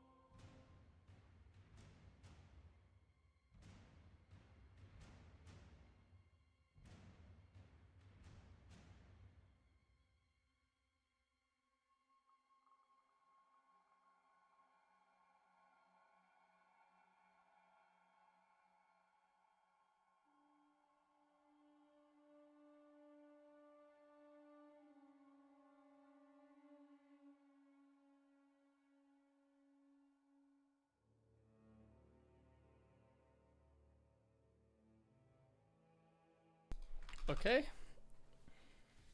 We have a lobby link. That was in time. Clem versus Classic Finals. Could this go any better than this? It really couldn't, I feel like. That's nice. Very nice. Hosting cups is actually a lot of fun, guys. Big dollars for Big Gabe. Yo, thank you very much. 500. What is SAK? Like SAK, like Sweden? Sweden. Oh, what? Bro. Bro, 50 like euro donation on YouTube. Yo, bro, thank you very like actually thank you very much. We've had so much support already as well. Like I'm actually very happy.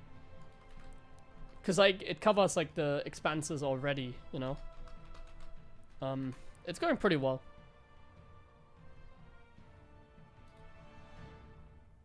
For like a trial cup as well, like for like a this is like a little bit of a test, you know. We're like testing the water here. It's like my first open cup I'm hosting. There were some problems in the beginning with like I didn't know how to use the website, so we made some I made some mistakes. But yeah,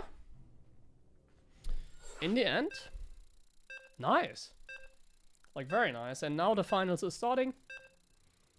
Very, very nice.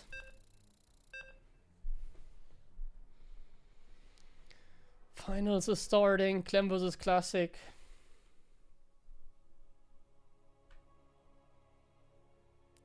Great. Like, nothing else. Like, I'm actually having a good time here. I really enjoy this. This is like so nice.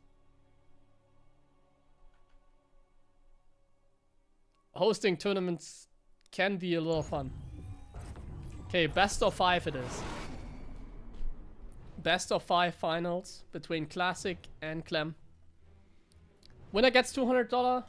Loser gets $100. Obviously for like an open cup, very good. Like, when did we start? 2.5 hours ago we started. Yeah, so our pace here is pretty good as well, I think. I'm on my way to become Waddy. That's not my main goal. I think one of the things that makes this like very nice is that I don't really host tournaments very often. So if I'm like hosting an open cup, it feels a little bit more special, you know? Because it's not like a thing that we do like every time. And I think that's really important.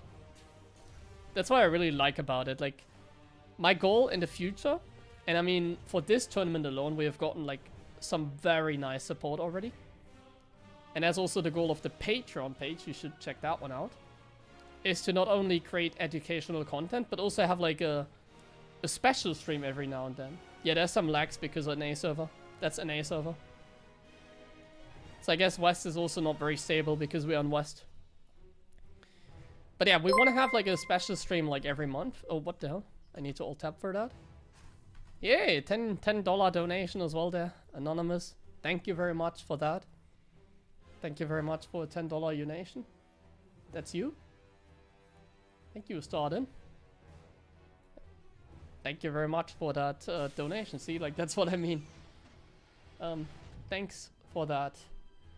No, like, I don't want to host, like, tournaments on a, like, weekly base. I want to host, like, tournaments at best at a monthly, like, rate. And next time I'm gonna announce it better. Next time I'm gonna be more, like, I know how the website works. Like, next time it's gonna be better. Basically. Next time it's gonna be even better. This is, like I said, a little bit of a trial run. And yeah, I think that's what makes this a lot of fun. I don't want to become like the next Waddy. That's not my goal. What Waddy is doing is like, honestly, like a full-time job. That's not what I'm aiming for. I'm aiming to just have like some fun. When there, like for example, today there was not much going on. Today there was GSL, so I have just decided to do this. In fact, when I decided to do this, there was not even GSL today. It wasn't announced yet. I announced my cup like before. I put it on Wikipedia before. So yeah, I mean, more StarCraft is always better, isn't it? And it's a sick tournament so far. Okay, let's focus on the game. So let's do a little bit of analysis here. This is a Pro Gamer cast. Wait, what? Depot? This is a mistake by Clem. NA is laggy. Guys, we have just caught a mistake. We have caught a mistake from Clem. That confirms that he is not a robot. That depot is too early. He messed up the build. We've caught a mistake from Clem on camera. I clipped this. He made his supply depot too early. Okay, so it's a gas first, actually. You don't see gas first very often. Clem goes actually for one of his... Man, this is very laggy. NA is like so annoying. I really need to start working on a VPN, I guess. Maybe then it's like better connection to NA. My connection today seems a little messed up. Like, in case you get stutters, it's on me. Yeah. One of the signature Clem moves in TVP is going for like a Marine Water Mine drop. Usually it's 6 Marines and a Water Mine, but I think because he messed up the build a little bit, it's only 4 Marines now. But he's picking up the Hellion, so it's fine. In TVP, you need scouting. So what Clem wants to figure out is if this is like a 2-base blink aggression, 2-base like Templar Archives, or like a standard like 3-base setup. This Stalker is actually terribly out of position. Like Classic did not oh, I thought he would unburrow that mine. He didn't unburrow. Oh no, blink, blink, blink. It's not done in time. The Reaper does create some chaos, but it's fine. Classic is handling this wall, but Clem gets the information, right? So Clem gets the information. He sees 4 gateways. And his response, the double bunker response, very good. This is how you want to handle like a 4-gate blink. You need to go double bunker. Classic, however, is not committing. He's just building 4 gates, but he's going Templar Archives. So upon getting scouted, he makes the decision to transition. And instead, he goes for the max pack style. So the max pack style is, you just get 4 Stalkers into a corner. So he goes for this corner. He could also go for like this corner. Pretty much what he's trying to do is like, tanks are usually like over here. So if he drops in the back, and like the Terran doesn't have Stim, the Terran doesn't have Viking. If the tank is like not in position, these units are very annoying. Now there's a Cloak Banshee though. This Banshee is tough to deal with without like batteries. So both of them are dealing damage, and Clem is actually dealing more damage. That Banshee killed 6 workers. 6 workers is amazing.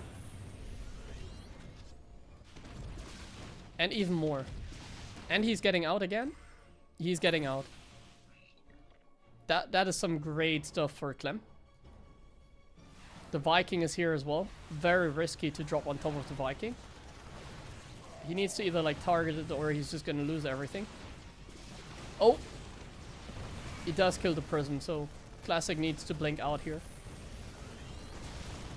This is going very well for Clem so far. Like, it's a very chaotic game. Even Clem's building placement is a little bit of a mess. Like, tanks can't really move, like, freely here. Like, there's no space here for tanks, no space here. So I always have to take, like, this awkward path. But the aggression is now over. And now what is, like, the aftermath? Like, the aftermath is, like, the Banshee dealt some damage. There's 2 Banshees now, so they can still deal damage. Like, Clem can still find damage. So it's not over yet. But his stim timing is late. Like, Clem's economy is good, his potential is good, like the Banshees are still alive. His stim is very late though. It's usually not a good sign when like Storm is done before stim is done. That's usually not a good sign. That's the one thing I'm afraid of for Clem. Especially if he goes for a drop here and then gets feedback, because that medevac is very juicy. It's a very juicy medevac. These Banshees also get shut down like super hard. So despite all the advantages that Clem got, Classic is making like such good like, plays to come back. Like his macro was not as like he handled that chaos very nicely. He handled the chaos very nicely.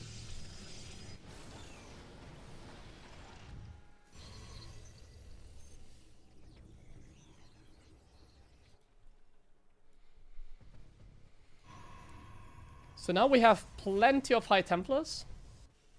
As soon as you see the High Templars, you need to throw down a Ghost Academy. People ask me like, when's the a good time to build Ghosts? Like, as soon as you have like 5 barracks going, it feels like you should start adding Ghost. And if you take a look at Clem's money, he has a lot of gas in the bank now, so he's gonna start adding Ghosts now. And at this point, he cannot possibly move out. He needs Ghost. Oh, he forgot +1. So guys, this is what I call the most important upgrade in the game, potentially. Like, this is the most important upgrade. Because you never forget Stim. Like, it's so rare for a Terran to forget Stim. But +1, in a game like this, you tend to forget it sometimes. And this is so bad for Clem. +1 is, like, so important. Like, +1 is not expensive. Like, it's not like you gain anything from skipping it. It's not expensive. It's like the cheapest upgrade or Storm Drop in the game, basically, for the Terran at this point in the game. So by like not getting it, it's not like you can use the money somewhere else. It just it loses like so much time. Like you lose so much time. So if you forget like this upgrade, it really slows you down. Like Stim also slows you down, but when you forget Stim, you can still get upgrades at the same time.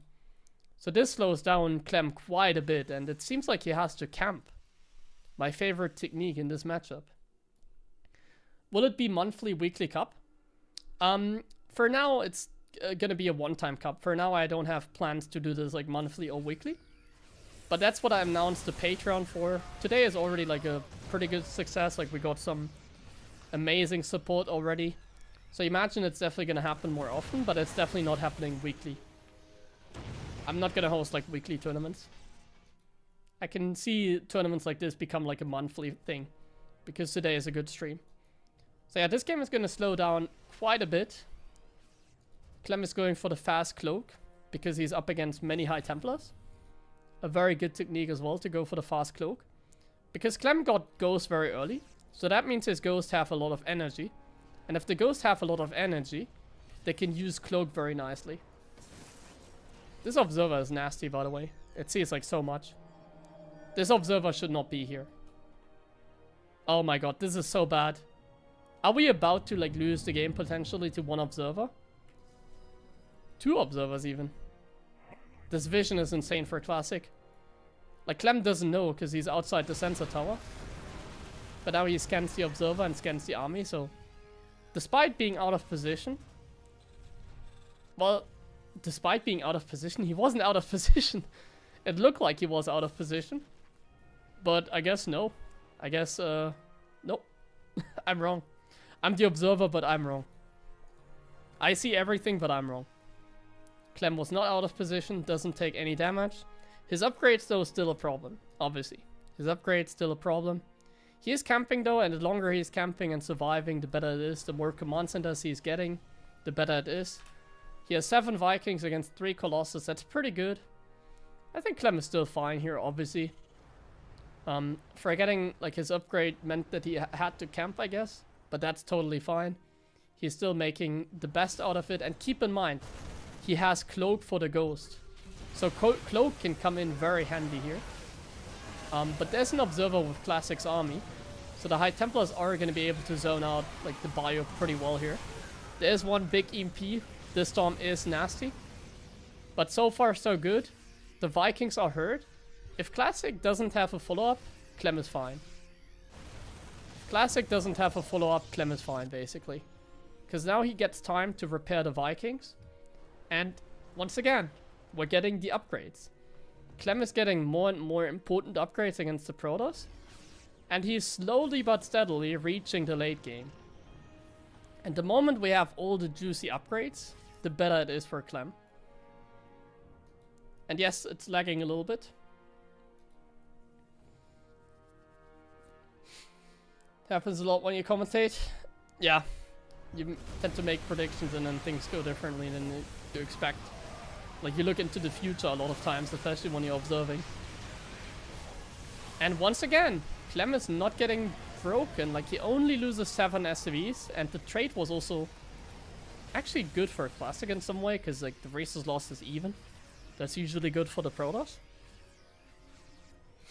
Pretty nice. Oh, and Classic goes for this technique, but there's a tank. This triggers me. The depths are kind of garbage. So whenever I see this, I laugh a little bit. But hey, they're two-shotting SCVs. A lot of Archons here. Upgrade advantage in favor of Classic, but only slightly. Clem desperately needs to hold on here. And like Classic's economy is not even that great behind it. Like he has all the bases, but he's only quote-unquote on 78 workers. So for now, Clem is still fine. For now. His 3-3 is dangerous though, and Clem doesn't have a fusion core yet. And Clem lost a very important units. Like the only thing that he has going for himself is a lot of Medevacs, but we don't have as many ghosts anymore. And Classic still has a very potent army, because it's like just a lot of supply. And a lot of supply is good when you're about to have like the upgrade advantage. The storms, those hurt. Those storms were really good for Classic. The Zealots are derping a little bit, but they're also killing a lot of SCVs, and the supply is going more and more in favor of Classic. I'm afraid that Clem doesn't have enough here. His army is mostly Medevacs at this point. And that's game. No GG. I love it. I love it from Clem. This is what I want to see. This is exactly what I want to see. Clem gets an extra prize for not typing GG against Protoss, guys. Extra $50 for Clem. For every no GG, you get like an extra bonus prize against Protoss. So, and you're not allowed, like, if you don't type GG as a toss, you get a punishment, you know? Like if Classic decides to leave a game against Terran with no GG, he has to pay me $50. Or he gets banned from this tournament. I love it. Love it.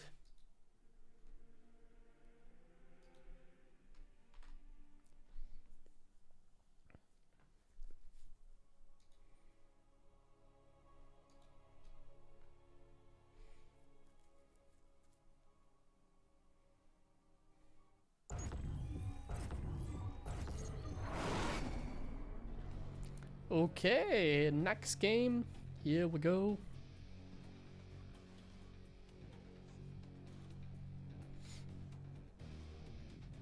Don't really need something in mid game. Yeah, like that game was a little bit silly. But I guess let's not talk too much about balance here. We already do that enough when I'm like playing ladder. But yeah, that game was rough. Like I'm not gonna go too deep into it, but yeah. That was a rough game. It was a good game to spectate, but I imagine for Clem it was like frustrating.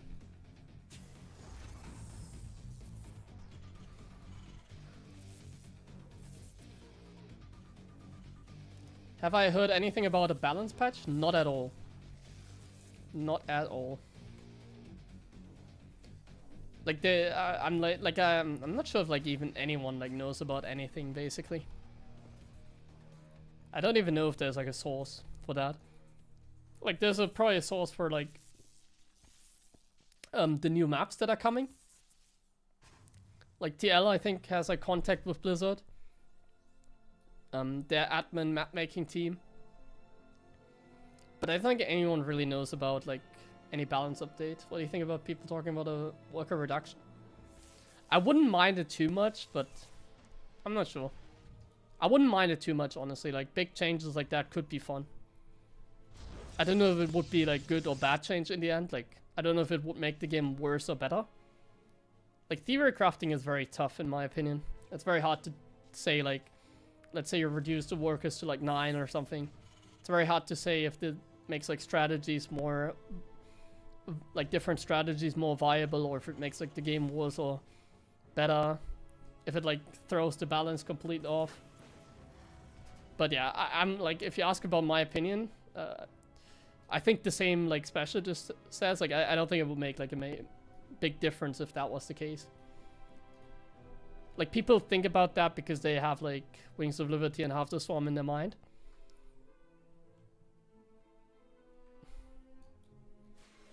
But I don't really think it makes like much of a change either.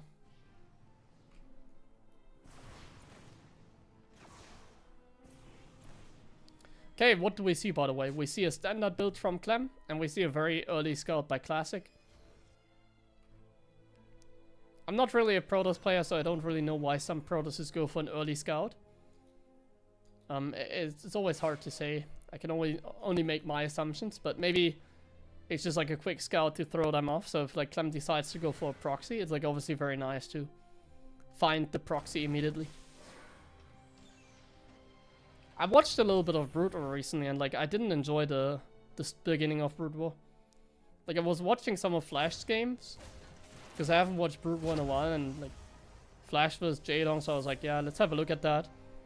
And like I skipped like the first like couple minutes of that game, like because like the early game is like so slow. It was like, I'm like a fan of like slow, you know, like I don't like how fast it is in SC2 necessarily.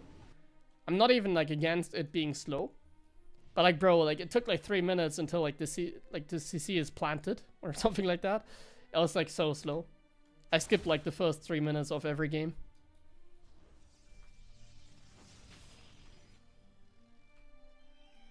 And even the games after that, like, were very stale in that regard. Like, it's like a little bit of fake, you know? I think it's more fun with, like, a quicker start for sure. Even if that supposedly means, like, less strategies in that regard. Like, the proxy dynamic and scouting is, like, more important in Brutal, for example, so... You see, like, more different builds like that. But you also, I feel like, see more gambles as well, so... In general, I don't really know. Clem is going for a fast Raven opening. I like to play like this on the ladder. Actually, no, wait. This is a no eBay opening. So there's just a very quick like timing push by Clem. He's even cutting the tanks because he sees the third base. So it's going to be a very strong timing by Clem. Supposedly a strong timing. Classic is going to find out about it like pretty quickly. And I feel like if you find out about it like this, it's very easy to respond, like have a response against it. And as long as you don't take damage to the Raven, you should be cooking here, if you're Classic. And so far, he seems to be in position.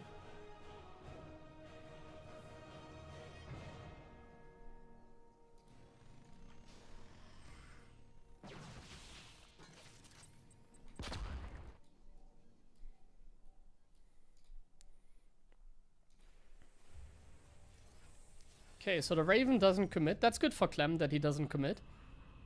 You don't want to lose any HP. And like what the Raven does now is still good for him. What it does is like, it keeps like the Stalkers here. Oh, that's actually funny. Exactly the moment they move here. Oh, nice movement by Clem. He's gonna target some workers. He only gets 2 though. And the sentry, okay. He targeted the sentry. I mean, it's like something. It was definitely good for Clem. But the thing is, like toss macro is already out of control. Like, this game is, like, not great. Like, we're getting stormed. The Protoss is on 3 base. I'm looking at this game and I'm like, But he's gonna hit before Storm. Like, Stim is gonna finish. Classic sees it, but he doesn't have Storm. So does he even have enough units, actually? Clem is heading actually a good timing here. Up 20 supply right now. There's gonna be some warp ins. That's gonna equalize the supply slightly.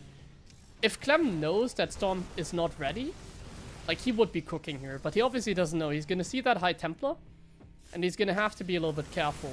Now he sees the feedback, so now he knows that Storm is not done. So now he can be more aggressive.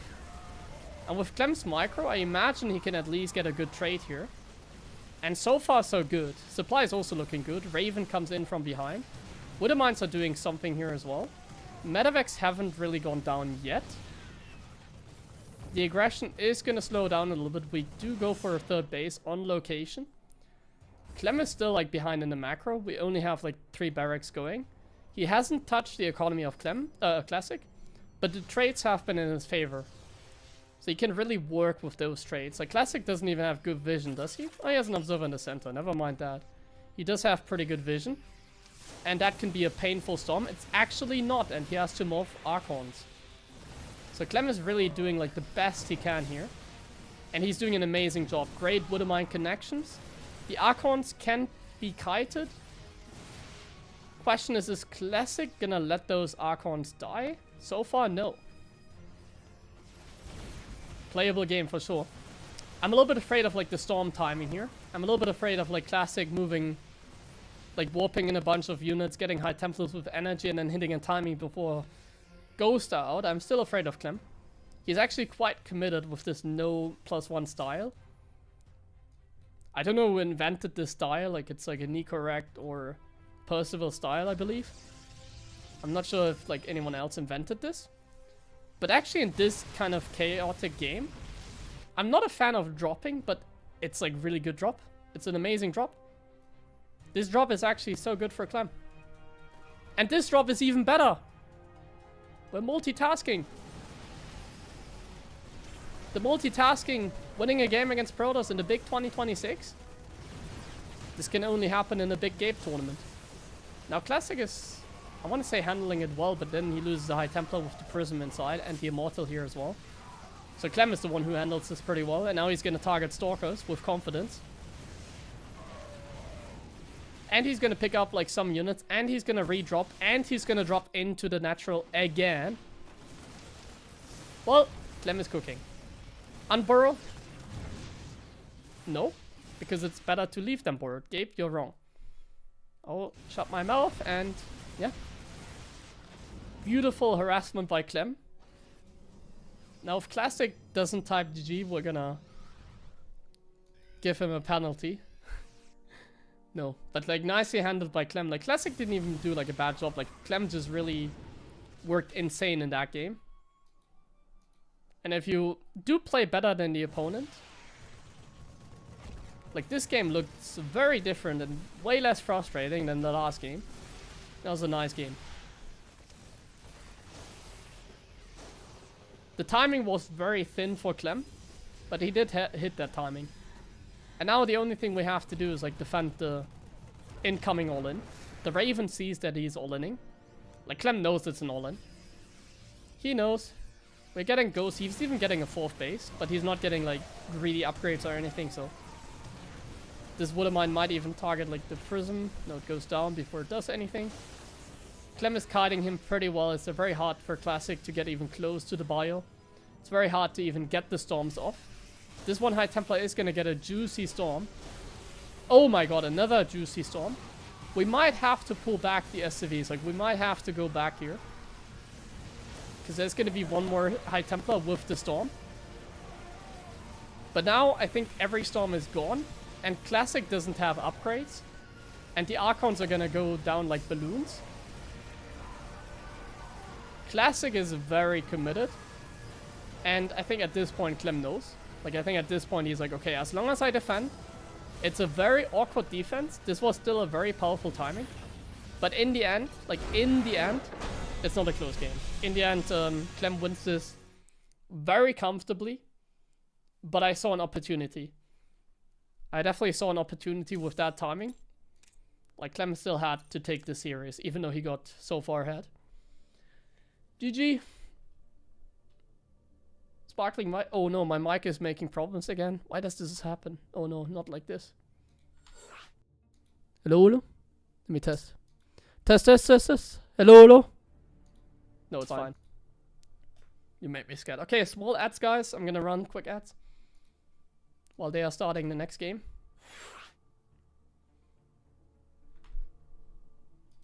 Yeah, I changed the microphone cable, but it's actually not the cable that is the problem, it's my computer.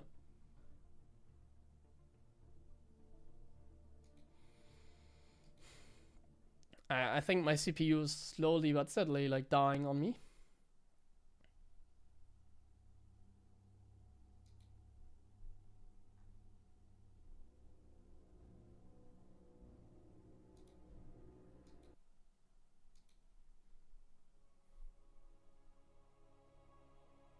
Not the mic itself, because I changed like the cables and stuff. And it only happens when I have like longer streams like this. Like it doesn't happen on a regular basis, it only really happens when I have like a longer session.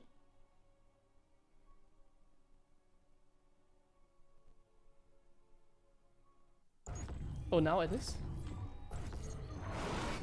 Test, hello, hello, test. Huh? Let me listen to it myself. Hello. Test. It's fine. Yeah, I can hear it myself. So far, so good. Maybe it's whenever I'm like alt tabbing.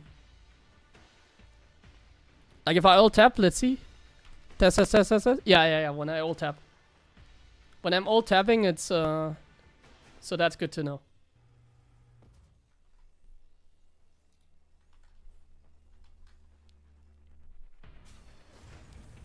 That's actually good to know. If like I'm alt tabbing, it's like happening.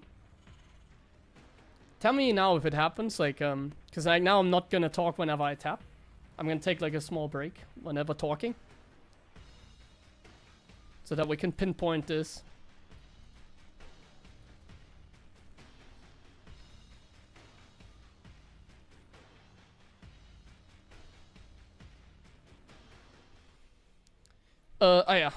Let's focus on the game.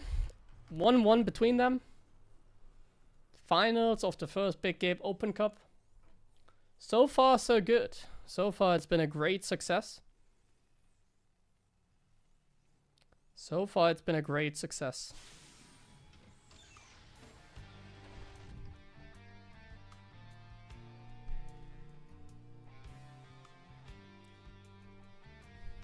I hope you're having a great time as well. Honestly, like, the pacing of this tournament is very good as well, I feel like. Because, like, now it's 1-1. We've been live for, like, 3 hours in this cup. We've watched, like, 1, 2, 3 best of 3s, basically. 1 early round match, so technically 4. And, like, now a best of 5 finals. And the games are delivering so far. Like, the last games have been pretty decent. Yeah. High quality tournament, I guess. It's going very well. So this game, once again, Clem is playing very normal. He's playing as normal as he can. We're playing as normal as we can. And he's gonna get a probe. That's nice. The winner should play a match against me. Nah, I mean, that's kind of silly, I think. Like, I like to end end events at the right time, you know? So, like, if this tournament is done, well, I could play, like, some ladder or something like that, but I'd probably go offline anyways. I'm not gonna... Like, I need to still walk with the dog. The dog is waiting for me. So today, the plan was not to, like, stream too long. But, there's actually another tournament later today that, Musti is hosting. If you go to Wikipedia, you can find the Kebab Cup. It's a German-only cup. German and German-speaking. And it's like a 100 euro plus cup, which our friend Musti is gonna cover. It's like his tournament. And it's gonna be on his channel. So imagine we're gonna be raiding him after this is over. It's starting at like 6 PM. I will then go for a walk with the dog. And then I'll come back and commentate a little bit with Musti. In German though. It's going to be in German.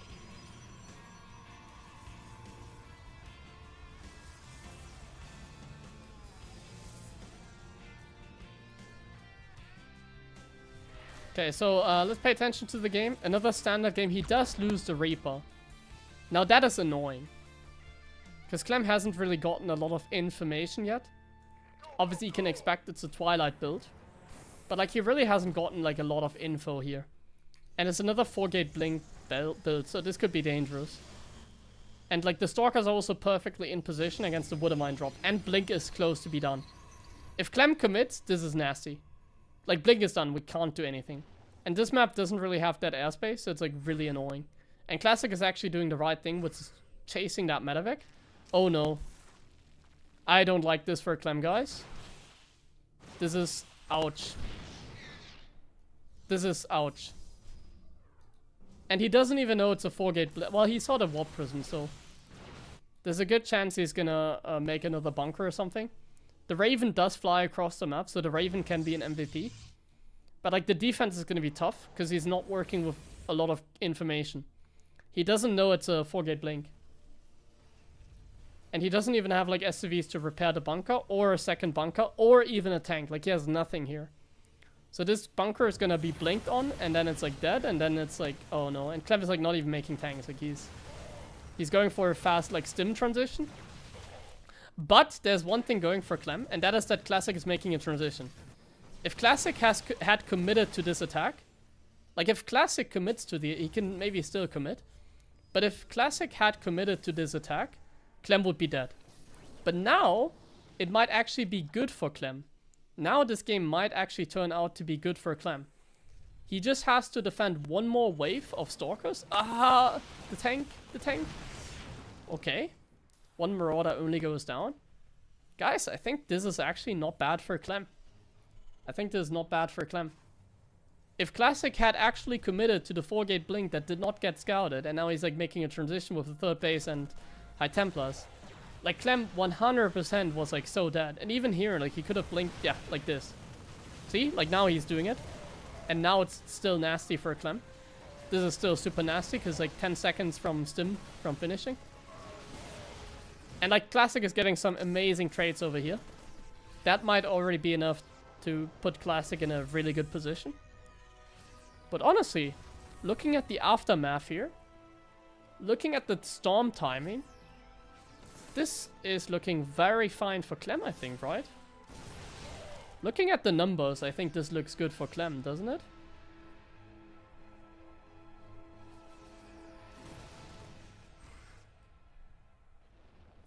There's still the Raven, by the way, as well. I'm not paying attention to that one. We saw it once. Creating some chaos.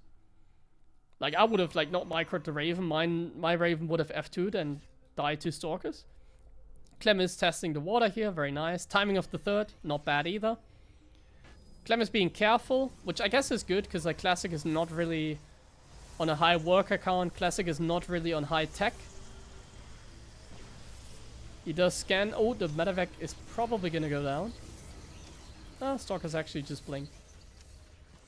Oh! That could have been even better. Oh, come on, Clem. The third time that I want to ban Clem from this event. Like, he's making illegal moves so much. So many times. Okay. This was a good poke as well. Like, he did thin off some units and some... Like, this was a nice poke because he got rid of some Storm. And, like, if Clem wasn't moving, like, if this right here wasn't moving, I think what would actually happen is Classic would, like, send the High Templars across the map. They would come in from behind and, like, storm the worker line.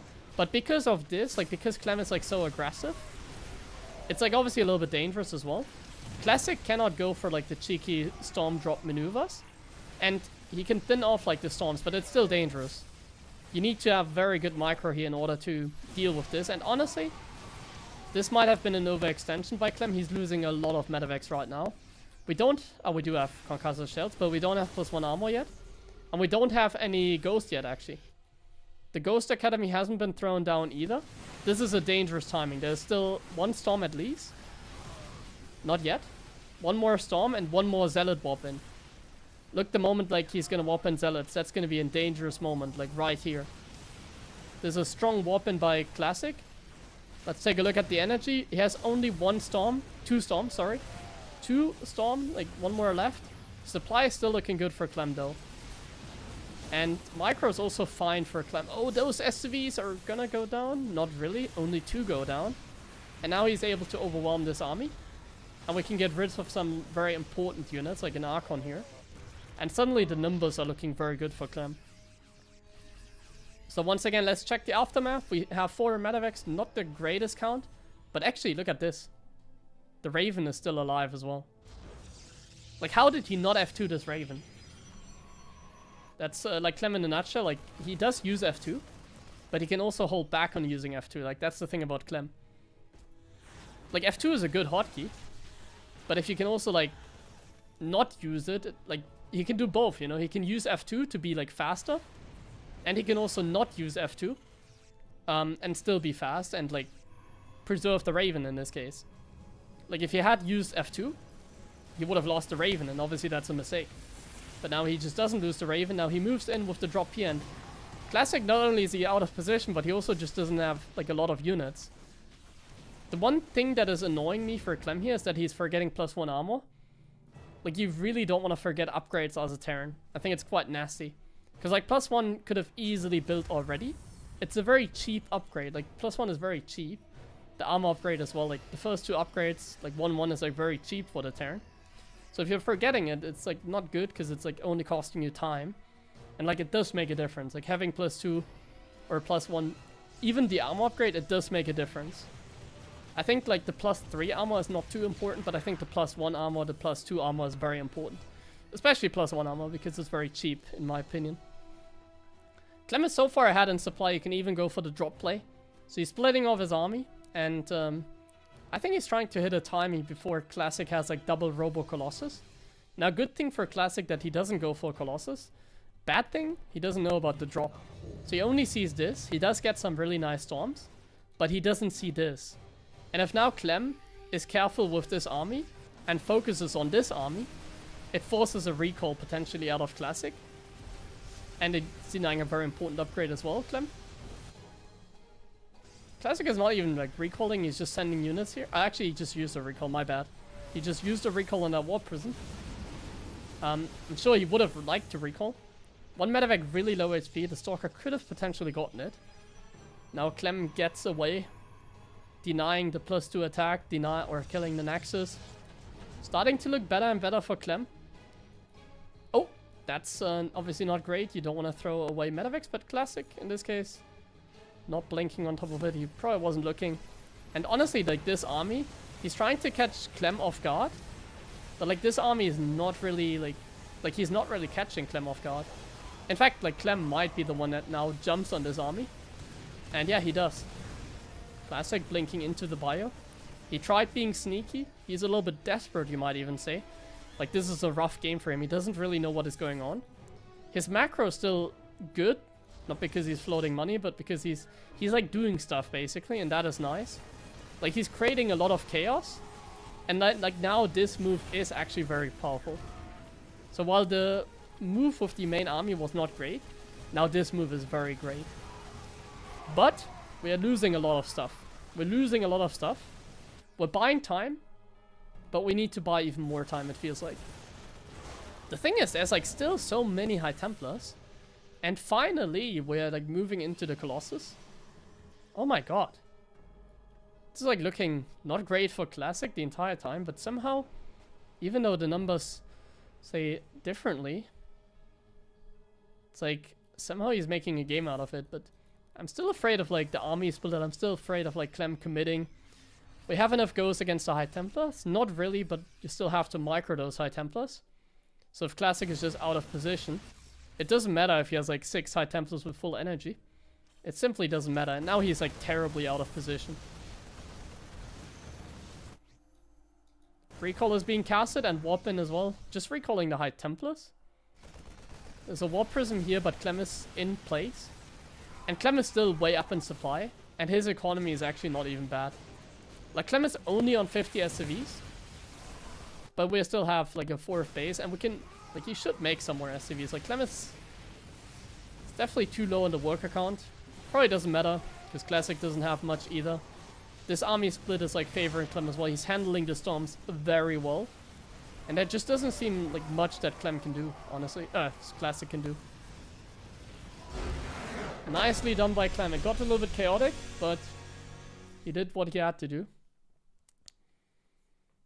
And suddenly this looks a lot better for him than it did after the first game.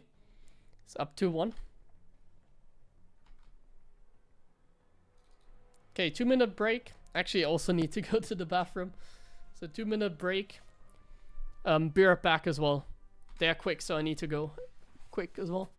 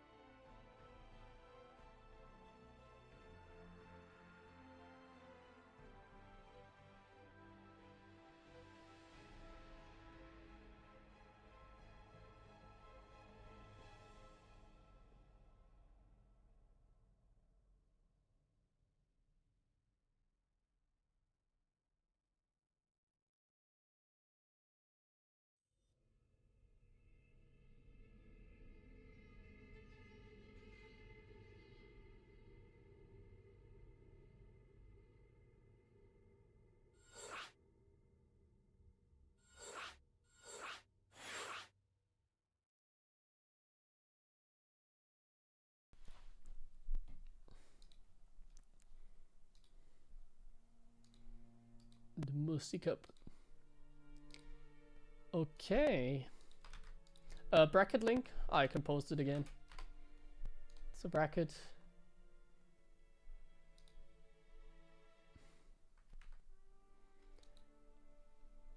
Okay.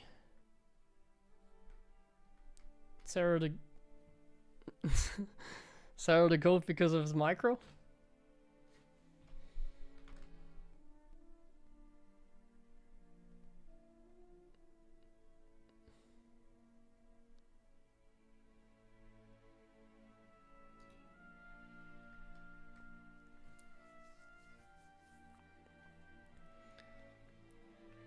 I think what Cyril is the best at is like, in my opinion, like Zero's best ability, like he's a very solid player, but it feels like he can like look into the future basically. Like it feels like when you play against Zero and watch him play, he already knows what's gonna happen like 2 minutes later, basically. And he is like very comfortable with like late game hotkeys, which as a Zerg is like the best. So if you talk about late game micro, I think his micro is actually the best, yeah. There's no player that has a better like Zerg late game control than Zero, is there? Like maybe when Zerg was like the late game race, like Rogue, Dark, like they also had good control. Oh.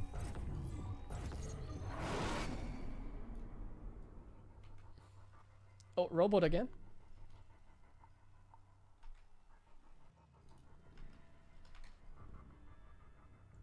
Hello, hello? This. Yeah, it's like whenever there's like a countdown or it's loading. Yeah. So it means that it's probably like my CPU or something, right? Like what can it be then? Like my computer always has like the weirdest issues.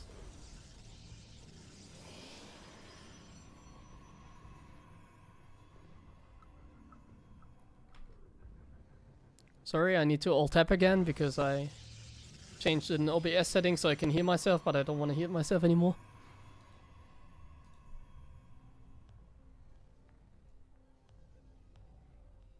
Okay, I hope it's fine. Thanks for the clip. I will have a look at it later.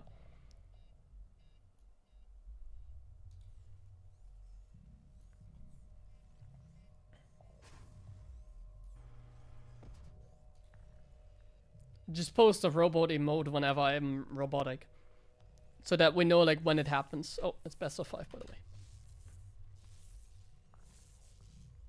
Motherboard as well, yeah. Like my computer is kind of toast. Like it's kind of, I haven't changed the CPU a long time. My motherboard is probably pretty shit as well. Like there are some issues. Like I need to definitely upgrade it at some point because I think it's because of that. I thought it was because of my cable on the microphone, but I changed the cable. Like it only made sense there was a cable, but I changed it, and it's still there. So it has to be like just my computer. Like my CPU like is just dead. It's Intel CPU as well. They are not great, are they? Motherboard maybe as well. Like there's some issues. And this only happens during like really long streams. Like the last time I had this is when I did like the 50 game challenge, I think. Like it only really happens on like long sessions like this, intense. Like when my computer has to work a little bit like differently as well. Like today I'm like casting maybe. Takes like more CPU power, something like that. It is what it is. Yeah, I can update like drivers as well actually, yeah. Maybe.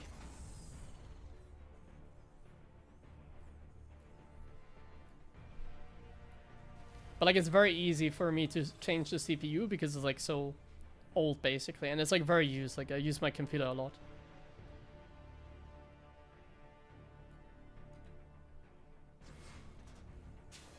Okay, Marine expand by Clem into a Cyclone 3-max opening. This could be a quick one. This could be a very quick one. Clem is going for these builds. Like not in... Actually, so far, like his playstyle is a lot of times like hoping, or not hoping, but like he's definitely trying to like force a mistake from like the Protoss player. Because he's playing very aggressive openings, like semi-committed openings. Like he's not pulling the workers, but he's definitely very reliant on like dealing damage, I think. This opening where you go for like 1 Cyclone into 3 racks, like you definitely need to hit a timing. Because the Protoss just gonna chill, he's gonna take a 3rd. And if the toss just defends, he's in an amazing position. Now what the Protoss has to do is like figure it out. Like the Protoss has to figure out that this is not a Woodermine drop, that this is not Cloak Banshees. And then you need to cut corners. And then you probably need to like send stalkers across the map. That's, I think, like the best thing you can do in my opinion. But if the stalkers like stay back like this and then they wait for a Withermine drop that never comes, and Clem just skips like every corner, like not getting a bunker. There's no stalkers like poking. Now Clem did see like the third. No, he actually didn't even see the third. So like this for Clem is even a little bit risky. He didn't even see the third. And Classic so far has played a lot of like 4-gate blink. So for Clem this game is even like dangerous. Like he's cutting corners for sure. Not like the biggest deal because he's still going 2-base bio and Clem has not really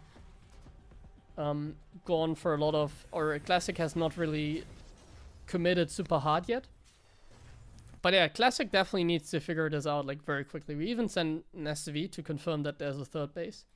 So Clem is not cutting corners. He's actually trying to be aware of like what's happening. And now he's very well aware of like what is happening. And now Classic is aware of like what is happening. So what we should see is like stalkers. Where are the stalkers? Here. They should like be sent across the map like immediately. Like these stalkers should be moving. And he's actually leaving stalkers at home. So it doesn't seem like he's reading this like 100% correctly. Like Classic that is. Seems like he is still expecting like a Raven or something coming in from behind. But there's definitely not. There's definitely not a Raven coming. And now he's pulling everything together. And that is exactly what you're supposed to do. Classic setup looks very solid, I think. But there's also a lot of units. The first set of force fields have to be good. Are they good enough? Because the bio still can just go through. The Immortal has to come here. Feels like it's a little bit late. The battery can be recharged, I think. It should be recharged like very soon, right? Where's the charge? There we go. But the Immortal does go down. Oh no. This is dangerous for Classic. He's down in supply. The Stalkers are gonna thin out. He doesn't have a warp in. Charge is not even done. Already having to pull the probes is super rough. But Clem is committed. And now Clem's units are very low HP. Classic is chasing and he's actually killing those units. He's also losing every single Stalker. I don't like that for Classic. Losing every single Stalker makes it better for Clem. So Clem takes the favorable engagement, but he's behind in economy still. Like, this is a big commitment that Clem is doing. Very big commitment from Clem. He's keeping up the aggression. Strong defense by Classic over here. Now he just needs to make sure that he doesn't lose more over here. Losing a battery, totally acceptable. Losing a battery, 100% acceptable. And I think he's gonna stabilize now. Very good setup by Classic. It felt like he didn't know 100% what is happening. But like his setup still seemed fantastic in the end. Despite everything. And now, like his production is just so good. He's even able to chase the Terran a little bit. But that might be an overextension.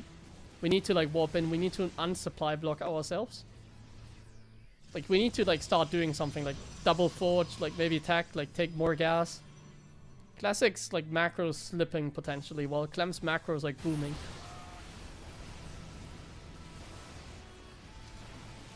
The drop in the main can be important here for Clem. As he's catching Classic off guard and he's not looking. Oh my god!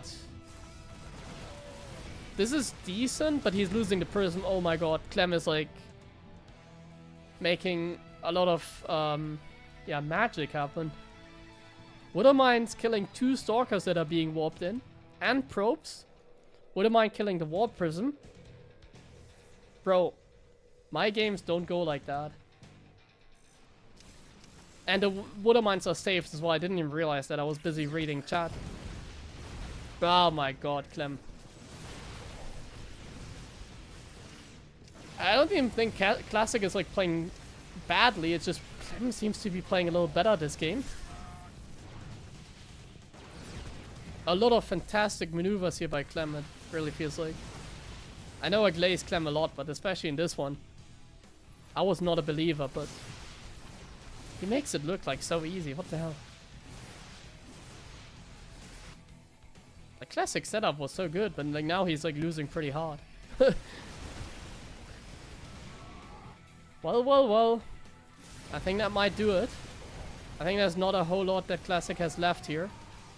His economy is in shambles, no upgrades, like Clem has stuff going. There's a Warp Prism here, but he's losing like every important unit. So like a lot of things have to go wrong here for Clem to like lose. One way to lose would be sending like this army back home. Because like this is a bait. Like Classic wants Clem to like pull back and buy time so he can like get more economy and more units at home, but like obviously he doesn't even have economy. He's like super committed. Usually the toss is not committed, but he had to commit. Clem even scans the 4th base, and I think that's game. We have a winner here. Clem is going to win this cup. Don't get to see a magical late game. In the end, Clem won sort of the way I described it. Yeah. Fair job by him. Lost the first game because he was camping. Won the other games because he wasn't camping. The opposite of my philosophy. Maybe because Clem is just built differently. Like, I cannot do this because, like, his multitasking was the main reason he ended up winning this one, I feel like. So yeah, good job by Clem, but also by Classic. Felt like a very close finals, but, you know. Am I, like, the robot now again? Hello, guys, can you hear me? Am I a robot while this is loading? Robot Marina's talking. Probably not, right? Yeah.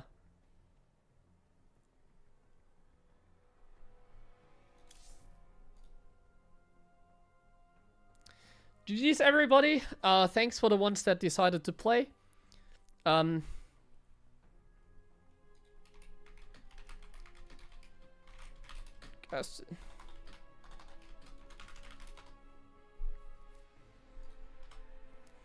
Yeah. Thanks for everybody that took part. Thanks for the people that were casting as well. Hope they had a great time. Yeah. I mean, pretty good. Not gonna lie. Pretty nice event today that we had.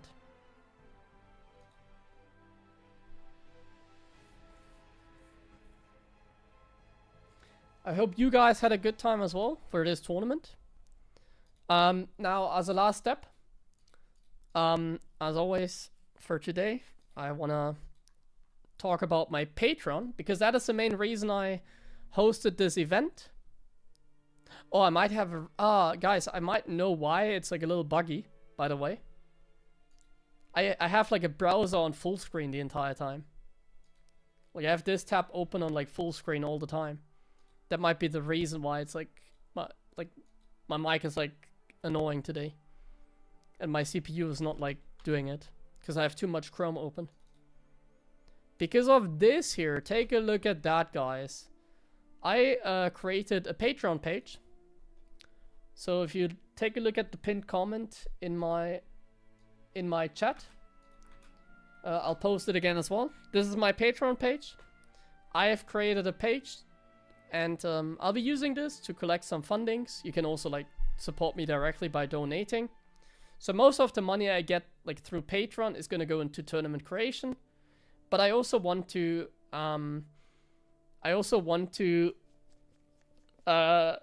do some educational content. So I want to upload more YouTube videos. So I'm hoping for at least some support there. You can support me via Patreon. I mean, you can also, like I said, donate directly, subscribe, whatever. This is not going to be like a weekly thing. So this big Gabe event is not going to happen like weekly. There's also some perks, by the way, as you can see here. There's also like some perks you get. So by supporting me, like this, for example, you can potentially get some coaching. Depending on how many people there are, even 50 euro could get you some coaching. Like so far, I don't think there's anyone there, so like that is for the coaching tier, so yeah. Either way, take a look at that. And we're gonna have, yeah, I mean, what can I say? Like, great event, right? Great tournament. Very nice. We don't do this very often, so it always feels nice. Yeah. Very happy with everything. I think today was a success, wasn't it? Today was nice. Yeah, I'm gonna post a link in my Twitch as well. today was just like the announcement. So I just wanted to get the word out there.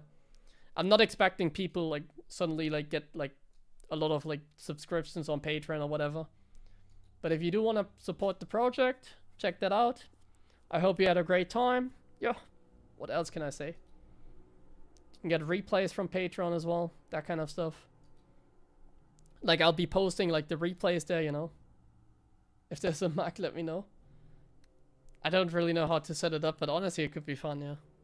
Something like that. Yeah, this is just the start basically, so you're gonna hear a lot more about that like as time goes by, you know. But check it out already. Yeah, consider supporting, and then we'll see how it goes. Ultimately, we'll see how it goes. Let me finish my tournament here as well in the challenge page, because nobody ever reports that. And the players, by the way, that get like paid instantly. So after the stream, we're gonna get the players paid already. Some messaged me already. So yeah.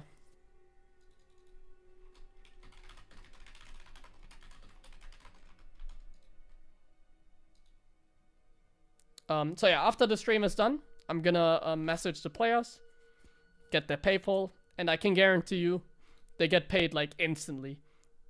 Probably tonight, if not tomorrow. Very important to mention as well, I feel like. Sick. Sick, sick, sick. I think I might play another game or so. Like, there's another thing that I want to promote. So today you might also ask, why did I do like an early cup? Like usually I stream like later on in the day, right? So another thing that I want to mention is check out Liquidpedia.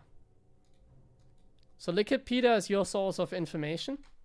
So if you go on Liquidpedia and you like go to the left side, like tournaments, and you have like the SAB tier tournament selected, you can see that there's another tournament happening tonight, and that is the Kebab Cup. So our friend Musti is also organizing a German-only tournament, basically. You have to be a resident or speak German. And it's a 100 euro tournament that starts at 6 p.m. So if you guys are German or German-speaking, or Swiss or Austrian, check out this tournament. It's a community cup. There's only 11 people like signed up yet so far. If you're German, check out this. I'm gonna give you the link. This is happening in 30 minutes from now on.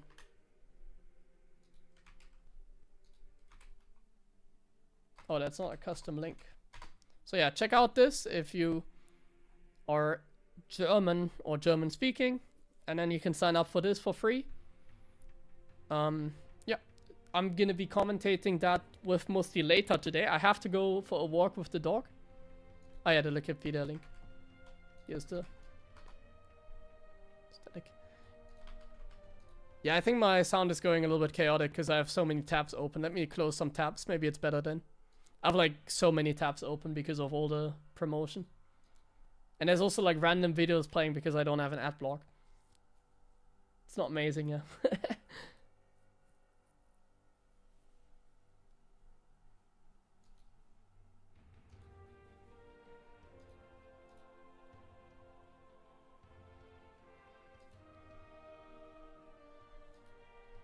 Sick. Okay. I think Musti is not live yet. We're gonna be like raiding him later. So what I'm gonna do is I'm gonna play like a ladder game or so. Let's play some ladder. Just 1 or 2 games. Let's play like Clem Kappa. It's like hard to like copy that because like if you've seen like Clem play, you see that he's just a little different.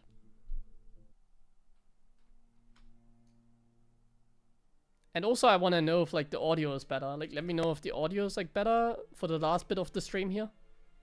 Because I have closed a lot of tabs here. I had like so many tabs open. I have closed like everything. I think it should be better now.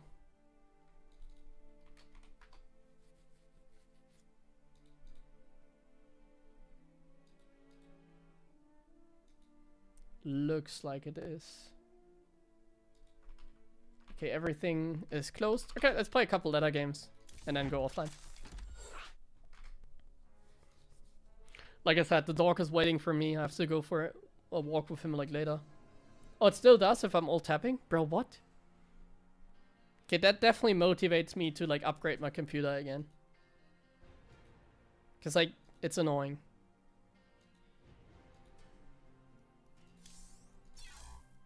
Let me like try something. So I'm gonna play on windowed full screen and I'm gonna play on low graphics. Like, is it better then? Is this better? Let's try it.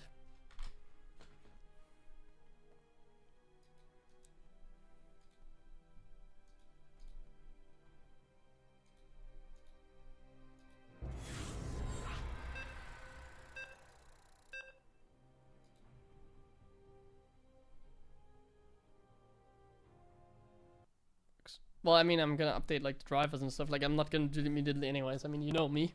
I'm slow.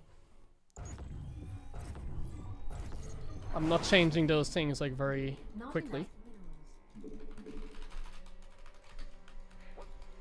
Not enough minerals. Not enough minerals. Oh, now I get like a... This, do you see like my Discord overlay? Like, Mustia has just started playing StarCraft Battle Chess. Not enough minerals. Not enough minerals. Not enough minerals. Roger. SCV ready here.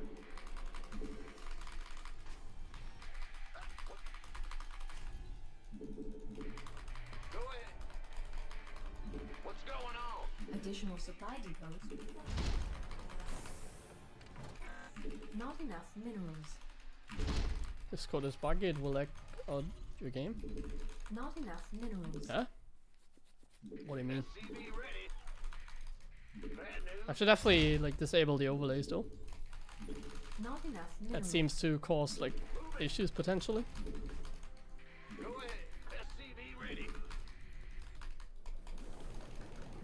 Honestly, I want to play on like full screen. Like my monitor settings are different if I play on full screen, so I like that more.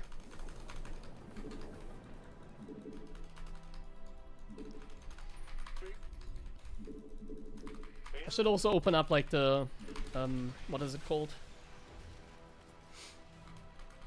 Task manager, so I can see like what is causing the problems here, because I feel like, yeah, Discord might also be causing problems. I see like the weird overlay pop off so much here. Insufficient Vespine gas. Bad news. What a great tournament though, guys. I'm very happy with how it went today. I'm extremely happy. Command center upgrade complete. Yeah, I can close Discord quickly. I hope it closes if I just tell it to close. That's not like just minimize or something like that. Go ahead.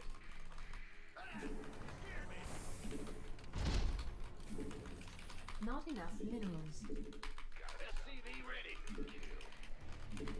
What's it worth? It's definitely a little sus when there's like the random like Discord like pop outs coming. Not enough minerals. Not enough minerals. In the rear. Not enough minerals. Certainly. Hold. Yeah, like Discord is like definitely doing stuff. When I see like the Discord like pop off all the time.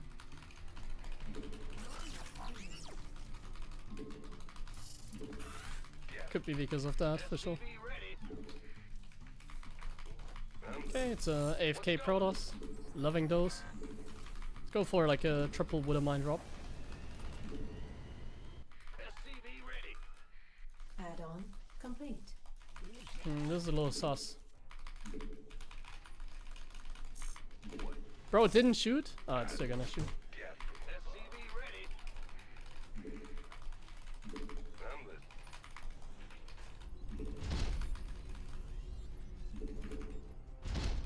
This better be good.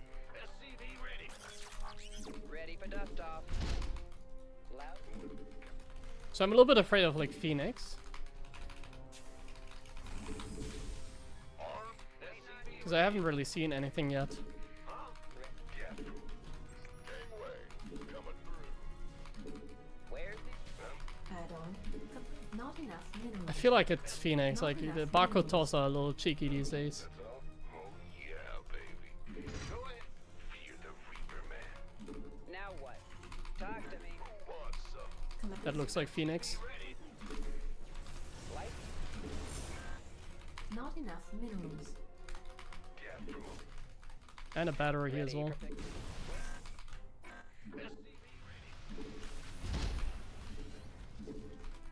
I mean, my medevac Not escapes. enough energy. That's nice. been waiting on SCV ready. Barcode tosses are getting like very cheeky. I feel like Not enough minerals. Not enough minerals. I've seen like more Phoenix. I wonder. Yesterday we were actually playing some games against like Maru's like Protoss. Not enough He was off racing a minerals. bit. I wonder if that's him. I don't think so. I think it's like probably like the usual subject, which is what's it called? Strange. But yeah, like it was very obvious. I still committed to the mine drop because Required. like it felt like such a weak Phoenix build. Like I even escaped with the medevac here. Somebody, get me out of this mess. Insufficient. Not And it enough still minerals. feels like a little weak. Additional supply depots required. Not enough minerals. Go, go, go.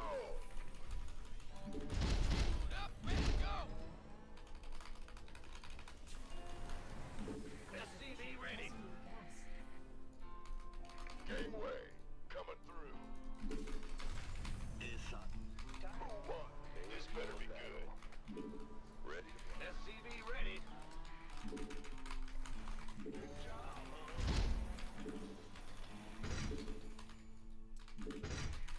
Not enough minerals. Oh, Additional we supply got depots. required. Been waiting. Want a piece of me? So this medevac is actually very important because it's like my only healing that I really have. Research. Additional supply depots I'm required. trying to hit like a timing here with like mass Vikings. Oh, Additional there's supply an observer here. It's gonna fly into the turret. Nice. Not enough minerals. Been waiting on you. Who wants some? Let's get it. Fighter. So this feels like really annoying. This game. Gangway coming through. Not enough minerals. It's about to get heavy. Definitely feels like we have to do something here with our little timing. Not enough minerals. SCV ready. By the number. Been waiting. What's going I wonder if we can do something like yesterday when we did a push like this. We failed like miserably. Research. on? It's on. Let's see if it Not goes better enough- today. Not enough minerals. This better be move on. This better. So far so good, I would say. Ready for dust off. Very good actually. SCV ready. He's actually going like sky toss.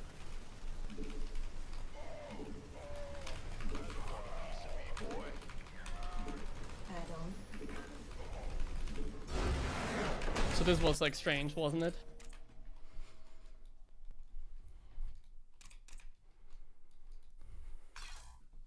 Considering that it started with like a Widowmine drop that just failed, that was honestly very good. But I feel like he just overstepped. Like, why is he like in the middle of the map? That doesn't make any sense.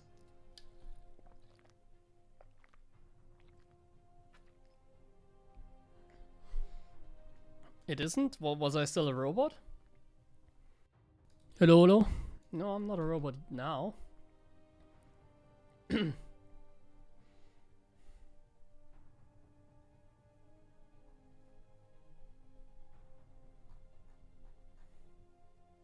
Ah, wait, Discord is still happening in the background. I knew it. I hate these, like, oh my god, why is it like that?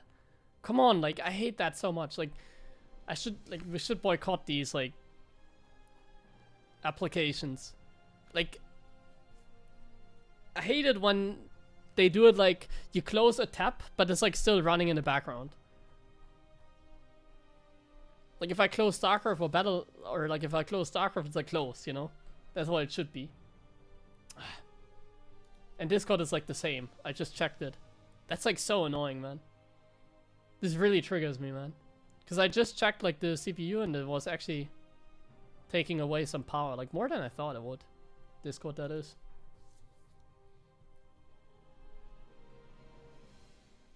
Yeah, it should be the default. Like, I'm not really good with computers, but like, I know that I should like double check.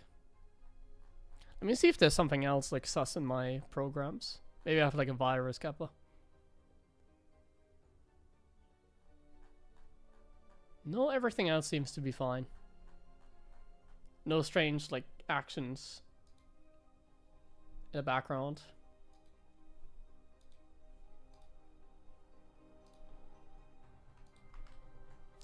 Everything fine there.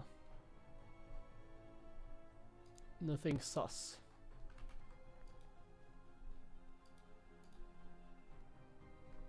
Okay, let's play another game. We can do one more against Strange, probably.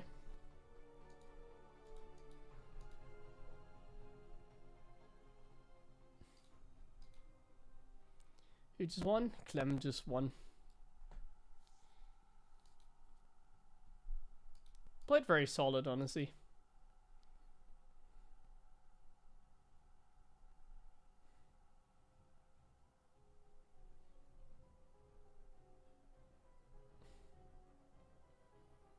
It's a very nice tournament.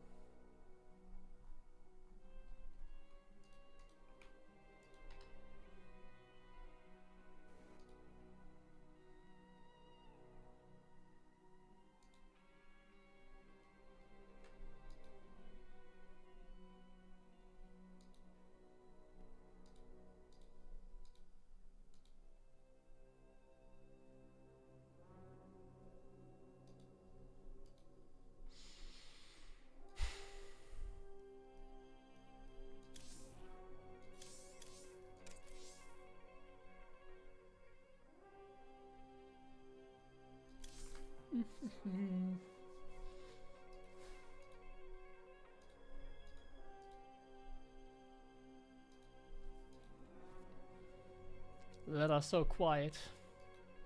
F Naught, by the way, thank you, of course, for the resub. And also Big Joe earlier.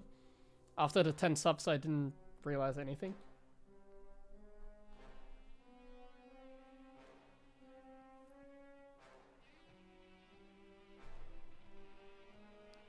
Thought HeroMarine was fat.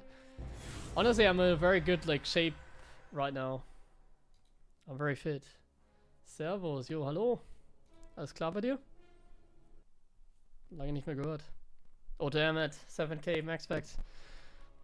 I wanna play easy opponents. Ugh. Ugh. Not enough. Oh my god. Not enough minerals. Not enough minerals. SCV ready. Ja, ich habe leider keine Zeit für Pizza. Not enough minerals. Schwieriges Thema. Not enough minerals. Not enough minerals. Gab's schon länger nicht mehr hier. Sehr Not lange. enough minerals. What's going on?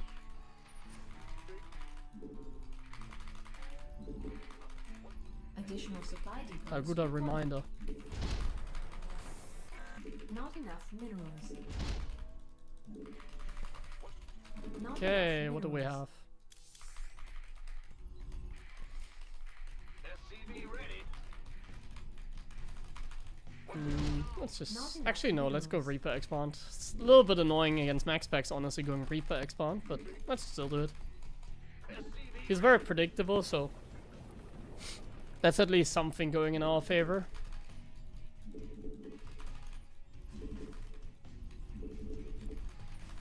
SCV ready. Maybe I should do like a goal for like Patreon, you know? should the stream if I reach like a certain amount? What do you think?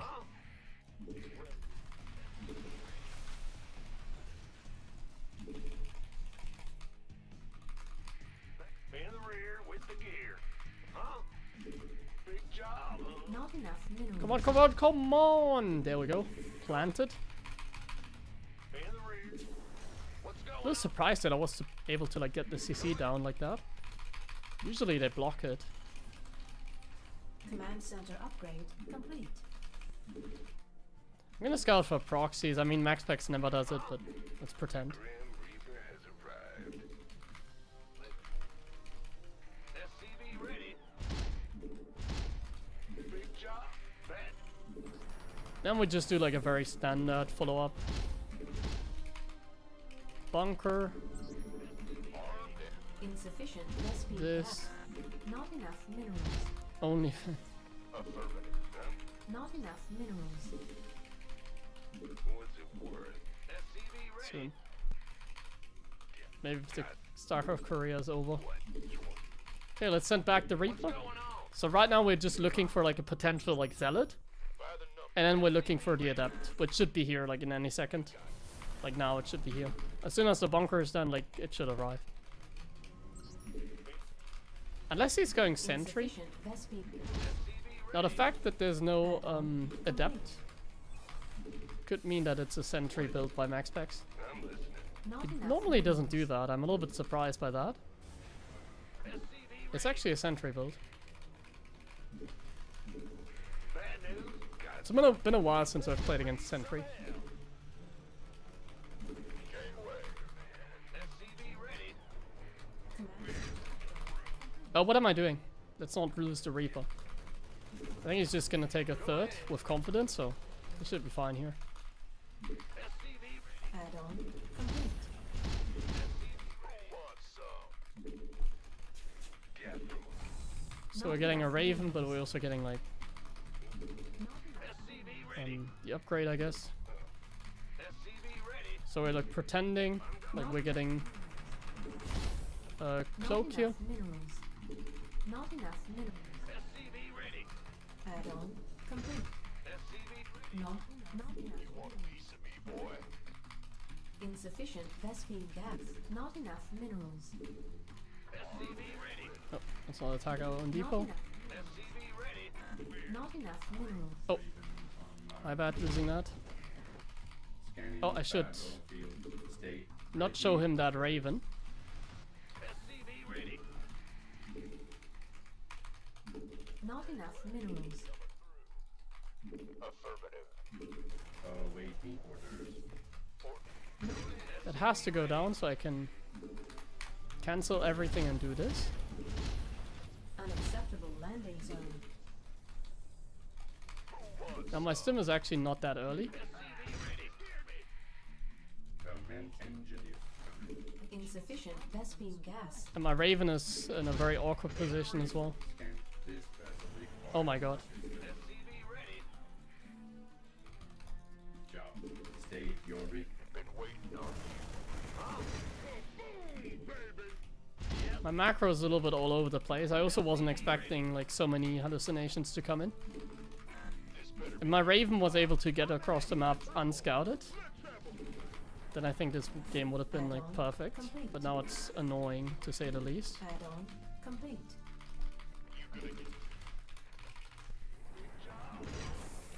I'm not a big fan right now.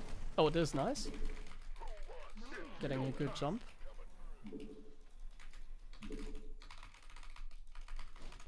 And you should have a battery here, honestly. Not enough minerals. But I think this Raven was actually unscouted, but he does have like a battery here. Battlefield conditions. State your request. You want a piece of me, boy? Oh, it's Ready for dust off. got a hole. You've been waiting. Command.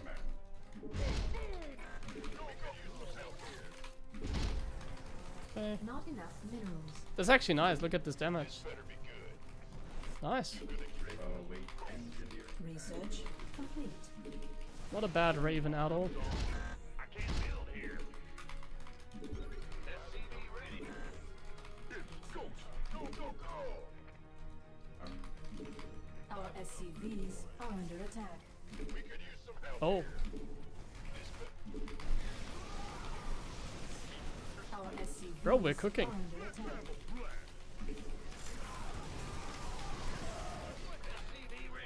Not enough minerals. Not enough minerals.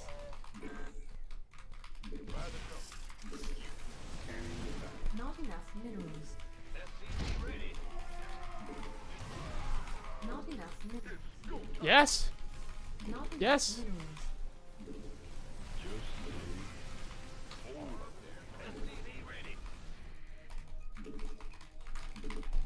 Not enough minerals. Await engineering. Life flight's here.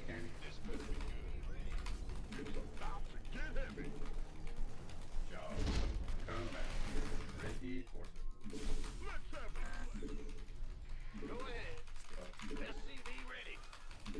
Not enough. Oh my god, there's an observer as well. Not enough minerals. Not enough minerals. Mineral. Not enough minerals. scanning fast. Command center. Unacceptable landing. I don't have many Metavics right now. Not enough. Ready for dust off. Of engine. Not enough. Come. Oh no.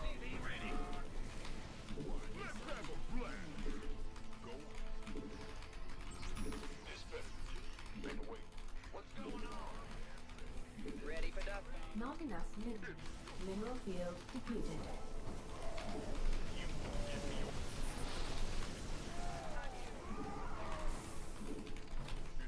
Our SCV. Not enough minerals.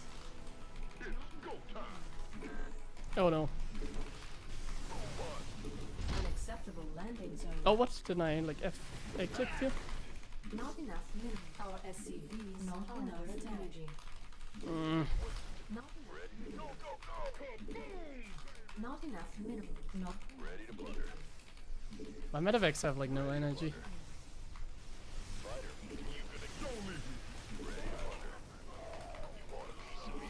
mineral.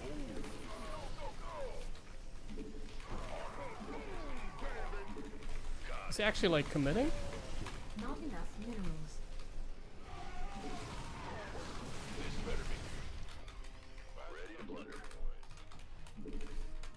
Unacceptable. Mineral field. Not enough minerals. Upgrade.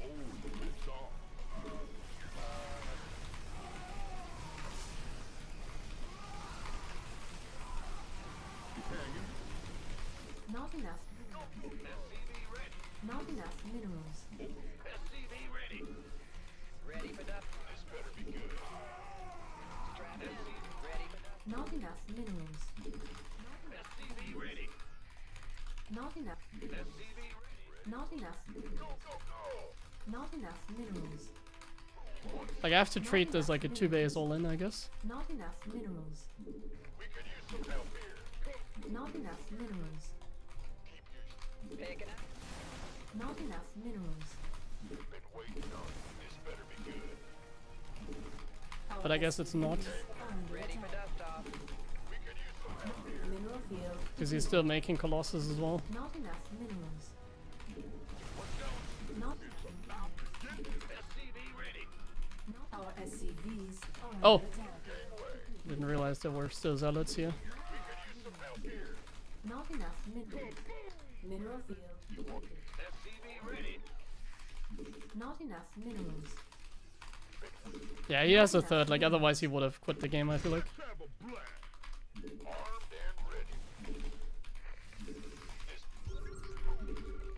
Not enough minerals.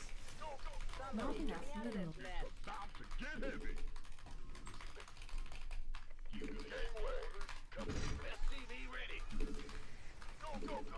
Not enough minerals.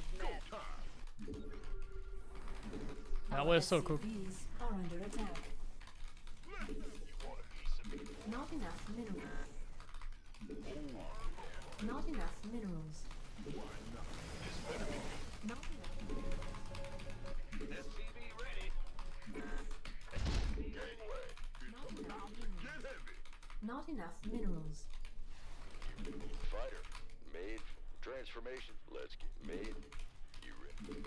Transformation system. Transfer. Does he have Prism speed? No.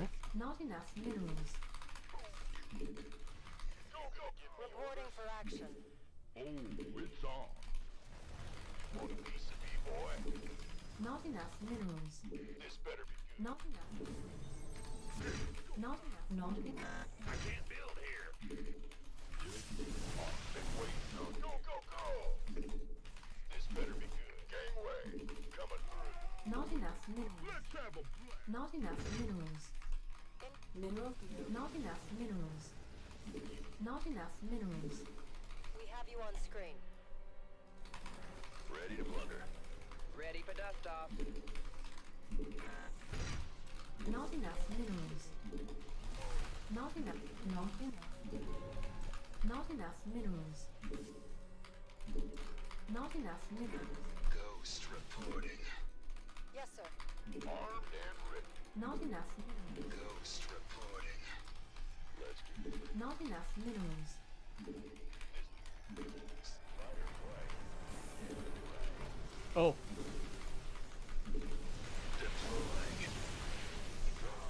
Insufficient Thespian gas. Ready to blunder. Not enough minerals. Ready to blunder. Attack. Ready to blunder. Not enough minerals. Get heavy. Full speed. Hmm. Ready. Can I do this without vision? I Mineral can't. field depleted. No. So, oh, it's on.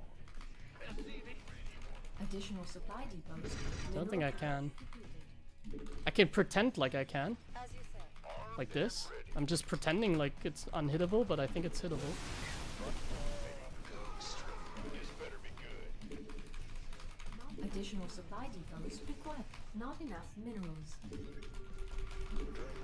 Additional supply depots required. Just to have like something here, right? I just F2 stimmed everything. That was bad.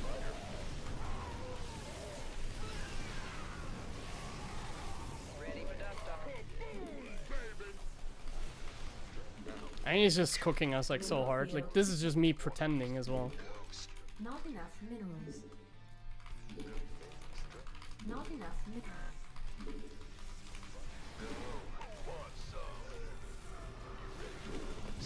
Base is under attack.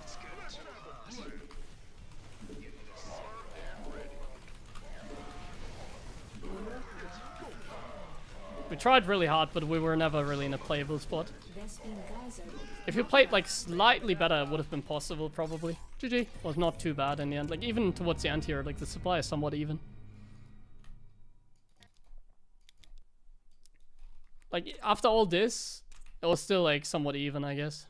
Because he has like Colossus and like he's just gonna make another one and then move across the map and there's not much I can do. It's like simple math, like Colossus just... They do a lot. It's like Colossus and then a couple Stalkers to like take out the Vikings and then it's already enough to come back into the game. Like right here. Can I like fight this army?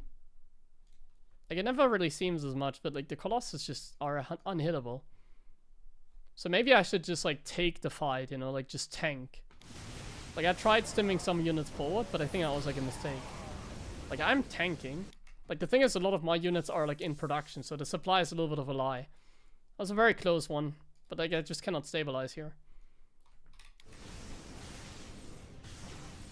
Like these have like infinite micro potential compared to what I have. That's why you need like a tank, but there was no way I was gonna get like a tank.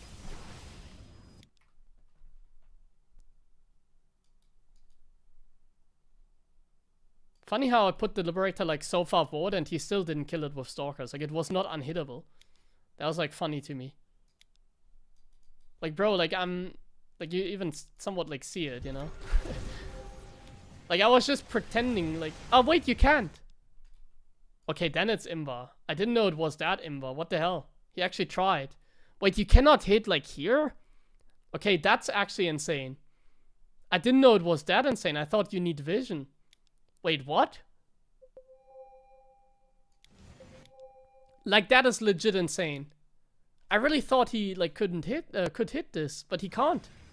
He even tried. I have no scan. He even tried. Wait, what? Well, I should do that every game then. What the hell? That is like actually insane though. Like then I should like literally do it every game. Like look at this. I thought for sure you can hit maybe from here, but even then, if like only one stalker can hit it, doesn't matter. It's not that great then for him. But like that's insane. I was like so convinced like he can just kill it.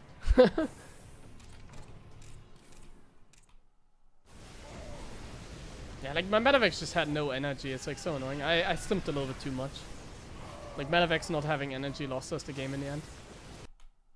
I stimped a little bit too much. Like look at them being empty. Maybe I could have even gotten the Liberator. Yeah, the Medivac upgrade, like the Fusion Core upgrade. Was not like the worst game ever, honestly. We're cooking to some extent. It's really not too bad, I think.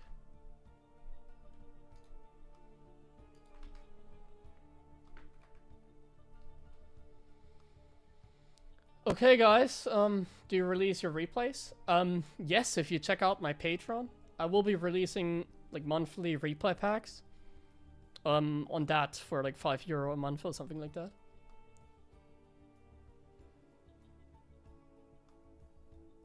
I don't know when the first one is gonna be, or yeah, when the first one is gonna be released.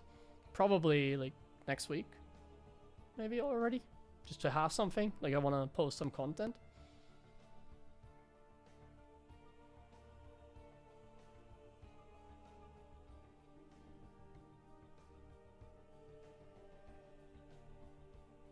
Yeah, even the like Liberator plus Medivac. I mean, I'm not sure if like in that position a Stalker can hit it or not.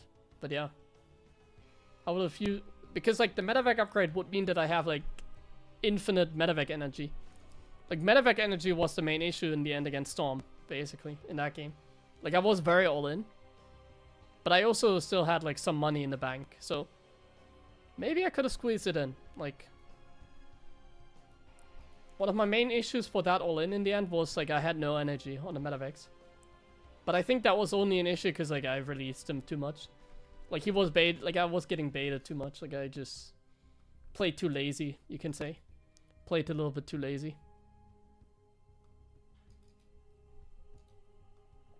Anyways, guys, it's been a nice stream. As I've said, my friend Musti is gonna host a tournament now. So I'm gonna be raiding his stream. He's also running like a €100 plus German cup. It's like a community cup. I don't think many like high level players are there. Are there even any? No, actually. There's not even like that many players. So it's more like a community cup, and I'm gonna be raiding him. It's gonna be in German. But I'm gonna be raiding him to